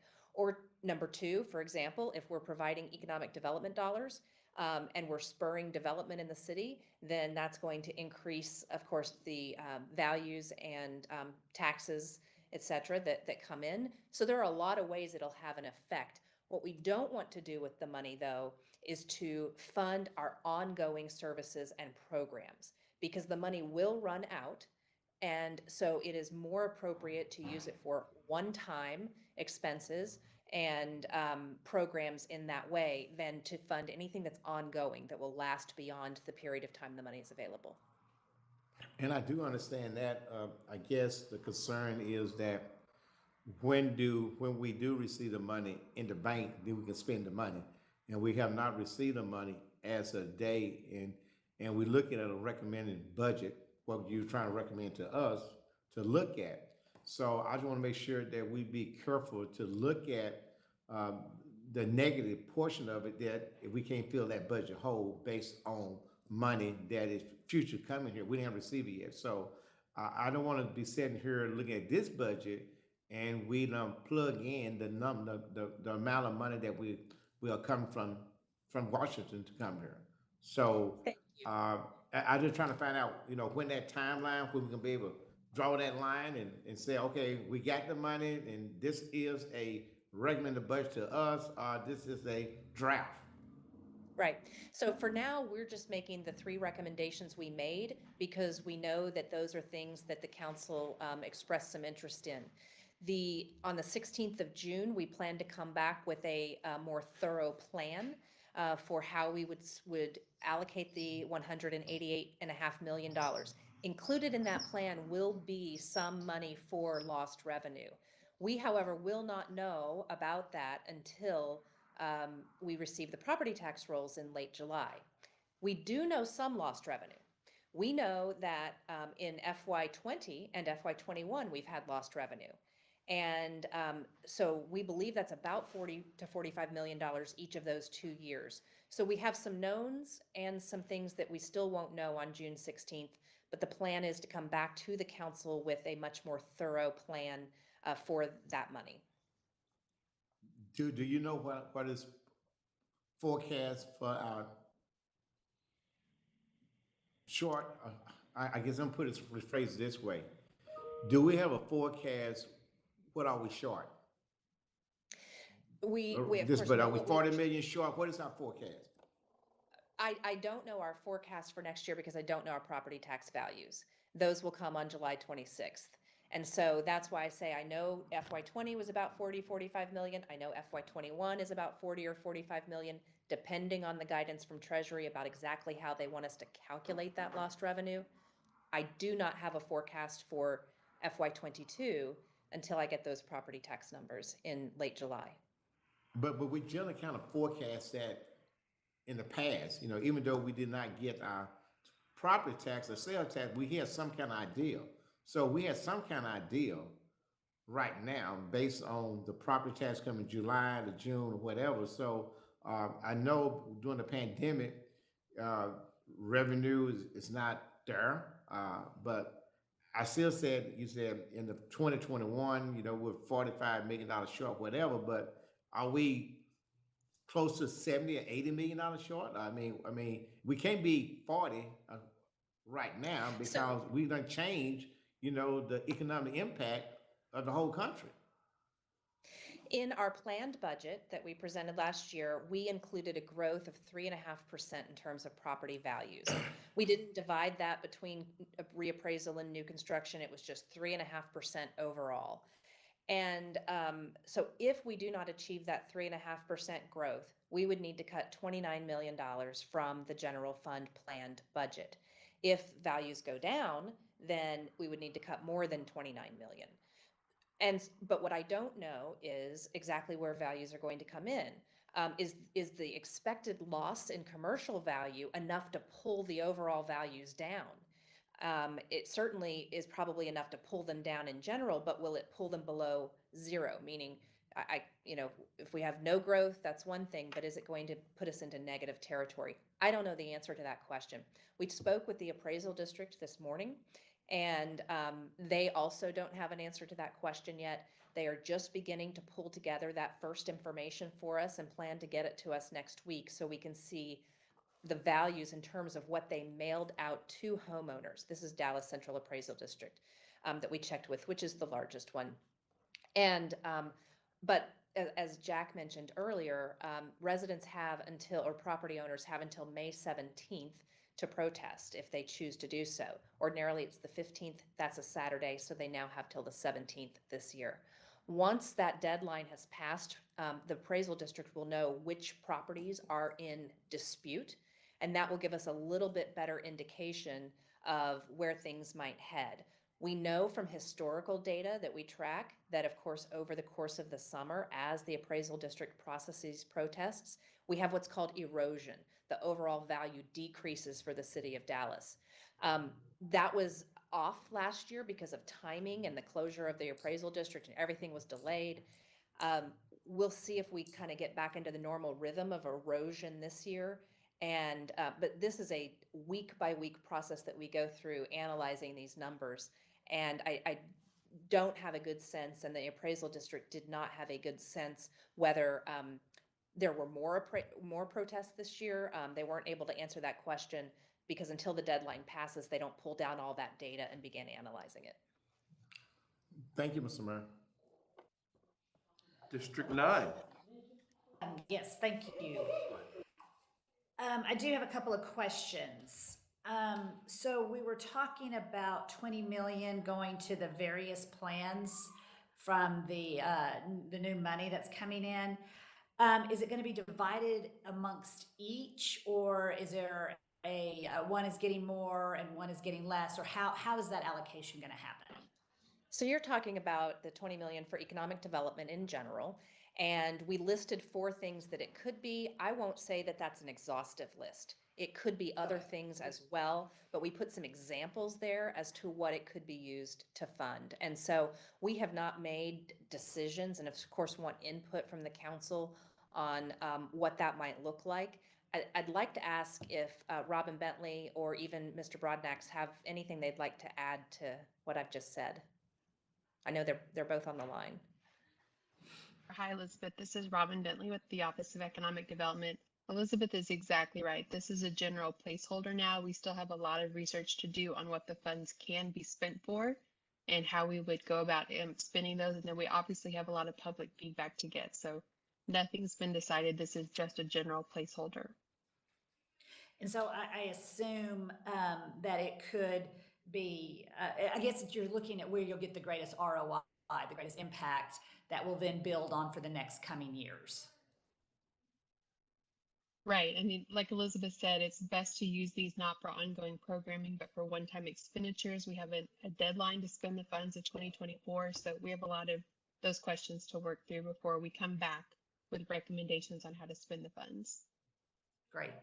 And I do agree in investing in our personnel and getting them the training. I think you've got 200 for firefighter, for DFR paramedic training. I think that is a wise investment.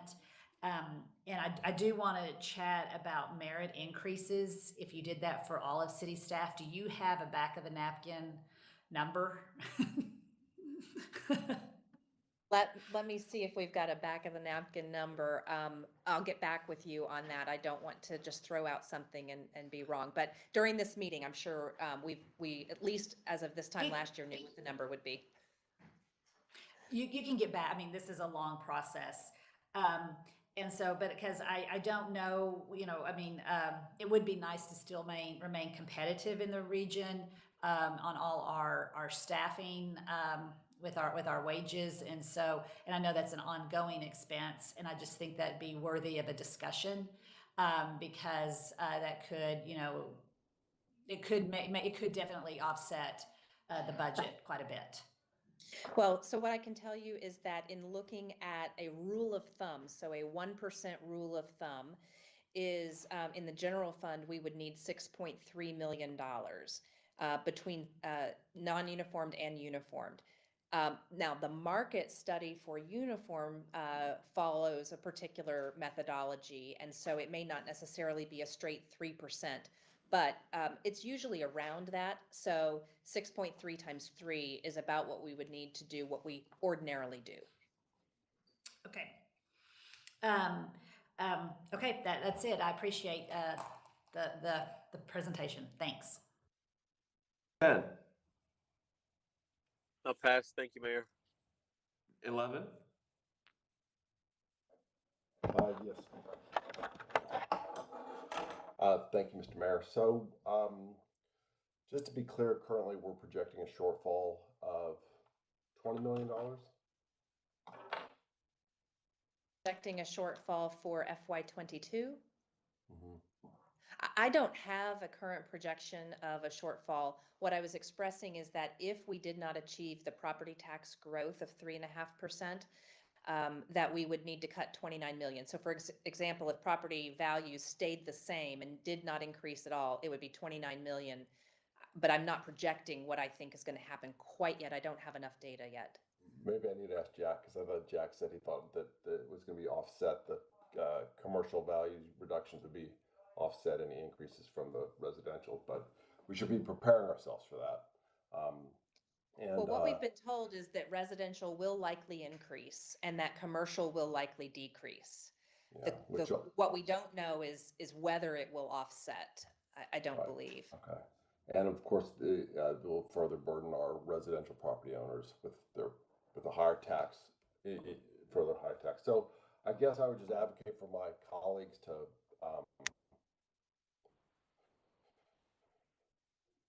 seriously consider not raising taxes next fall. And I don't mean this sleight of hand expression of we didn't change the tax rate or we reduced the tax rate. It would be nice, maybe the first time in a decade, that we actually held taxes or reduced taxes. So maybe someone else will take that up in the future. And just want to encourage everyone not to just go down the same path we seem to always go down, which is everybody has their little favorite projects, and therefore we can't really reduce anything. At any rate, good luck to you, Ms. Rach, and Jack, both of you. You won't have me to put up with, and you probably have a lot easier time on the budget. So that's all I have, Mr. Mayor. Thank you. Mr. Clowney, you still have open mic time when you're not a member. You can still call into the meetings, part of the public. I just may do that. You get 3 minutes that way. It's like almost like being a council member, sort of. District 12.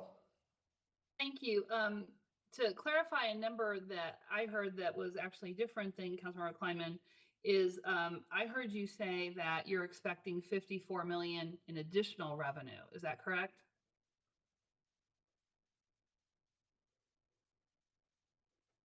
Year over year, yes, from FY21 to what we had planned for FY22. And the bulk of that is because of property taxes, right? Because of that 3.5% increase, yes. And the 3.5% is actually a really modest estimate given what we heard from the chief appraiser for Dallas County, correct? I am not sure if it's modest because I don't know what's going to happen with commercial. I believe, what the appraisal district has at least told me that they are doing is that they are sending out appraisals or sending out the property tax appraised values. And for commercial, they're largely not updating them. And so what they're wanting or needing is for commercial property owners who feel like, particularly in restaurant or retail or hospitality industries, if they believe that it's overvalued based on their revenue in the last year, that they would come in and bring the data with them. So I believe the chief appraiser said that yes, from what he's sending out, it's still an increase. But he's expecting a lot of appeals, and he's expecting that they will then come in with the data and be able to work with the appraisal district to set that value. So to me, that's still very unknown as to what that'll result in. Well, I'm just going to tell you, I am definitely encouraging property owners in District 12 to all protest their property tax valuations because they're extremely, extremely high. I will miss Councilmember Kleiman's voice about tax and fiscal responsibility in budgeting. I'm going to say for taxes, I absolutely support increasing the senior and disabled exemption to the 107,000 level that we have discussed. And I hope that my colleagues will all do that. As we have a growing population of people aging in place, this is necessary for them to be able to stay in their homes. So I definitely support that, but I also support an overall tax rate decrease. And I would just like to say to the city manager who has said to me, I'm looking for specific direction, you should please look at developing this budget with a 1 cent decrease. Just start that as a framework and move forward. That just should be a basis. Like, let's start there. Number two, again, for specific things, we have to fully budget for our police. That means the market pay increase, not just the step that we all unanimously agreed to on this council and did not fund in this past year. We need to live up to our word and do that. And so that should be in this budget, and that this presentation doesn't include that is sort of shocking to me. So I will just give you that. I would love every one of my council members who are returning to pledge that they also support it, because every single person here has run on a campaign that says they support the police. Well, guess what? Let's see it. So I'm going to add that item in. The draft budget, you have in there to hire 50 police officers, which I believe means we would have another second consecutive year of net loss. And we're going in the wrong direction. So instead of delineating the budget in terms of how many we'll hire, what I'd like to see is delineating the budget in terms of what our actual staffing level is for sworn. So right now we're a little over, I think, 3,100. So I would love us to budget in for 3,200 officers. And then if we have a lot leave, then we hire a lot more. And if we have less leave, then we hire less. But we need to have a staffing level as our target, not how many we hire as our target. So there's some very specific items for you. Ms. Mendelson? Yes. On that item, that bullet was not intended to talk about how many we would be hiring this next year or whether we would replace everyone that leaves. That bullet was intended to communicate that the budget for this year, for FY21, included 95 additional sworn positions in order to move folks out of 95 additional civilian positions in order to move folks out of administrative type jobs into patrol. We had a typo in our original briefing, and that's where you got that 50 number, and I apologize for the typo. But when Jack showed the PowerPoint presentation today as he was talking, we had corrected it. So apologies for our mistake on that, but that was not intended to demonstrate, how many hires we would be making. What the planned budget had is that we would continue to hire, but because of the social distancing requirements at the academy, it indeed was less than we had hoped. And so we will be revisiting that. We know that that's something we need to take a look at. And so as we move through the summer, we're revisiting that along with the pay issues. So what we reflected in this briefing was not our estimation of what needs to be in the next budget necessarily. It was what was in the planned budget last year when we were making some really tough decisions. Okay, well, I would just say that I generally will look at the briefings as they're posted on Friday. And if you're going to make a change, I sure would like to know. And that includes the changes to the District 12 appraisal information. I would like to actually be alerted that something like that has changed, if you don't mind. So continuing on specific priorities, budget priorities that, I'm sorry, Mayor, can you tell me how much time I have? You have 1:35 seconds. Okay. So I just want to say that I think our streets need to be fully funded for maintenance, meaning I don't want to have a year where we say our streets got worse, even though we funded it at X level. I want our streets to at least stay the same. And again, I just think that's a foundational fiscal responsibility element that should be built into every single budget. We need to make sure we're resurfacing so that we don't have to reconstruct where it's so much more expensive. We need to be fully funding pavement marketing. We need to invest in our traffic signals. To think that half of our traffic signals are older than 40 when the average lifespan is 20 to 25 years is shocking and is putting our motorists, our walkers, and our cyclists in danger. And we need to fix that. Other assets in our city need to be maintained, and whether it's items like fleet and technology, they need to be updated as part of a responsible budget. Homeless services, we're not investing enough in our people and making sure that they can go on to live a life where they are contributing back to society. But we have a moral responsibility to help them. Those are my specific items. Thank you. Yeah, 30 seconds. Is that it? That is actually it. Thank you. Okay. District 13.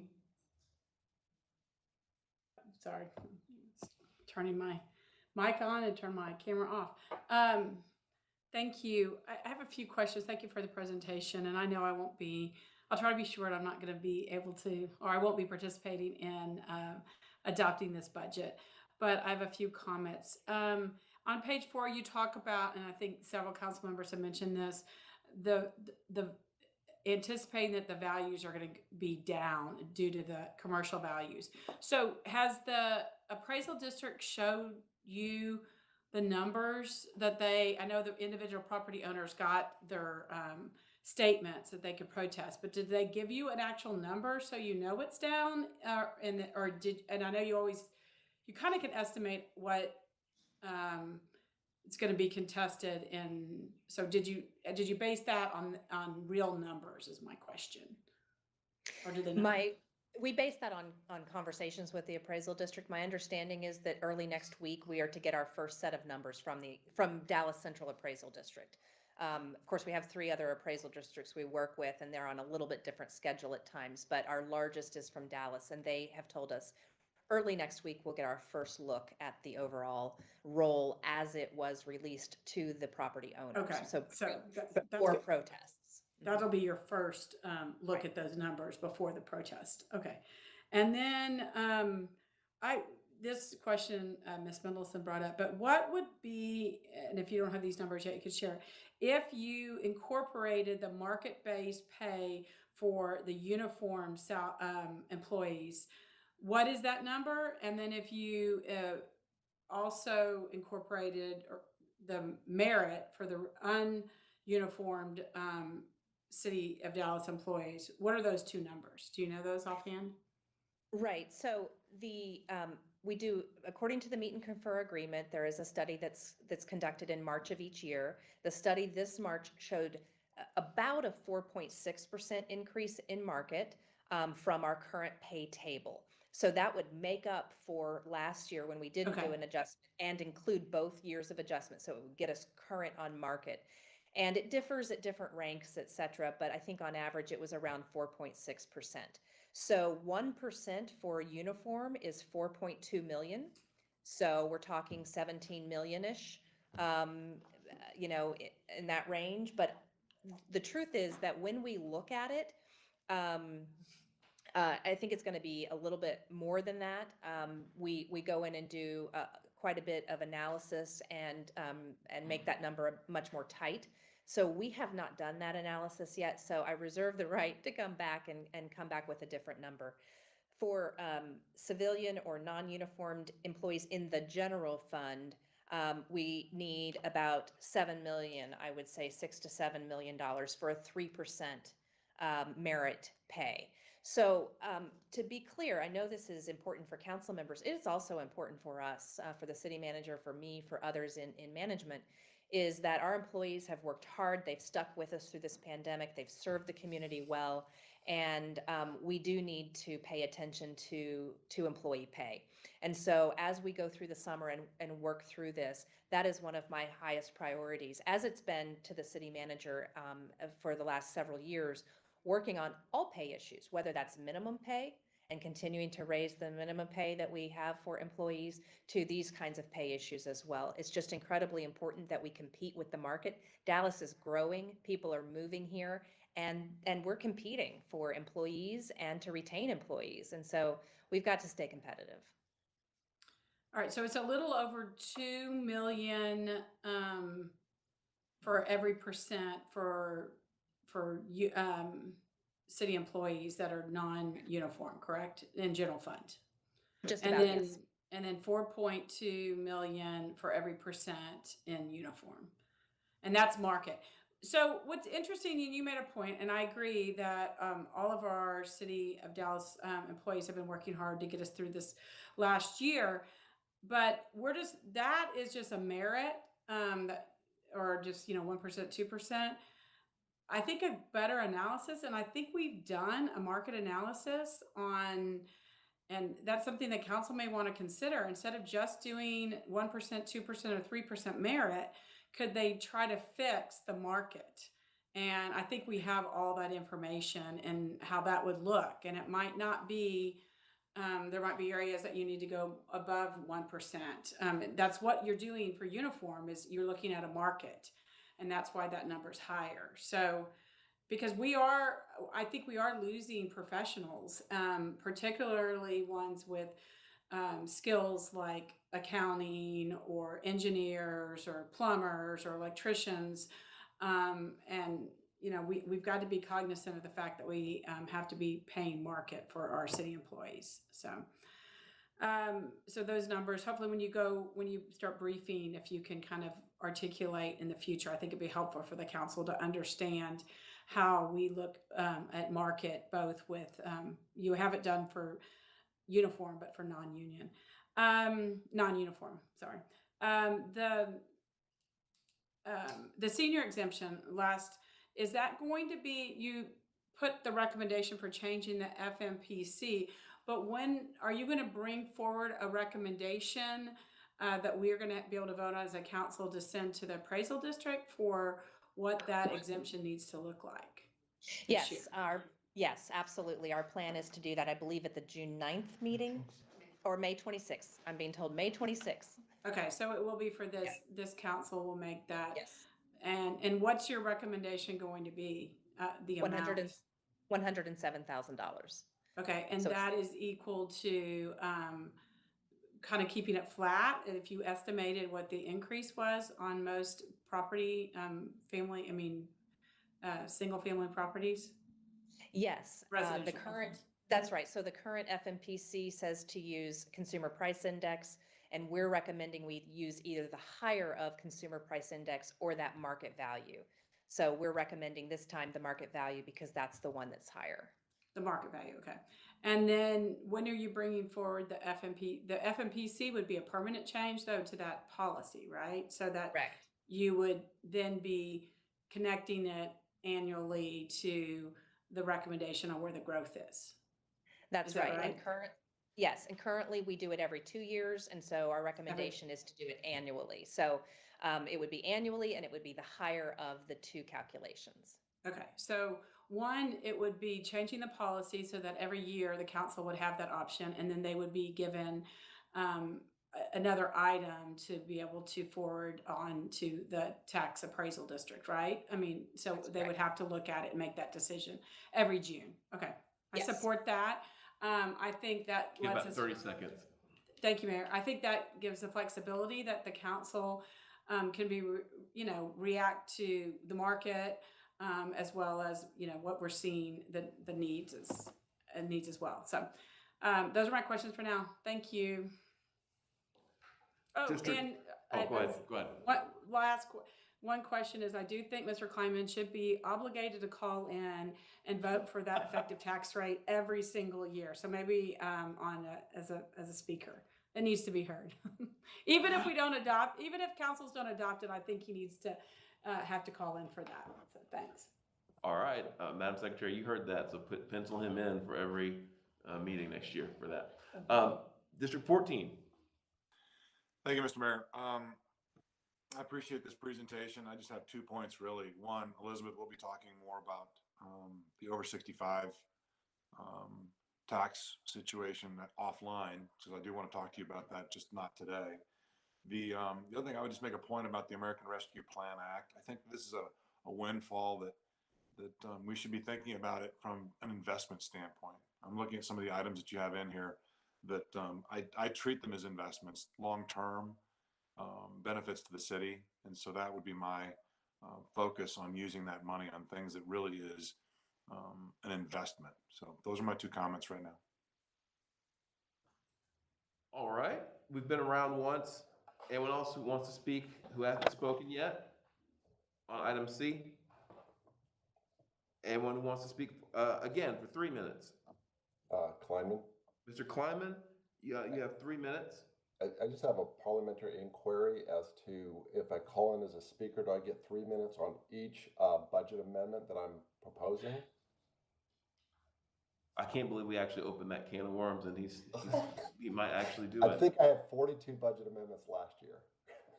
Oh my! Thank you, people. Love you all. Bye. We'll look into it. We'll have the city secretary look into how that would work.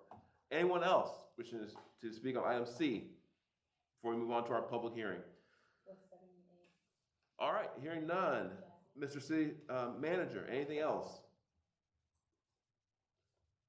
No, Mayor. That is all Okay. for the briefings. I didn't know Great how you job were today. teeing Thanks. up the next discussion. Are you going to tee that up? You can tee up the discussion, and then I was just gonna throw it to the city secretary to read the item, the actual hearing item, but go ahead, yes, please. Sure. please set it Thank up. you, Mayor. The Quality of Life and Arts and Culture Committee is considering options to regulate short-term rentals properties, STRs, to mitigate quality of life impacts to neighborhoods in Dallas. In order to receive direct public input on the various regulatory options under consideration, the committee requested this public hearing at today's City Council briefing. As a public hearing, there is no staff presentation or City Council discussion or action today. However, the item will be scheduled for the Quality of Life and Arts and Culture Committee on May 17th for a committee recommendation, and depending on those recommendations, potential action by the City Council by June 9th, 2021. So Mayor, I'll turn it back over to you to relay it to the City Secretary to begin calling the speakers and or any other pertinent information. Thank you. Thank you, Mr. City Manager. So, members, you heard that, but there's really nothing that we do here other than listen to the public on this. So I'm gonna turn it over to the City Secretary to take it from here. Thank you, Mr. Mayor. We'll now go back to item 3 on your agenda. Item 3 is a public hearing to receive comments on proposed options for regulating short-term rentals. There was an update to your speakers list. There are now 100 individuals who have signed up to speak. Each speaker will be given 1 minute to speak. When your time is up, it will be announced. Please stop speaking. Thank you. Your first speaker is Greg Hunt. Mr. Hunt is canceled. Your next speaker is Grady McGahan.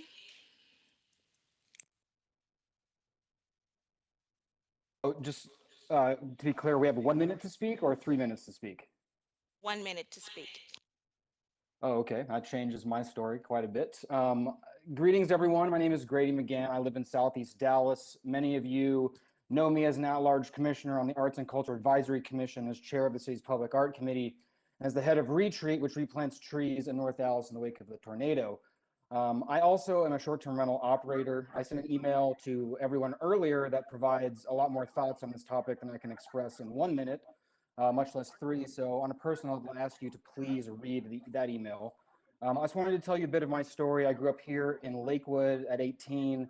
I went to college out of state, lived in New York City for years, and struggled, to make my way like everyone else. And when I came back to Dallas, which I never thought in a million years I would do, I did so because the city offered me opportunity, a low cost of living, a community of artists and entrepreneurs, and the ability to innovate and create. And when I purchased my home in District 5 and began running my short-term rentals, that's not possible. Thank you. Your next speaker, Justin McCallan.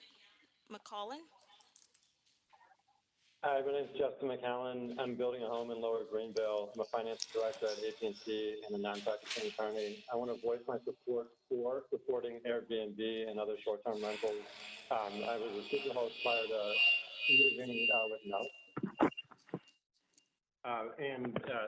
My primary concern here would be overregulation of freedom and the ability to generate tourism and new dollars to the area for Dallas. I think we're hurting small businesses by enacting something like a short-term rental restriction. But what I'd strongly urge the city council to really consider is, instead of finding a way to support whatever 51% of the voters support, find a way to not ban or just allow anything to go on, and find a way to cut the way to kind of split the baby. So find a way to make it where nuisances and loud noises are suppressed while normal everyday activities and decent short-term rentals with good hosts and good guests are allowed. Thank you. Thank you. Lisa Severs. Good afternoon, everyone. It seems that party houses are the main issue of what's coming up with the QOL committee. It shouldn't surprise anyone that we, a short-term rental owner and operator, don't want to live next to them either. But I wanted to remind everyone that Dallas 311 data shows that less than 2% of short-term rentals are actually nuisances. That's less than 2%. I do have some solutions for you. Dallas already requires the STRs to register. Add a 24-hour contact person, a 3 strikes program, and take a fee to cover expenses. Number 2, allow the STR platforms to automatically collect the hot tax. And 3, bump one person over from the 311 program code enforcement to take care of nights and weekends. This will go a very long way towards taking care of these nuisance issues. With these simple fixes, there's no reason to limit short-term rentals or zone them out of existence. We do not Your need a time is up. sledgehammer. Rick Grunbaum. Rick Grunbaum. It's not present. Kelsey Miles. Kelsey Miles. Can they hear me? It's not present. Jeremy Johnson. Jeremy Johnson. Not present. Nelson Lim. Hi, this is Nelson Lim. Uh, Hi, can you Yes, see we me? can hear you. Hi, this is Nelson Lim. I'm an Airbnb host. I just want to say that we want to continue to be Airbnb hosts, and we really would prefer a much more light-handed approach to short-term rentals in Dallas.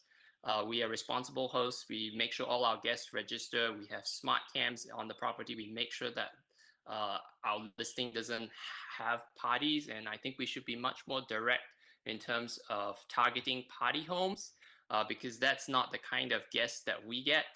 And we add a lot of value to local businesses and restaurants. And in fact, we've welcomed so many people who have moved to Dallas because they have seen like all of the positive sides of the city through us Your time as is their up. hosts. Thank you. Thank you. Joseph Kutcher. Hi, can you hear me? Yes, we can hear you. Hi, my name is Joseph Kutcher. I live, work, and play in East Dallas. For work, I restore historic buildings. I've been doing it for 20 years. I do support the short-term rentals, and primarily because property prices have gone way up. I've been offered large sums of money for my properties to tear them down. So if you want more McMansions, then you can ban these short-term rentals. But these short-term rentals have allowed me to restore a lot of these buildings. I only operate like 4 or 5 of them, but I have 500 units. So those 4 or 5 help subsidize the rest of them. I'll stand with anyone who wants to get rid of bad actors. Bad actors make us all look bad. That's not what we want. Most people here will support getting rid of bad actors. Again, my art and my passion is restoring older buildings, and the best Your way for time me is to up. do that. Okay. Thank you. Nikita Davis.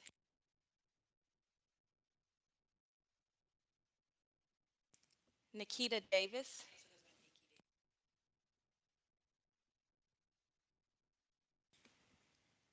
Is there a Nikki Davis? Oh, can you hear me? Yes, we can hear you.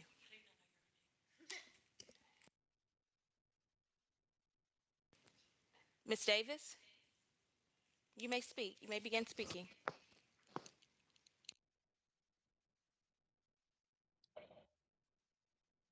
Yes, I support short-term rentals. I'm not for sure if you can hear me or not. Yes, we can hear you. Yes, okay. I've been on hold since 9 o'clock to let you know how much I support short-term rentals. I do agree that there's a few bad apples out there that needs to be addressed, but there's a bunch of us that are not, that run it like a good business. That's all. Thank you. Thomas Dickerson. I am Thomas Dickerson, and I think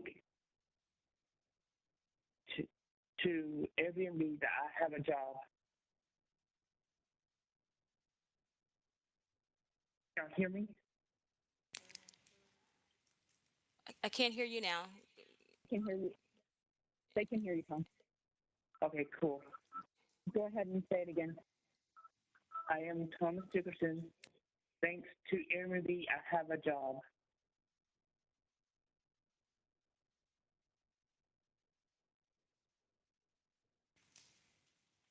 Mr. Dickerson? You sound like the biggest idiot.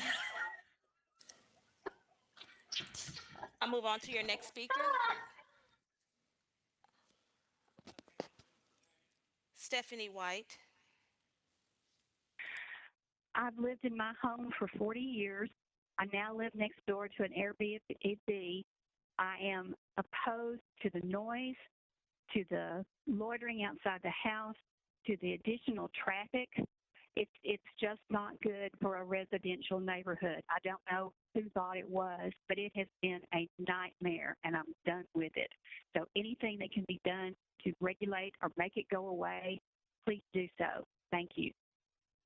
Thank you. Laura Starren. Laura Starren. Can you hear me? Yes, we can hear you. Okay.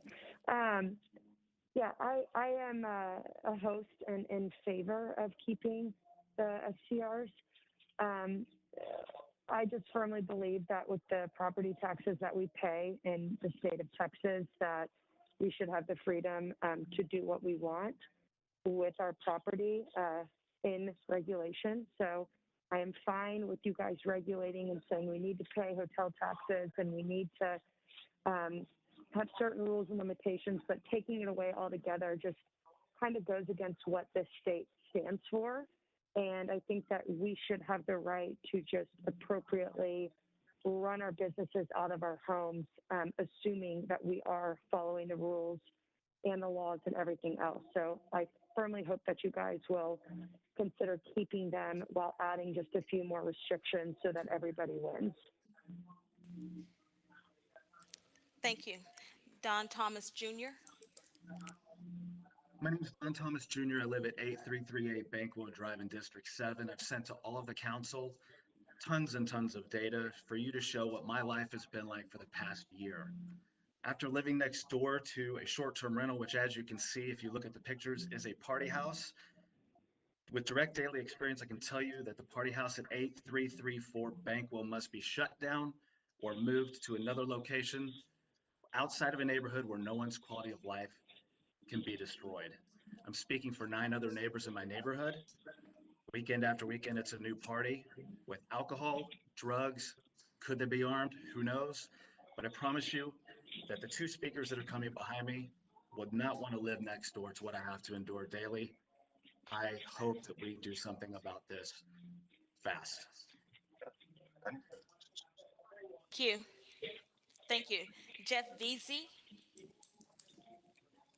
The Dallas Party House problem can be fixed with specifically targeted solutions. Start with ordinances so tough and expensive for party house operators that they simply can't do business in Dallas. Dallas Alliance agrees with the city task force of various stakeholders who recommended strong regulations, but only 13% of the task force recommended banning. What happened to the task force recommendations? My wife and I have a quiet, peaceful little STR to help recover our property investment after DCAD flipped the value of our house and land.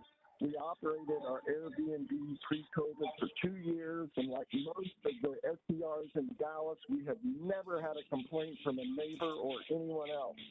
Neighbors book our Airbnb to house visiting family. We housed displaced families during the big freeze at no charge. A small, quiet, clean, well-operated, well-regulated. Your time is up. I will ask, after you finish speaking, will you please mute your mic? Your next speaker is Blake Arant.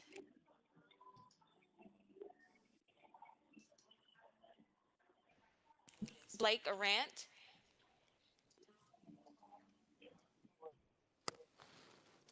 Blake Arant. I'm sorry, can you hear me? Can you Yes, hear we me? can hear you. Yes, I'm we an can hear you. STR owner and I'm in support of STRs. I have 6 large capacity homes in Dallas. I have very few complaints with the neighbors other than one. We cannot just ban STRs because some people are complaining.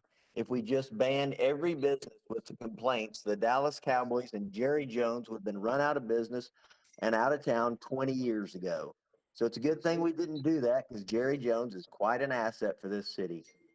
Now, speaking of the Dallas Cowboys, Arlington put a ban on STRs so the football fans and the concert goers all come to Dallas to stay in the STRs and we make money off of it. My STRs allow families to go on vacations together and to experience $1 million home with a pool in the backyard, something they have never experienced in their life before. Memories are made at STRs. The whole system is not perfect, but the STR owners and the Time is up. platforms are Thank you, Chance Jones.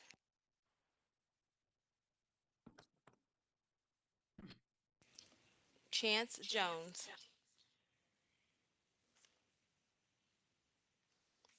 Chance Jones.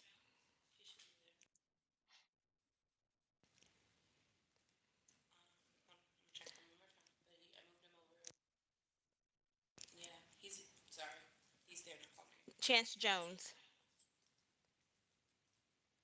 Mr. Jones? Everyone We're hear me having, okay? yes, we can hear you now. Go Okay, ahead, sorry you about may that. begin. So my fiance Emma and I live in the Lois Greenville Avenue neighborhood of Dallas in a 1935 bungalow, and we are the operators of a mother-in-law suite. It's a short-term rental. We have the unit registered with the city of Dallas, and we pay monthly hotel occupancy tax. Emma was born and raised in this neighborhood. She's lived here for almost 30 years now. I've lived in the neighborhood for about 7 years. And we live on the property. We do not allow parties. We have a maximum occupancy of 4 in a short-term rental, and we have dedicated off-street parking for the guests. Over 3 years of operating, we have nearly 500 occupied nights, and we've never received a single complaint from our neighborhood. We are in support of minor regulation, including having to live on the property and no parties, but we believe that we provide an asset for the community and our guests as they come to our community for treatments at Baylor and looking for quiet urban vacations. So thank you. Thank you. Olive Talley?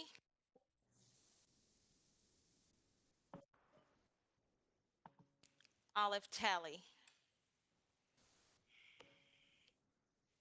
Mr. Talley? Hit your unmute button. We can hear you. Can you hear Olive me now? Talley. Oh, I'm sorry. Okay. Miss Talley? Olive Talley. Yes, can you hear me now? Yes. Okay, thank you. STRs are big business. The majority of the STR hosts in Dallas have more than one property, and many of them have more than 5 each. The city is losing housing stock to absentee investors who are making big bucks from STRs. It's killing our neighborhoods, it's driving up prices, and worsening our crisis in our housing crisis. And your failure to stop this abuse is driving people to leave Dallas, just like the doctor on the front lines in COVID who recently moved from Oak Cliff because he couldn't take the constant drip torture of living next door to an STR. His letter is in a packet, as well as information and data from Murray Cox, an internationally respected analyst who puts the lie to the staff whitewash about the minimal impact of STRs in this city. Over 80% of the Airbnb listings in Dallas are whole homes or apartments. That means their investor does not live here, and worse, at least half don't even live in Dallas.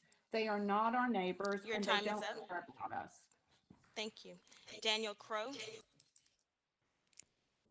Yeah, so I think a lot of people typically think Airbnb is people from out of town and parties and stuff like that. Well, I've been doing this for 3 years. 80% of my business is Highland Park and University Park families who had tornado damage or ice damage and needed a place to live by their kids' school. So I, like many people, supplement short-term rental revenue elsewhere until those come in. But I think it's important to look at not every type of guest, is a big party, and a lot of the people that come in need the properties and can't rent for years. So, I just ask that everybody look at it a different way. Thank you. Thank you. Juliet Vasquez? Hi, this is Juliet Vasquez. I support the Airbnb home, and I have a crew of 7 people, which having cleaning those homes let me, help financially to those families. And I clean some homes for Mr. Blake, who also, when this storm came without electricity, he also helped a lot of them. And he has really strict rules on his home, so maybe that also is really important. And no banning them because it will really hurt a lot of families financially. And it's better just having an Airbnb stay than a hotel sometimes. And it's just kind of bad. And that's it. Thank you. Mike Marshall. Mike Marshall.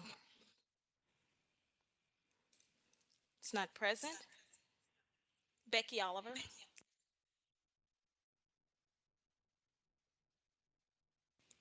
Becky Oliver. Becky Oliver.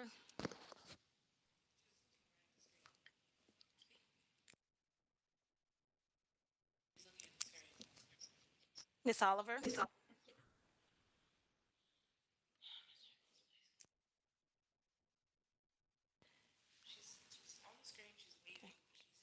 Becky Oliver. We'll come back. Mara Shearer Fleming.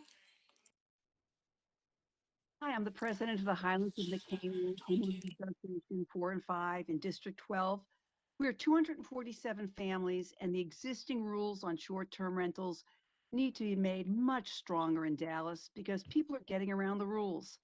They're not registering, and they're creating noise and other problems. We're against allowing short-term rentals by right in the city.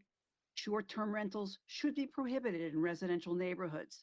They should be considered in Dallas as a zoning variance. A significant majority, maybe 75% of a neighborhood, should be notified and required to approve the short-term rental property. Parking needs to be required and code needs to be enforced. We encourage the city to write clear legal regulations that reflect a respect for residential neighbors. That means short-term rental rules that result in no noise problems, no trash problems, and no parking problems. Regulations need to have serious consequences for violating Your them. time is up. Danielle Kaserman. Can you hear me? Danielle. Yes, we can hear you. Okay, sorry, I'm driving to get my daughter from school. I'll just say with a quick minute that I have owned and operated a short-term rental for 4 years in July.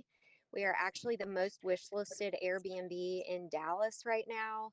And just the opportunity to share a home personally and keeping capacity low allows for even staycations. A lot of our people that come to stay are people in Dallas, and just seeing like how much people need connection, especially after the year we just had.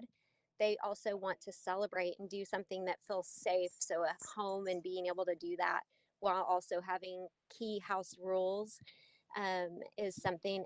And then as far as me, I'm a mom of 2 little girls, and it gives me the opportunity as a short-term rental owner to be able to have an income and also work, but also be a mom that's very highly involved. So it would Your time directly is up. impact our family. Ashley Martson. Hi guys, my name is Ashley Markson. I'm a real estate lawyer living in Cochrane Heights in District 14 over by the Old Monk. Chance Jones, my fiance and I went to a guest house at the back of our property that we went on a short-term basis. Our guests have been, we are hosts, but we are also neighbors in the sense that we live in the front house and we are sensitive to all of these issues.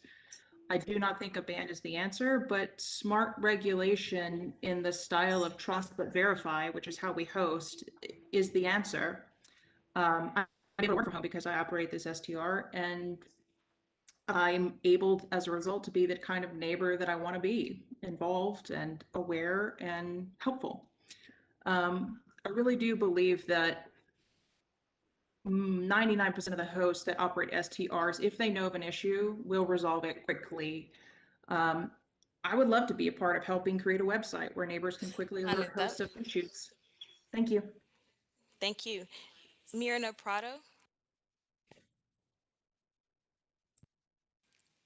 Mirna Prado.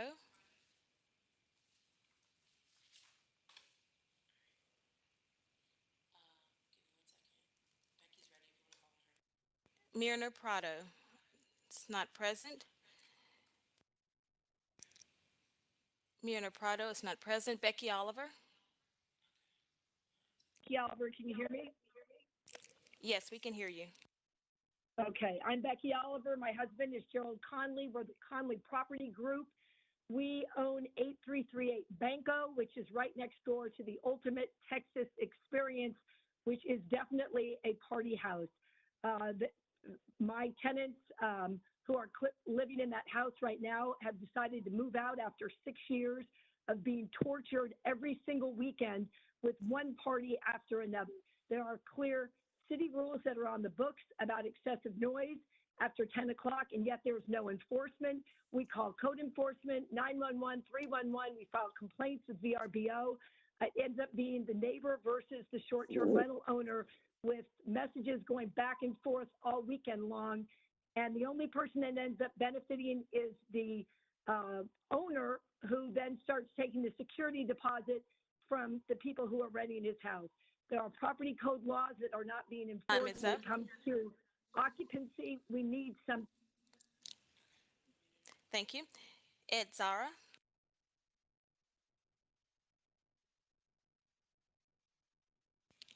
Ed Zara.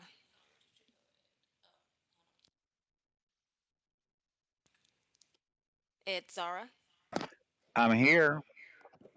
We can hear you. Hello. My name is Ed Sarah, 1003 Valencia. Short-term rentals should not be allowed in a single-family zone district. Zoning helps ensure Dallas will grow in a managed way. SDR sharing platforms exploit existing zoning laws. STRs are defined as a hotel, which is a commercial business. Operators advertise rates, rooms, amenities, and short-term stays and collect fees just like a hotel. SDRs operating in a single-family zone district is an illegal land use. SDRs are one of the reasons there is an affordable housing crisis. The high per diem rate of SDRs reduces the inventory of affordable housing the workforce and long-term residents need. SDRs are not a home-based business. SDRs are not a valid excuse to help make house payments. Your time is up. SDRs inflict misery on residential neighborhoods. When Your time long-term is up. neighbors are replaced by revolving door of transients, Your time is up. it impacts the integrity, safety. Norma Menace.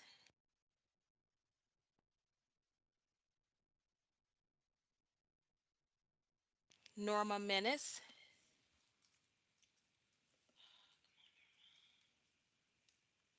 Norma Menace. It's not present. Philip Terry.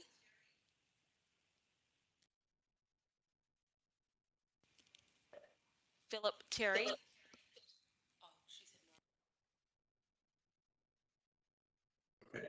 Okay, can you hear me now? Yes, Philip Terry. Okay, my name is Philip Terry. I live in District 10 on Glen Echo Court in Highland Meadows. Please don't listen to the spin from the paid SDR advocates and profiteers. Listen to the neighbors who have to put up with them. None of the platforms delist the problem house we have in over 2 years. Don't allow the SDR platforms to lie their way into managing the associated problems they create. Please read the data report we submitted from Inside Airbnb today. It's all about facts and data directly from Airbnb. The city's data analysis uses a hodgepodge of all data sources, but can't match the data directly from the source, which is Airbnb. This is all about real estate, affordable housing, lack of housing availability, driving up home and rent cost, inequality of opportunity, allowing quality of life to degrade in neighborhoods with little or no benefit other than the operators. It's a hotelization of housing on every level for the benefit of a few at the expense of the many. Stop it. Thank you. Thank you. Charles Taylor.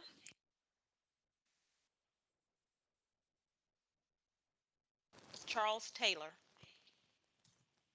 Chuck Taylor, live on Glen Echo Court in Highland Meadows. I'm asking the city to protect our neighborhood from short-term rentals. We have one in our neighborhood on Eden Rock that's been written up extensively, and yet it continues to operate. No amount of 311 or 911 calls stop it. My wife and I bought our home here over 30 years ago after doing extensive research in Dallas. We bought it for the quality of life it would offer us and our young daughter. Short-term rentals do not contribute to a quiet, safe place to live. I got a call a few weeks ago asking me how I felt about short-term rentals in my neighborhood. I said I didn't like them and I don't want them. The caller told me, "That's too bad. The city's going to leave a lot of money on the table." There is no amount of money that ruining a good neighborhood is worth. Your time is up. Thank you. Norma Menace.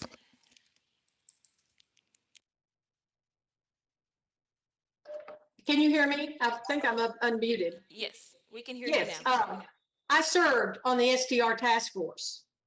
I and another person were the only two task force members not making a profit off STRs.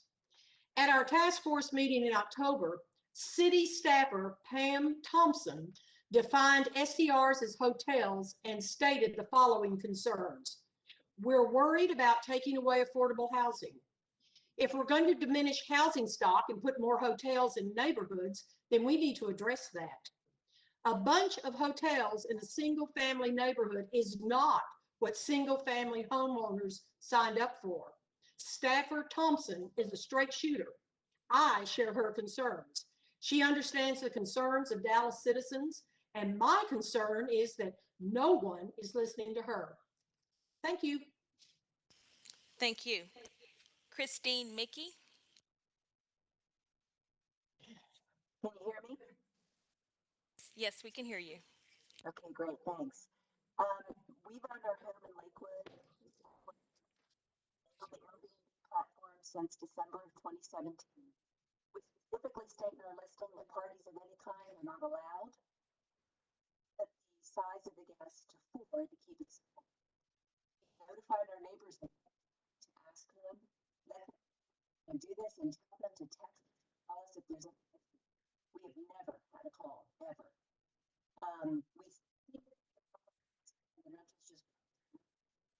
We focus on long-term stays, students for internships, homes and needed a place to buy. We've had parents come to visit their adult children in Lakewood, including we have people for conventions. We love sharing our home. We've never had a problem. We've never had on us. Your time is up. Thank you. Amelia McVeigh. Hi, thank you. I'm speaking on behalf of my family in the Old Lake Highlands Neighborhood Association, which is comprised of 1,700 families. I'm no stranger to the nightmare of STR. I sold my home in 2019 in the M Streets when I was 8 months pregnant for a loss to escape STRs. I'm now again surrounded by them, 10 to be exact. The party house at 533 Aqua in Old Lake Highlands refused to turn off their water after pipes burst during the freeze, flooding the neighbor's property. They refused because they had guests to accommodate and money to make. In response to one of the STR supporters here, memories are made at home, not STRs. Homes should be peaceful and safe. These properties should not be allowed within 1,000 feet of schools or in single-family neighborhoods in any capacity. I want to ask the City Council one question.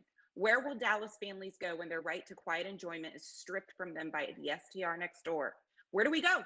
Where do we go now? If you kill your neighborhoods, you will kill your city. Thank you. Thank you. Emil Lipe Jr. or Emil Lip Jr. Speaker song.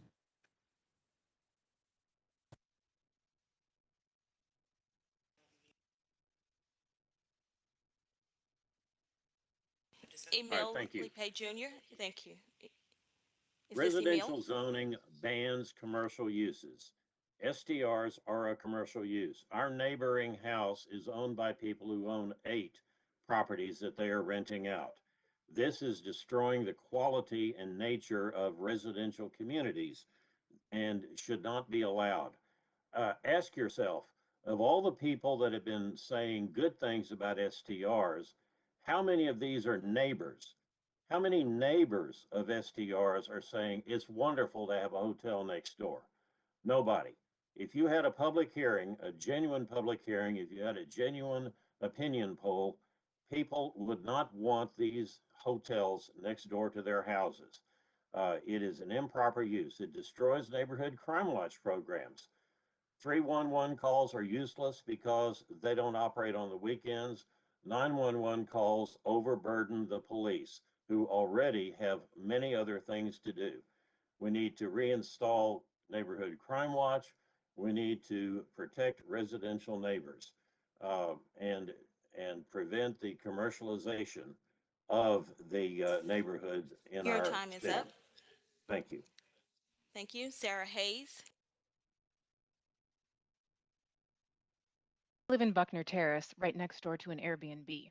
Like hotels and motels, short-term rentals temporarily house overnight guests, but are not held to the same safety standards that have been proven to keep travelers safe. No escape maps, no exit signs, nothing to guide a traveler in the middle of the night to safety. My next door Airbnb has permanently affixed immobile burglar bars to all the windows. I call these barbecue bars. It's impossible to believe that any business open to the public in Dallas would allow barring fire exits, but here we are. Dallas allows it in Airbnbs. Hotels and motels are also required to follow safety regulations for pools, shepherd's hooks, safe lighting, electrical standards, biohazard cleaning protocols when drunken bachelor party guests vomit in the pool. But again, Airbnbs are private, so none of these safeguards are required. Airbnbs are unregulated and dangerous. It's just a matter of time until we have an entirely preventable tragedy at one of these pseudo hotels. Short-term rentals are not private residences. They're Your time public is up. accommodation. Thank you. Thank you. Brittany White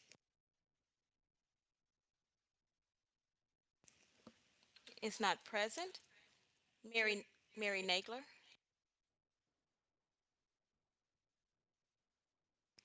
Mary Nagler.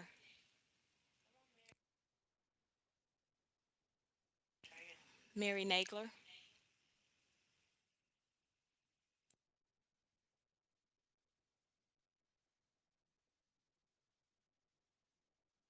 I'll come back. Scott Spicer. Good afternoon. My wife and I operate and own an Airbnb property in District 9. I'm here in support of short-term rentals. We do not host weekend guests. We do not host parties and never have in several years of hosting on Airbnb. We live next door to an Airbnb property, which we also own. We have the opportunity to share a city that we love with families in need. Some of those this year have been families displaced from catastrophic damage during the ice storm. Some of those have been corporate relocations, a family moving to Dallas from Colorado.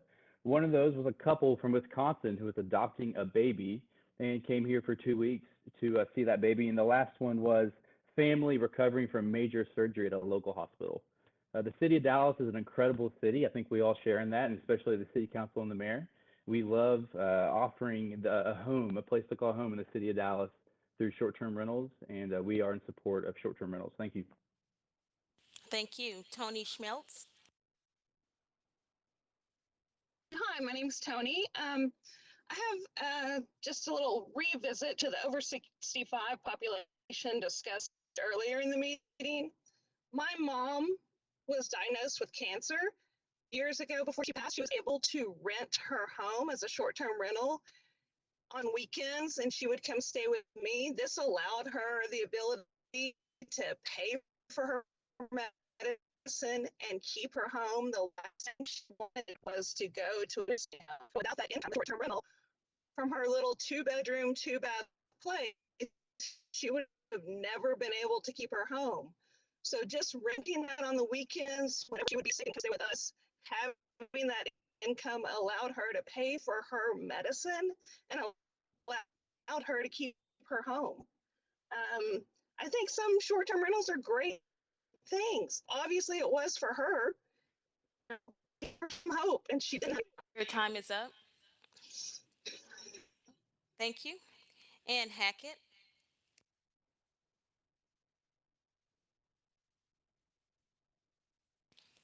Ann Hackett.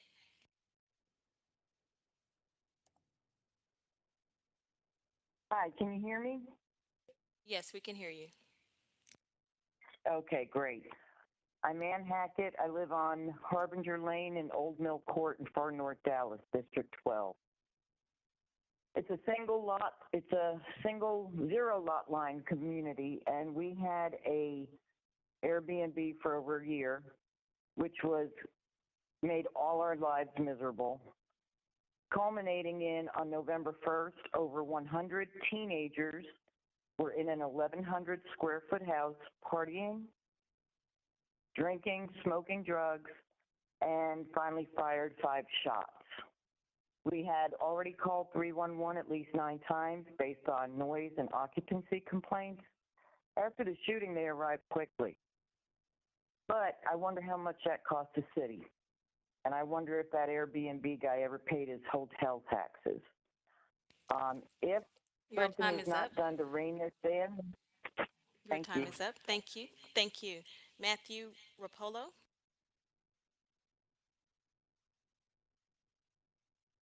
Matthew Matthew Rapolo.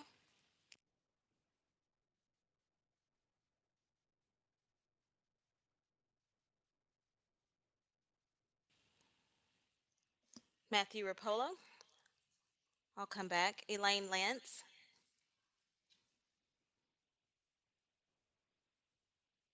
Why, can you hear me? Can you hear me? Yes, we can hear you. Yes. You can hear me. Okay, so we're talking about STRs as businesses.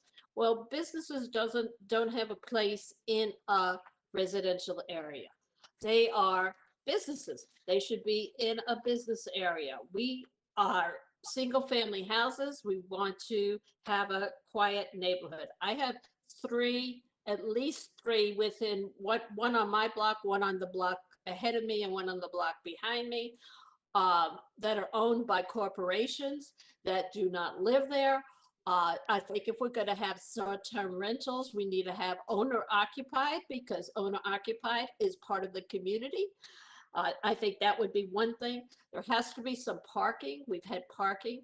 I have had a oil stain on my front in front of my house because an Your time is Airbnb up. person. All right, thank you. Thank you. Matthew Rapolo is not present. Harrison Doe. Not here to argue whether or not there's a place or need for STRs in the city. As you've heard from some people, there are some benefits to both using and hosting STRs. But I'm here because of the other STRs, the ones who disrupt your neighborhood with parties and loud music, the ones whose guests leave behind beer bottles and drug paraphernalia on your front lawn, the ones who rely on Dallas police and other city resources when things get out of hand, the ones who will manage to get relisted using a new host every time they are banned from an online listing site, and whose owner could care less about the negative impact that their investment has had on a neighborhood, because each night the property gets rented, they get to put another $1,000 in their pocket. I'm here because I have literally tried everything else. I have called 311 about party houses. I have called the police. I have called code enforcement. I've called and complained to STR listing sites. I've spoken to the president of public affairs at Airbnb and other high-ranking people at STR. And I've even gone as far as getting my city council representative to come out to the property after a 300-person house party over Labor Day weekend, Your time requiring is up. 8. Thank you. Martha Carlson. I'm Martha Carlson. Can you hear me? Yes, we can hear you. I'm Martha Carlson. I'm the Glencoe Park Neighborhood Association. I was born in my neighborhood association. I don't want a hotel room in my neighborhood. I have 3 short-term rentals right now. They're not registered. I have 3-story duplexes in my neighborhood that are have owner management companies. Even with the 3 homes, single homes there, we're multi-residential homes. Whenever the homeowners that own these short-term left town, they had party houses happen. I've experienced more street more street parking that blocks traffic for emergency vehicles. I have cars drawing car burglaries, limiting the line of sight, and causing more porch parks and cruising and opportunistic cars for burglaries to go through our neighborhoods looking. These are commercial businesses. I want strong and stringent for out of the Your time farm is up. number of SPRs. Thank you. Dominique Fufudio. Yes, I'm here. We can hear you. Okay. Let me go back to I'm sorry, let me go to my notes. Okay, so I moved to my home a year ago, which was the formerly mentioned Eden Rock property, and I want to support the business of a neighbor because I'm a small business owner myself. But there are small children that live on the street, and renters speed by, they drink, they recklessly drive, and even one holiday weekend I found human feces in my front yard and had to clean that up. I'm supportive of rental properties, which is not the party houses. And in all fairness, my neighbor has been responsive and proactive in taking action, but she has to rectify the problem. She can't do it beforehand because she can't control other adults. And she's called the cops many times on her own renters. So party houses do need to be addressed. Thank you. Thank you. Dale Harwell. Good afternoon, Mayor and Council. I live at 6202 Prospect Avenue, right next door to a party house. I'm disappointed in my city council. You have put the cart before the horse. Instead of allowing the City Plan Commission to review this issue and come back to the City Council with a recommendation, you've been dealing with this issue for 2 years and have done absolutely nothing about it other than gain input from residents, and you've taken no action. I'm asking you to move this back to the City Plan Commission and then let the Plan Commission make a recommendation to the new City Council once the runoffs have been taken care of. So please do this the right way and get a recommendation from the City Plan Commission and remove this terrible ordeal of a party house next door to me as soon as possible. Thank you. Thank you. Jesse Marshall Zarazaga. Hello, I live in Cochrane Heights neighborhood. I have a small child and I have 3 Airbnbs on my street. That means there are 21 bedrooms being rented out. They can rent them all at once, so there can be a huge party, a huge gathering. There can be 14 cars parked in my street. The person across the street from me left the neighborhood because she didn't like the lack of safety for her child. My son now lives in a neighborhood where he has no friends because the houses don't have families in them anymore. It doesn't matter if the person who comes is quiet. It doesn't matter if it's not a party house. It's not a neighbor. I would like neighbors in my neighborhood. I'd like children my son can walk with. I would like to have people that I can borrow an egg from. I don't need a restaurant support. I don't need people coming to support the local restaurants. I need friends who live in my neighborhood with me. Thank you. Meg Moschetto. Meg Moschetto. Hi, Meg Machado. I'm the president of the Cochrane Heights Neighborhood Association, and we're a small community. We're caring. We like each other. We watch out for each other. We have an active neighborhood association. You've heard from several people here. But where we are a target for short-term rentals. We have at least 15 that we know of in our small little community of 200-ish homes. And so I hear all of the complaints as the president of the association, and it's horrendous what our neighborhood is putting up with. I have 3 points that I have to make quickly now. Number one is whatever statute you are using to say whether or not this costs the city money, multiply those by 50 for every single home that's a short-term rental, because people are tired of calling it. Like somebody said, they're not even available on the weekends. And guess what? There's repercussions. You call when there's a gang renting the home across the street, you are afraid that they are going to have a repercussion on your home. So they can't even call. So multiply by 50 any number you are using. Thank you. Sherry Mixon. Hi, Sherry Mixon. I live in District 7. And I want to say STRs are taking housing away from communities of great despair. And this type of housing is no more than a displacement and a chain of rising rents that can definitely displace people in lower communities out of their homes. Things that build communities are good parks, resources that help people, access to medical care, good schools, safe, affordable homes. There's nothing in that mix that says we have STRs that support building communities. And I'm in a community of great despair, and it requires rebuilding and working together, not revolving doors of strangers in our community. I'm asking you not to support this. There's there's a great consideration of residents that own homes on this call, Your and time that is up. we Thank you. Cookie Peden? Yes, can you hear me now? Yes, we can hear you. Hello? Yes, we can hear Okay.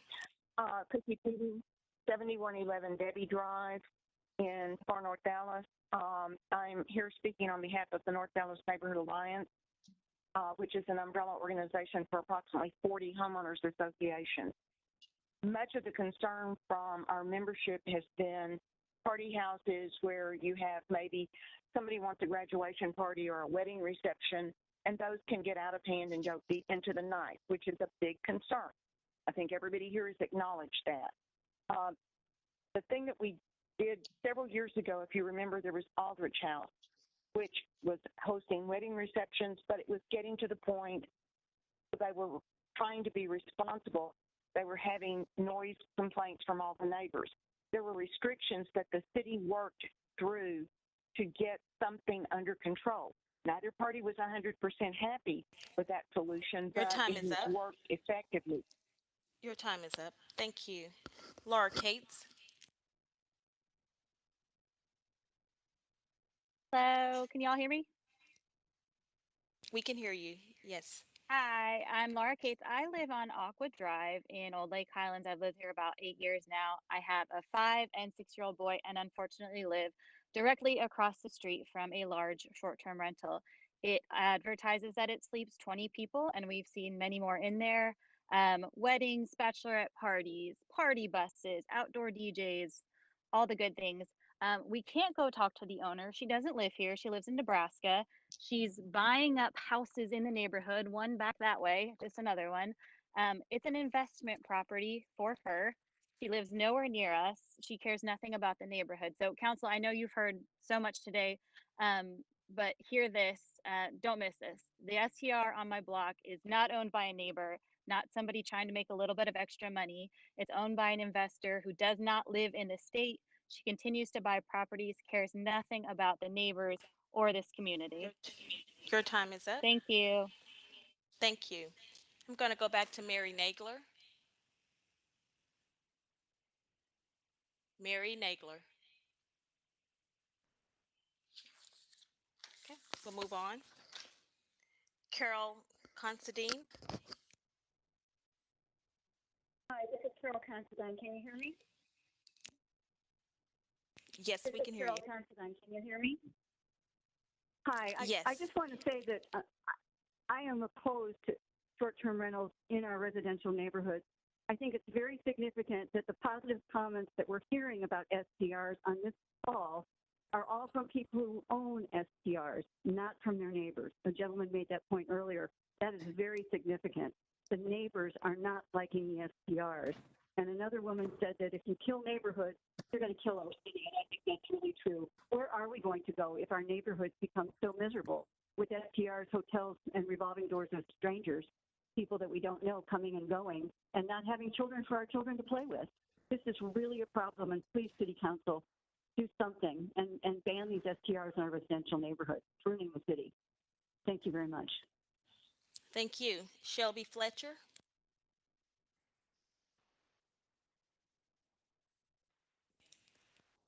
Shelby Fletcher.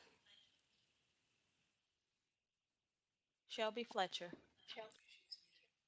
Hear me now? Yes, we can hear you. Thank you so much. I'm a Lakewood, Dallas resident of over 20 years. I'm also a short-term rental operator. I have never had a neighbor complaint and have been able to offer accommodation to a range of guests, including just in the past 2 months, a couple seeking IVF treatments, a couple in town for a wife to undergo surgery to treat her cancer, families in town for treatment at Scottish Rite, business travelers in town to provide mental health services to healthcare workers during the pandemic, and many more similar stories. I have also been able to offer accommodation to several neighbors and their families at different points in the past several years. I and most other short-term rental operators are proof that STRs can be well run, avoid neighbor nuisances, and enhance the community. STRs provide important cultural and economic benefits to our communities, and I ask the City Council to enact reasonable, enforceable, and fair short-term rental regulations that hold operators accountable for acting responsibly and don't infringe on our property rights. Thank you. Thank you. Kelly Lobo. Yes, hi, thank you. I am a resident of District 14 in Cochrane Heights. I've lived here for about 10 years. I am against the current regulation of short-term rentals. And the reason is that while the previous comment, I appreciate the positive, what we've experienced in our neighborhood is crowds, litters, extra cars, congestion, public drunkenness, after-hour noise, general unsafety, and it's a turning stall of people. We don't want hotels in our neighborhood. We are a zoned residential neighborhood, not a zoned commercial neighborhood. Thank you. Jennifer Owens.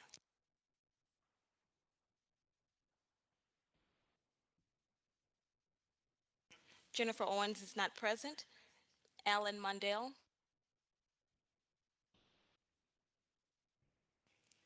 Alan Mundell. I've unmuted. Okay. Uh, my wife Cynthia and I have lived on Homer Street off Henderson Avenue for the past 48 years. Our neighborhood is Cochrane Heights. Some of our concerns began many years ago when it was fraternity noise at night and lots of trash in the streets the following day. We still have the fraternities, and for many years now, it's been the short-term rentals where so many of our neighbors have to deal with parties and the noise that comes with them. So to be clear, I'm not opposed to short-term rentals in certain areas, but I am opposed to them in residential neighborhoods like ours. They are a commercial business and should be located in commercially zoned areas. Thank you. Chauncey Armstrong. Hi, I'm an independent contractor for short-term rental properties. Most of my daily jobs from short-term rental clients are from short-term rental clients. My income from this industry allows me to pay my bills, rent, and put food on the table. My rent helps pay my landlord, and which in turn he pays his property taxes here in Dallas. My other expenses help the local economy, surrounding over 52 units here in Dallas. Short-term rental industry helps the unemployment numbers as well, which is good for the city and the country. I'm sure regulations would cause a huge effect for the city if the big picture was considered. The short-term rental industry is very important industry for everyone here in more ways than thought. Lastly, my daily obligation is to ensure a peaceful environment for our neighbors and guests. Your time is up. For all my short-term rental clients. Thank you. Thank you, Mayor. Thank you. Thank you. Peter Novak. Hello? Hello? Yes, we can hear you. We can hear you. Anyways, I live on High Bluff Drive, and I just want to say that I'm more concerned about these short-term rentals taking up housing, because I've seen it happen before. What's going to happen is all these STRs are going to buy up houses in the neighborhood, and eventually you're going to wind up driving out the people who live here because they literally can't afford it anymore. The city needs to regulate this. I'm not sure as to how, but please do so. I yield the rest of my time. Thank you. Bruce Eccles. Bruce Eccles.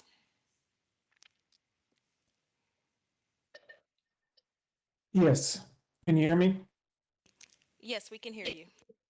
I live next to a lot with 4 townhomes, all owned by someone in California and being hosted by someone in New York.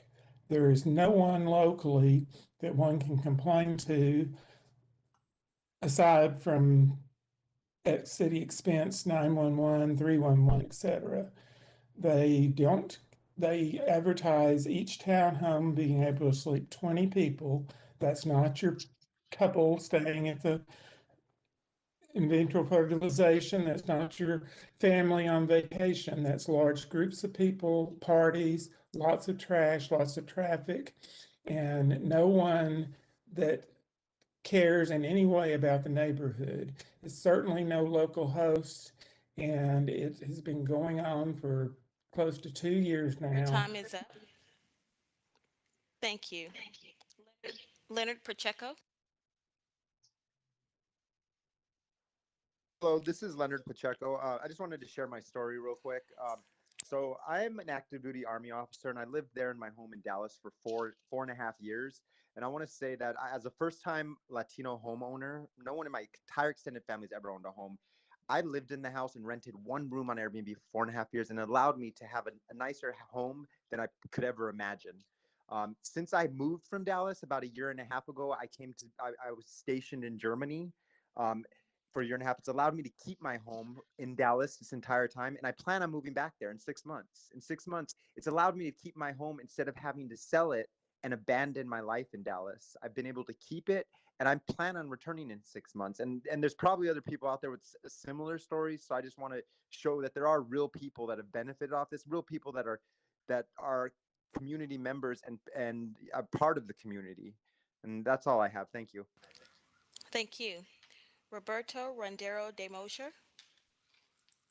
Hello. I don't have a huge amount to add, except that I can understand the frustration in the single family homes and agree with some rational regulation of such.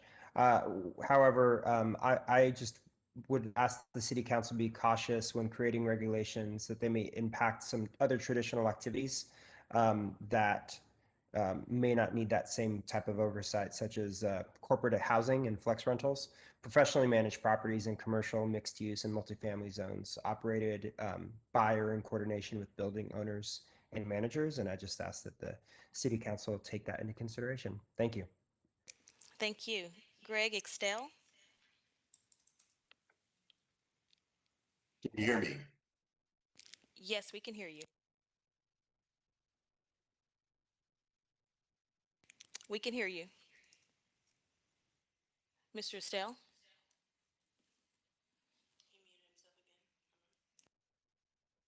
Can you hear me now? Yes, we can hear you.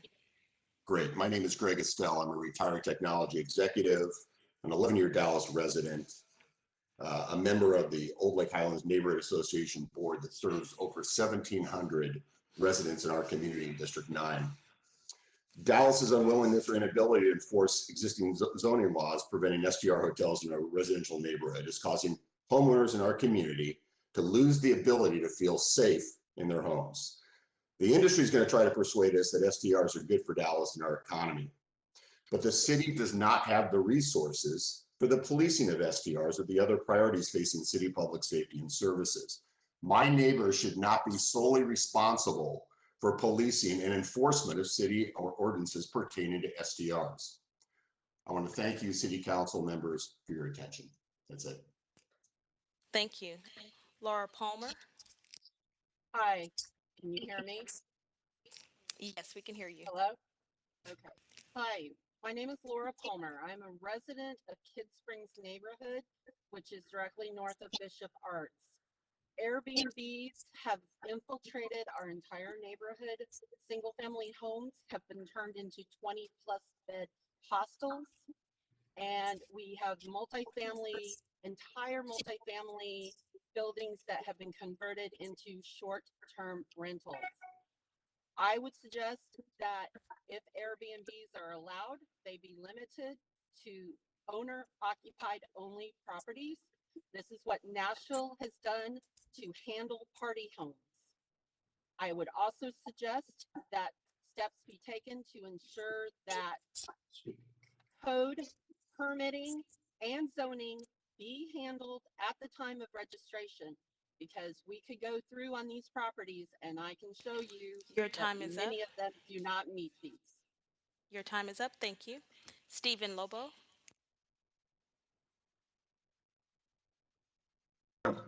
I'm Stephen Lobo. I am a resident of Cochrane Heights. I'm also the vice president of the neighborhood association.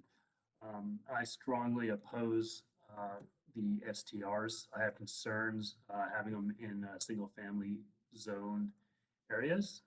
First, the safety. I experienced drinking, loitering, parties, and mess, and a lot of noise pollution. Sense of community. I want my neighbors there. The people that stay there and the people that are renting them out, they don't care about the community and they don't give back.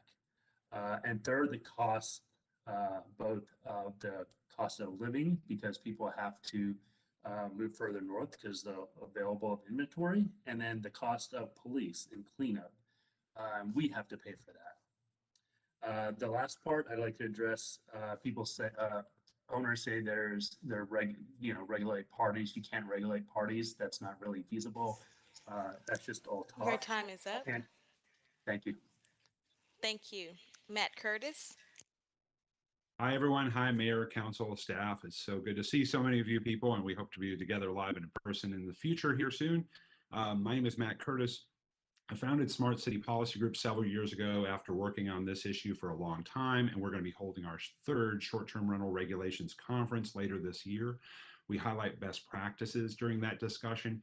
One thing I wanted to talk about today that we highlighted for the city of Dallas a few times in the past and held a working group discussion on this is about the impacts on regulations when you get outside of the single family zone. So that's not the discussion here today, but so often when regulations are created at a more broad level, they might impact corporate apartments or flex rental apartments, where rental apartments are professionally managed in cooperation with the building owner, building manager.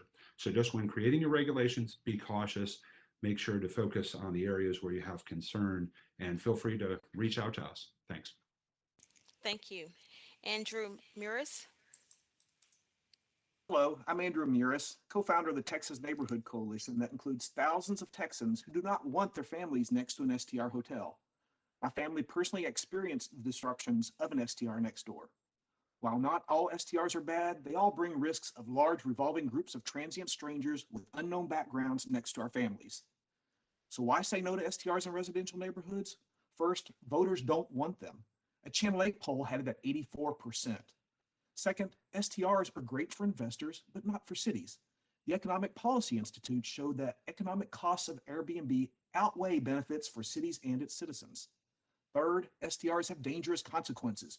Recent university studies found Airbnbs lead to increased violence in neighborhoods, reduced quality of life, reduced housing affordability, and safety risks. In summary, STRs aren't wanted by neighbors, have bad economics for cities and citizens, and lead to neighborhood violence. I suspect most all of you also don't want to live next door to an STR hotel. Your Thank you. time is up. Thank you. Wilson DaCosta.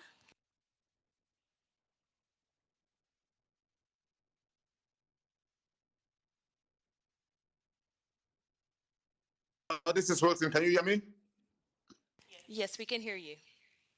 So I'm just going to be very fast. I'm going to talk about my experience as a renter. I came to Dallas last year. I rented a great Airbnb property, and myself and my family had a lovely time. I eventually decided to purchase a property, which I did. During my stay when I was renting, my landlord was always telling me that they were getting too many noise from neighbors, complaints of noise and crowded streets and parties. That's something we never did.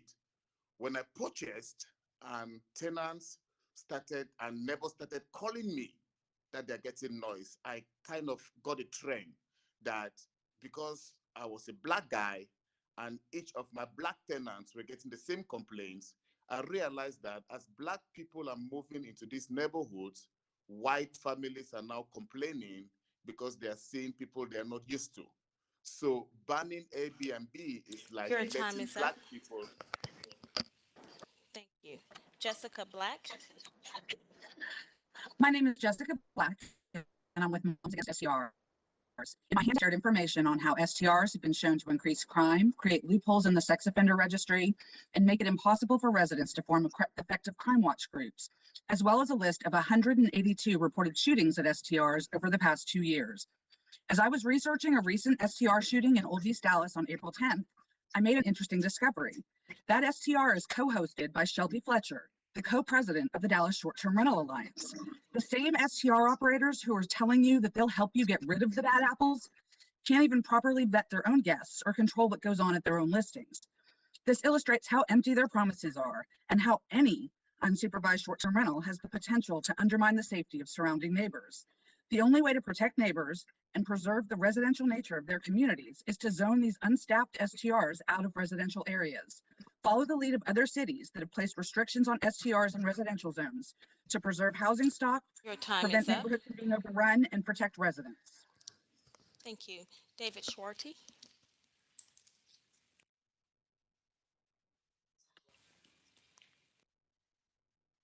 David Schwarty or David Short.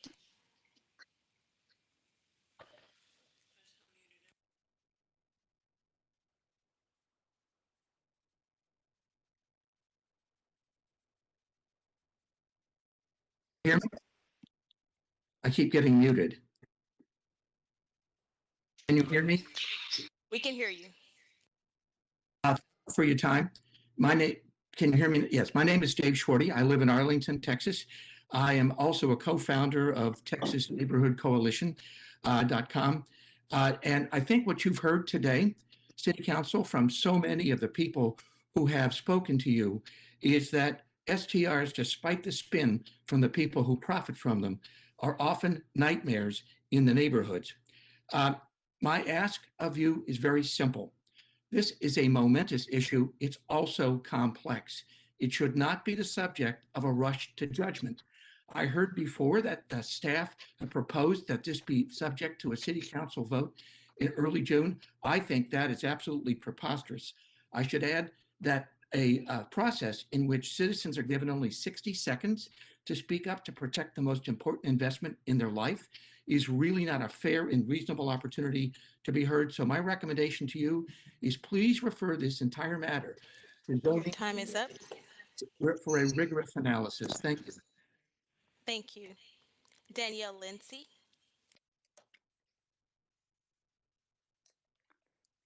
Hello. Hi.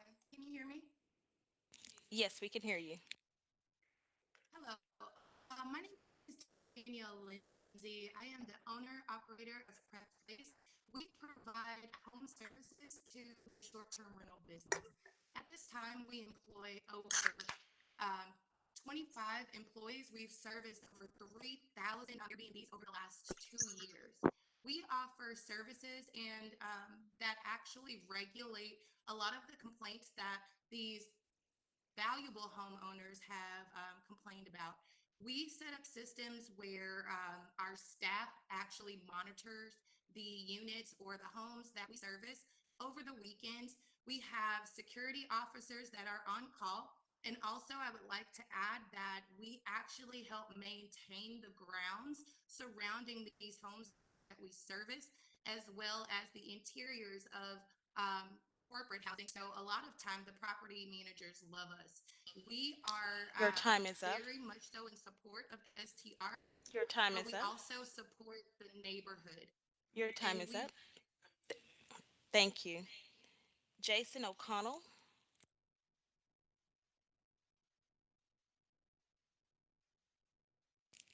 Jason O'Connell.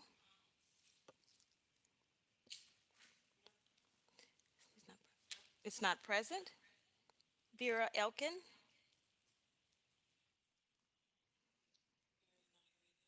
Vera Elkin is not present. Amparo Huffstetler. Hi. Can you hear me? Yes, we can hear you. Good afternoon. I'm a co-host property manager. I started 3 summers ago and have 6 homes in Dallas. 24 years ago, I was diagnosed with rheumatoid arthritis and have been disabled since 2002. Working in this capacity as a property manager allows me to uh, not have a strict 9 to 5 schedule or a low level exertion. I hope that you will consider fair regulation of the STR homes, not only to benefit the city, but also guests that we've had, that it was important for them to be together as they've come for hospital stays, relief from natural disasters, and staycations from the pandemic. I also hope that you will carefully consider not banning STRs, as it won't only negatively impact the homeowners, but all those employed. Personally, I've spoken about my disability, and without this employment, I won't be able to afford my medications. I take 7 different oral and 1 injectable. My husband also works as maintenance on the homes, which helps our family tremendously financially. I have a daughter that is a level 7 competitive gymnast, and our income helps pay her tuition. As you can see, our family would be greatly appreciative of a positive, Your fair time regulation. is up. Thank you. Thank you. Thank you. Amanda Ben Simon is not present. Roger Simpson.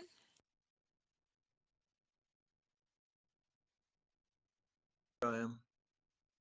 We can hear You you. know, when Thank you. You know, when COVID hit, our Airbnb guesting stopped, and me and my wife tried to get a job filling out job apps online and found that when you hit the "when did you graduate from high school" question came up, you were shut down.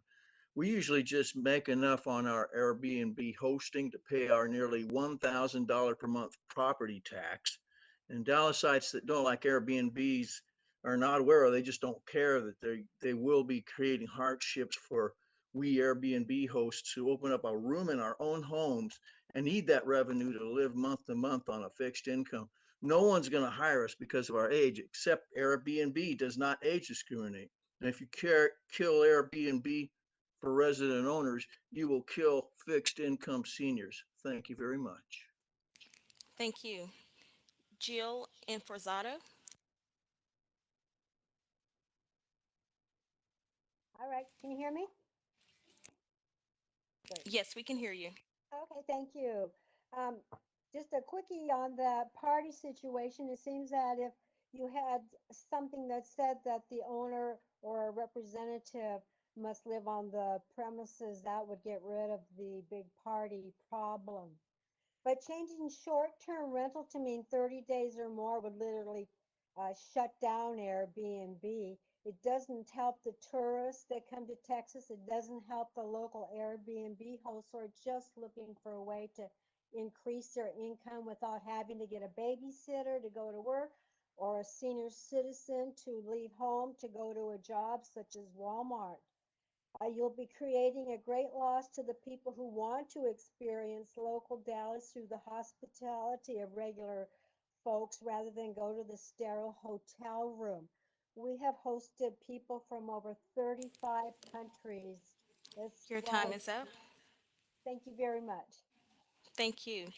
I'm told Mary Nagler audio is working now. Mary Nagler. Excuse me. Hello. My name is Mary Nagler. I live in District 9 and had the unfortunate experience of living next to an SDR hotel. SDR hotels should never be allowed in residential neighborhoods because that's what our laws are. Hotels are zoned to be in commercial and mixed-use districts. Sadly, SDR operators are running SDR hotels in residential neighborhoods. In one area of Dallas, 95% of residential rentals are now at SDR Hotel. Excuse me, I'm sorry. SDRs in residential dwellings compete with housing used for essential workers and families living in a community. Frequently, the most vulnerable members of communities are renters. With SDR growth estimated to be 154% since April 2018, permanently removing housing built for Dallas residents will only benefit the wealthy. You see them here today. Your time is up. Thank you. Diane Mayrat. Diane Mayrat is not present. Sandra Figueroa. Afternoon. I'm a Dallas native and a 7-year host in East Dallas, District 14. I have had 0 complaints, 0 parties. I've restored and preserved a home in East Dallas that was built in the 20s with a 150-year-old pecan tree in the backyard, surrounded by new townhomes. I would never have been able to take care of my 80-year-old aging parents and in-laws and deal with chemo treatments and radiation without the flexibility and income of short-term housing hosting, especially after losing my job of 13 years. Since I'm located between Presby and Baylor Scott White in downtown, 25% of my guests are medical cases who are seeking to have a safe and quiet place to recover from procedures. One of my long-term guests is a 3-year-old toddler. They've been with me for a total of over 60 days because their son has completed 3 out of 5 procedures. And there's no feasible way that they could have done this in a hotel. My guests are families of neighbors, traveling nurses, parents of SMU students, locals who are displaced, business professionals. I've had so many grandparents who are staying with me that they can walk to their families' homes and they haven't seen Your them time is in up. over a year. Thank you. Brittany Thank you. Rowland. Brittany Rowland.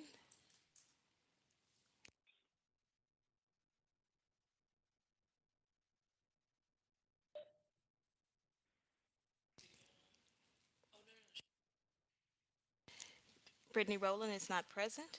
Dave Cross. Hello. Hi, I started hosting in Dallas in 2014. I'm also the leader of Rent Responsibly.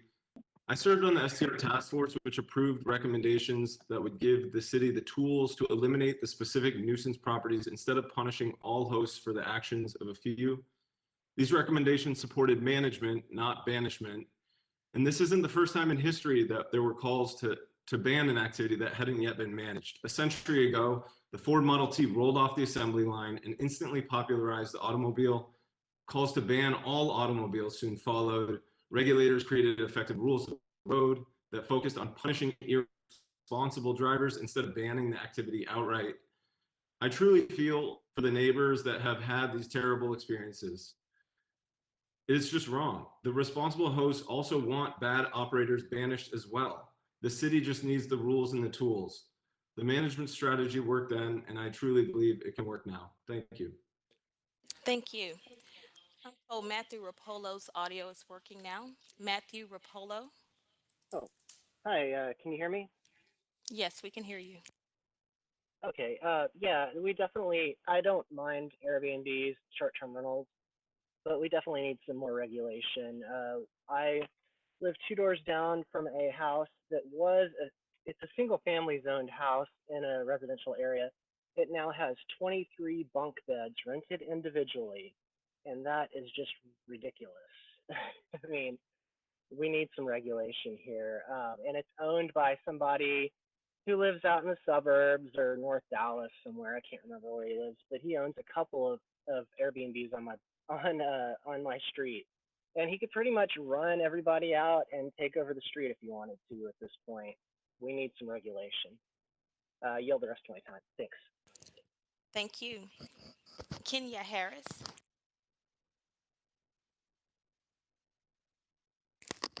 Kenya Harris.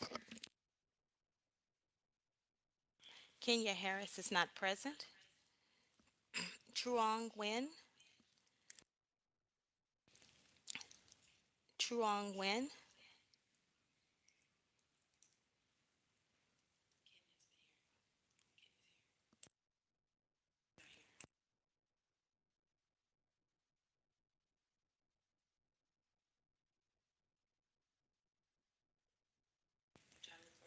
Where's Kenya Harris at? Kenya Harris.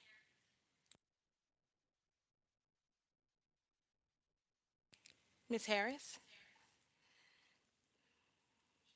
Okay, I'll move on. Truong Nguyen is not present. Stephanie Oyujaman. Oyum Jian. Stephanie Oyum Jian. Is not present. Trey Laurie is not present. Gentanya Thamnarong. This is she. This is she. I'm Hi. sorry, please state your. Hi, my name is. I'm sorry, State your name, please. Gintana Tamnarong. Hi, can you hear me? Yes, we can hear you. Hello? Yes. Hi, my name is Gina. I'm a mother of two boys.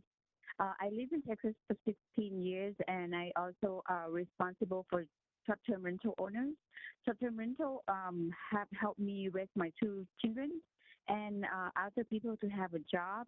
I have 4 cleaning crews that work for me. I have 2 gardeners, and we hire commercial crew to clean our home 3 times a week instead of monthly. So short-term rental is not just a personal business. We also help people to have a job, and also we also pay for the hotel occupancy tax. Thank you. Thank you. Michael Del Palma. Good afternoon, City Council. I do appreciate this 1 minute to speak to you. I'm a short-term rental owner. I've lived in Dallas since 2012. I have properties in Dallas as well as 3 other states.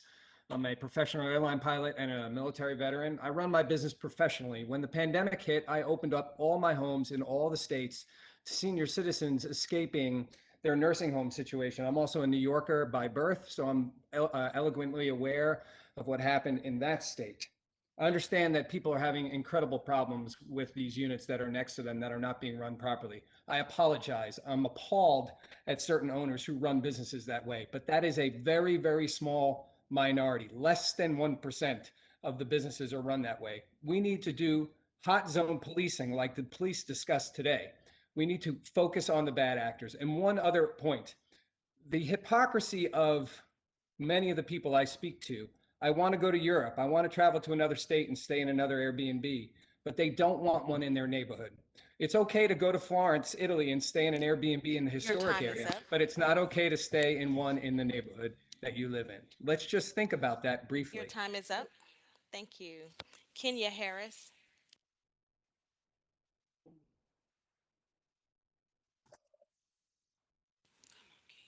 Kenya Harris.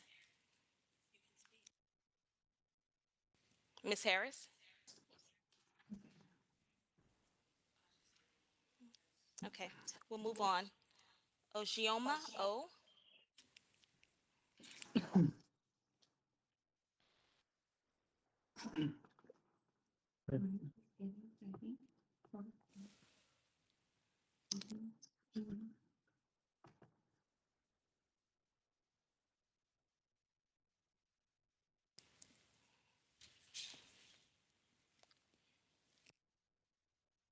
Nancy Rodriguez.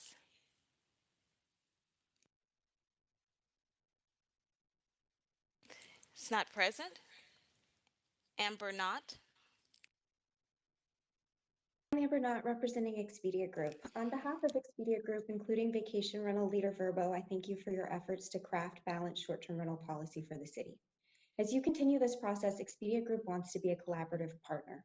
We're proud to support robust, sustainable regulations that meet community needs, protect the integrity of neighborhoods, while providing the city a consistent source of vital revenue.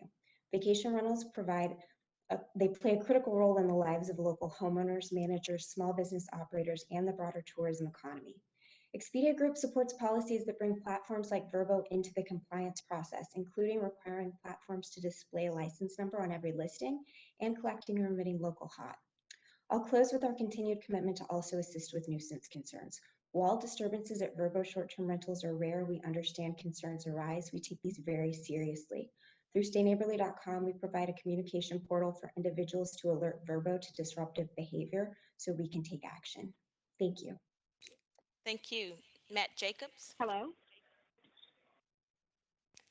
Matt Jacobs. Hello, ma'am. Can you hear me?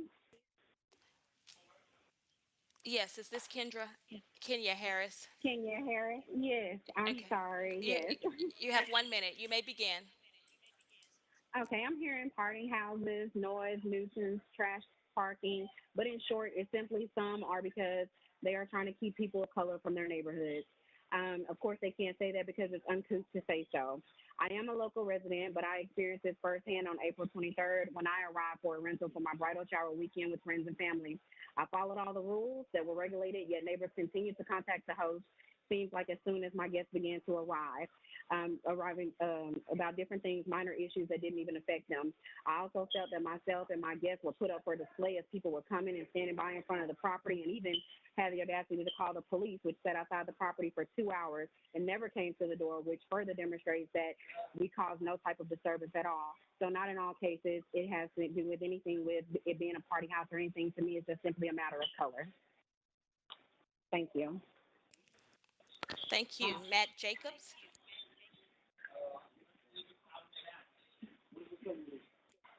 Matt Jacobs. My name is Matt Jacobs, I live in the Parkdale neighborhood of Dallas. The City of Dallas Development Code already prohibits a hotel or boarding house in a single-family zoning district. It prohibits event venues, which most of us would call a building rented every week for parties, or a commercial amusement inside, in the city's language, from being placed in a single-family zoning district. The city has ordinances regulating noise, trash, and property maintenance, but they aren't enforced. The problem properties, it seems, are these party houses that already violate a slew of city ordinances. So what are we doing if we're not going to enforce what we already have? Short-term rentals are not the same, however, so how do we separate them in this discussion? Almost all the problems I've heard about are the same ones that plague mine and other neighborhoods from owner or long-term tenant houses. I wouldn't want a party house, but I'm not too worried about someone renting out extra space on Airbnb, as I am the flop house drug den on Longview that owes $140,000 in back taxes, constantly brings police activity, and the city says they can't do anything. So how can we solve more than one issue at once? These issues like parties, trash, noise, and crime are the same complaints every morning the Your council time is up. is flooded with on a daily basis. What can we? Your time is up. Thank you. Anna Vaughn. Good afternoon. I am a director for Lodging Revs, and we serve the City of Dallas as their software for the short-term rental compliance, registration, and hotel occupancy collection. We have been pleased to serve the city since 2019. Once that we match the property listings to a record, we assign it a city-defined compliance status, and that status signifies where the property is in the compliance process, and therefore what notification, if any, they will receive from the city. I just want to be very clear that Lodging Revs is here to support Dallas City staff in their compliance process and hotel occupancy tax collection. We are also here to support all property owners, managers, and OTAs with questions about how to get into compliance with the City of Dallas. Answer any questions about how to register and anything else that comes up where we can be of assistance. Thank you so much. Thank you. Marco Villegas.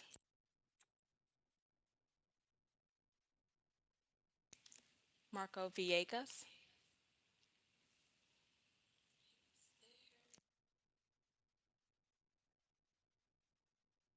Marco Villegas. Mr. Villegas. I'm on now. Yes, Can you we hear can me? hear you. Yes. So a lot of the themes that we hear about on regular council meetings are about housing affordability, and sorry, a lot of it's about housing affordability. 1/5, according to the Harvard Business Review, 1/5 of price increases are attributed to short-term rentals. If you really think about housing affordability, this is at the forefront. If we're going to distinguish between short-term rentals, there is a huge distinction between owner-occupied and not. I think we should consider that. And lastly is we should just think about what's going on in this call. We have owner-operators that are going on behalf. We're not really seeing people that use it that are coming in and calling and tell us that the benefits. Thank you. Paul Baca is not present. Luis Briones. Y'all, my name is Luis Briones. I'm the government affairs lead for Airbnb here in Texas in representation of our wonderful hosts in the city of Dallas. I want to thank you all for the ability to speak today and for this thought out process.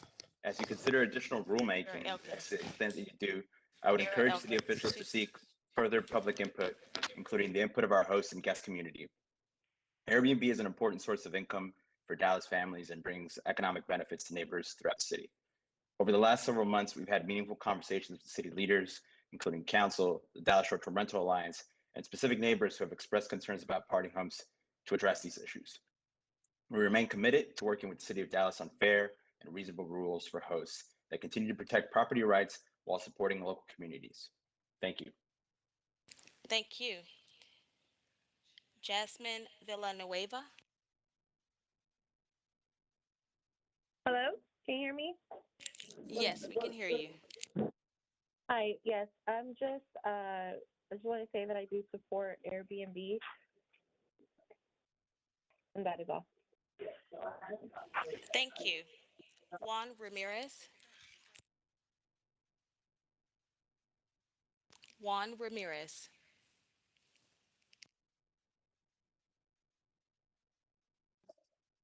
Hello, can you hear me? Yes, we can hear you now. Okay, hello. Good afternoon. My name is Juan Ramirez. My wife and I are the owner of Windhaven Cleaning Service. We mainly work for STR business in downtown area, and our company has 10 employees, and we make that every unit get ready for the next coming guest. During the pandemic, we have been struggling to keep our business and provide work for our employees. So we really want to you consider all these families because they could affect their incomes and their families too. So we just starting to recover from the COVID-19 situation, and this family depend of this job. So for any decision that you make to take, just please consider. I want to thank you for the opportunity to speak, and I wish good luck in the decision you had to make. Thank you. Thank you. Logan Heflinger.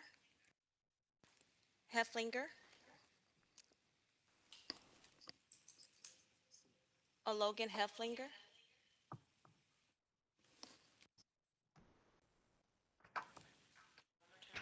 Logan Heflinger.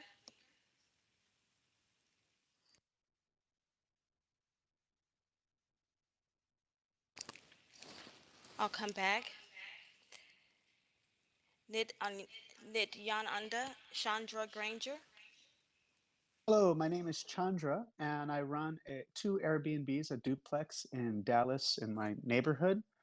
And we have noise monitors, we have cameras, we have 2-day minimums, all different features that we use to make sure that there are no parties. I lost my job due to the COVID pandemic. I served as a priest for 16 years, and so this endeavor helps me support my family. I have a family of 3, so please allow to have a nice business here in Dallas for those who keep the place responsible and keep the place nice for all the neighbors. Thank you.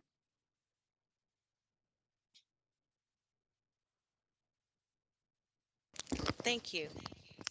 Derek Richardson.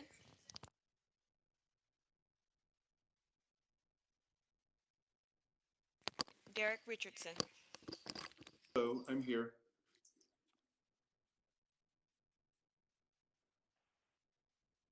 Hi, can you guys hear me? Yes, we can hear you. Oh, great. Thank you. So first of all, I just want to thank you for the opportunity to speak. My name is Derek Richardson, and I am a STR operator here in Dallas, and I also am fortunate enough to still have a full-time job. However, I started this business as a way to kind of really make up for losing a lot in 2008 due to that global financial crisis. And for a lot of people, this is a method of supporting themselves and their families, as you've heard. But one of the things, I don't know if it's been addressed, but one of the things I wanted to address is the difference that STRs make for the people in. Okay, thank you. Thank you. Bruce Richardson.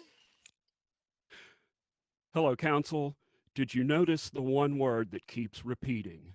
Business, business, business, business. Today, we provided you with accurate data from inside Airbnb. Please study that. Short-term lodging uses are simply not residential uses, period. Each whole property STR represents a family unit who cannot live and work in Dallas, displaced by a stream of lodgers. This is a land use issue. It is a zero-sum game in the face of our affordable housing shortage. And the longer we delay sending this to the CPC, the longer we'll be delaying the deep dive and nuance we need to fix it. Please refer this to the CPC. Thank you for your time. Thank you. Sean Amadi.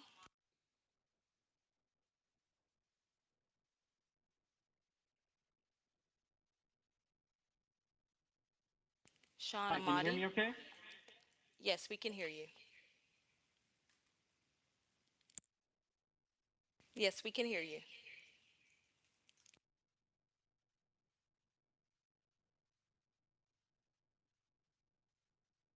Sean Amadi. I'll come back. Logan Heflinger. Sorry about that. I'm back, Secretary. That was my bad.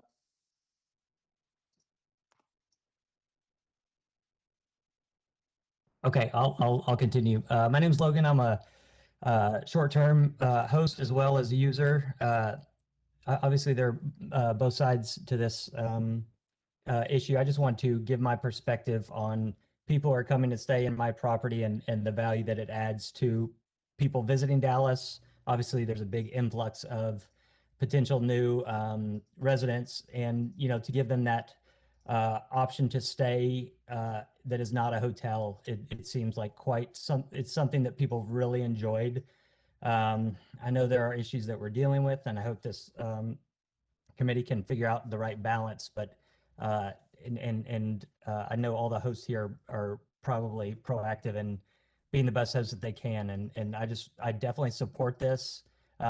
But I think it is really important now more than ever for all the people coming here to get a good taste of Dallas and have a good experience as they are potentially deciding if they want to move here. So thank you. I support short-term, reasonable, responsible short-term hosts and users. Thank you. Thank you. Sean Amadi. Perfect, Secretary. Can you hear me now? Yes, we can hear you. Great. Everybody, my name is Sean Amadi. I own and operate 17 short-term rentals. We will be increasing our portfolio by another 20 properties in the next 12 months. I would like to first apologize on behalf of all of us short-term rentals to the neighbors of Dallas who have been living near these supposed party houses. Most of these neighbors have been complaining about party houses. Most of us investors, we will not put $200,000 into a property to let them be destroyed by these party houses and these people. So if there are these party houses in your neighborhoods, please let's get them shut down, Councilman. There are about 3,700 short-term rentals in Dallas. There's about 100 troublemakers. Shut them all down so the rest of us can operate our businesses. What I find humorous is neighbors of our community acting as if they study the housing market, which I actually did at my time at University of North Texas. Prices are not being driven up by short-term rental investors like myself. They're being driven up because everybody is moving here, 2,000 people a day. So, Councilman, if anybody threatens to leave the neighborhood because of Airbnbs, trust me, there's many of us that will buy those properties, no problem. Your time is up. Your time is up. Thank you. No Mr. Mayor, problem. thank you. This concludes your public hearing speakers for this item. Secretary and members of the Dallas City Council, the time is now 4:37 p.m. and this meeting of the Dallas City Council is adjourned. Thank you very much.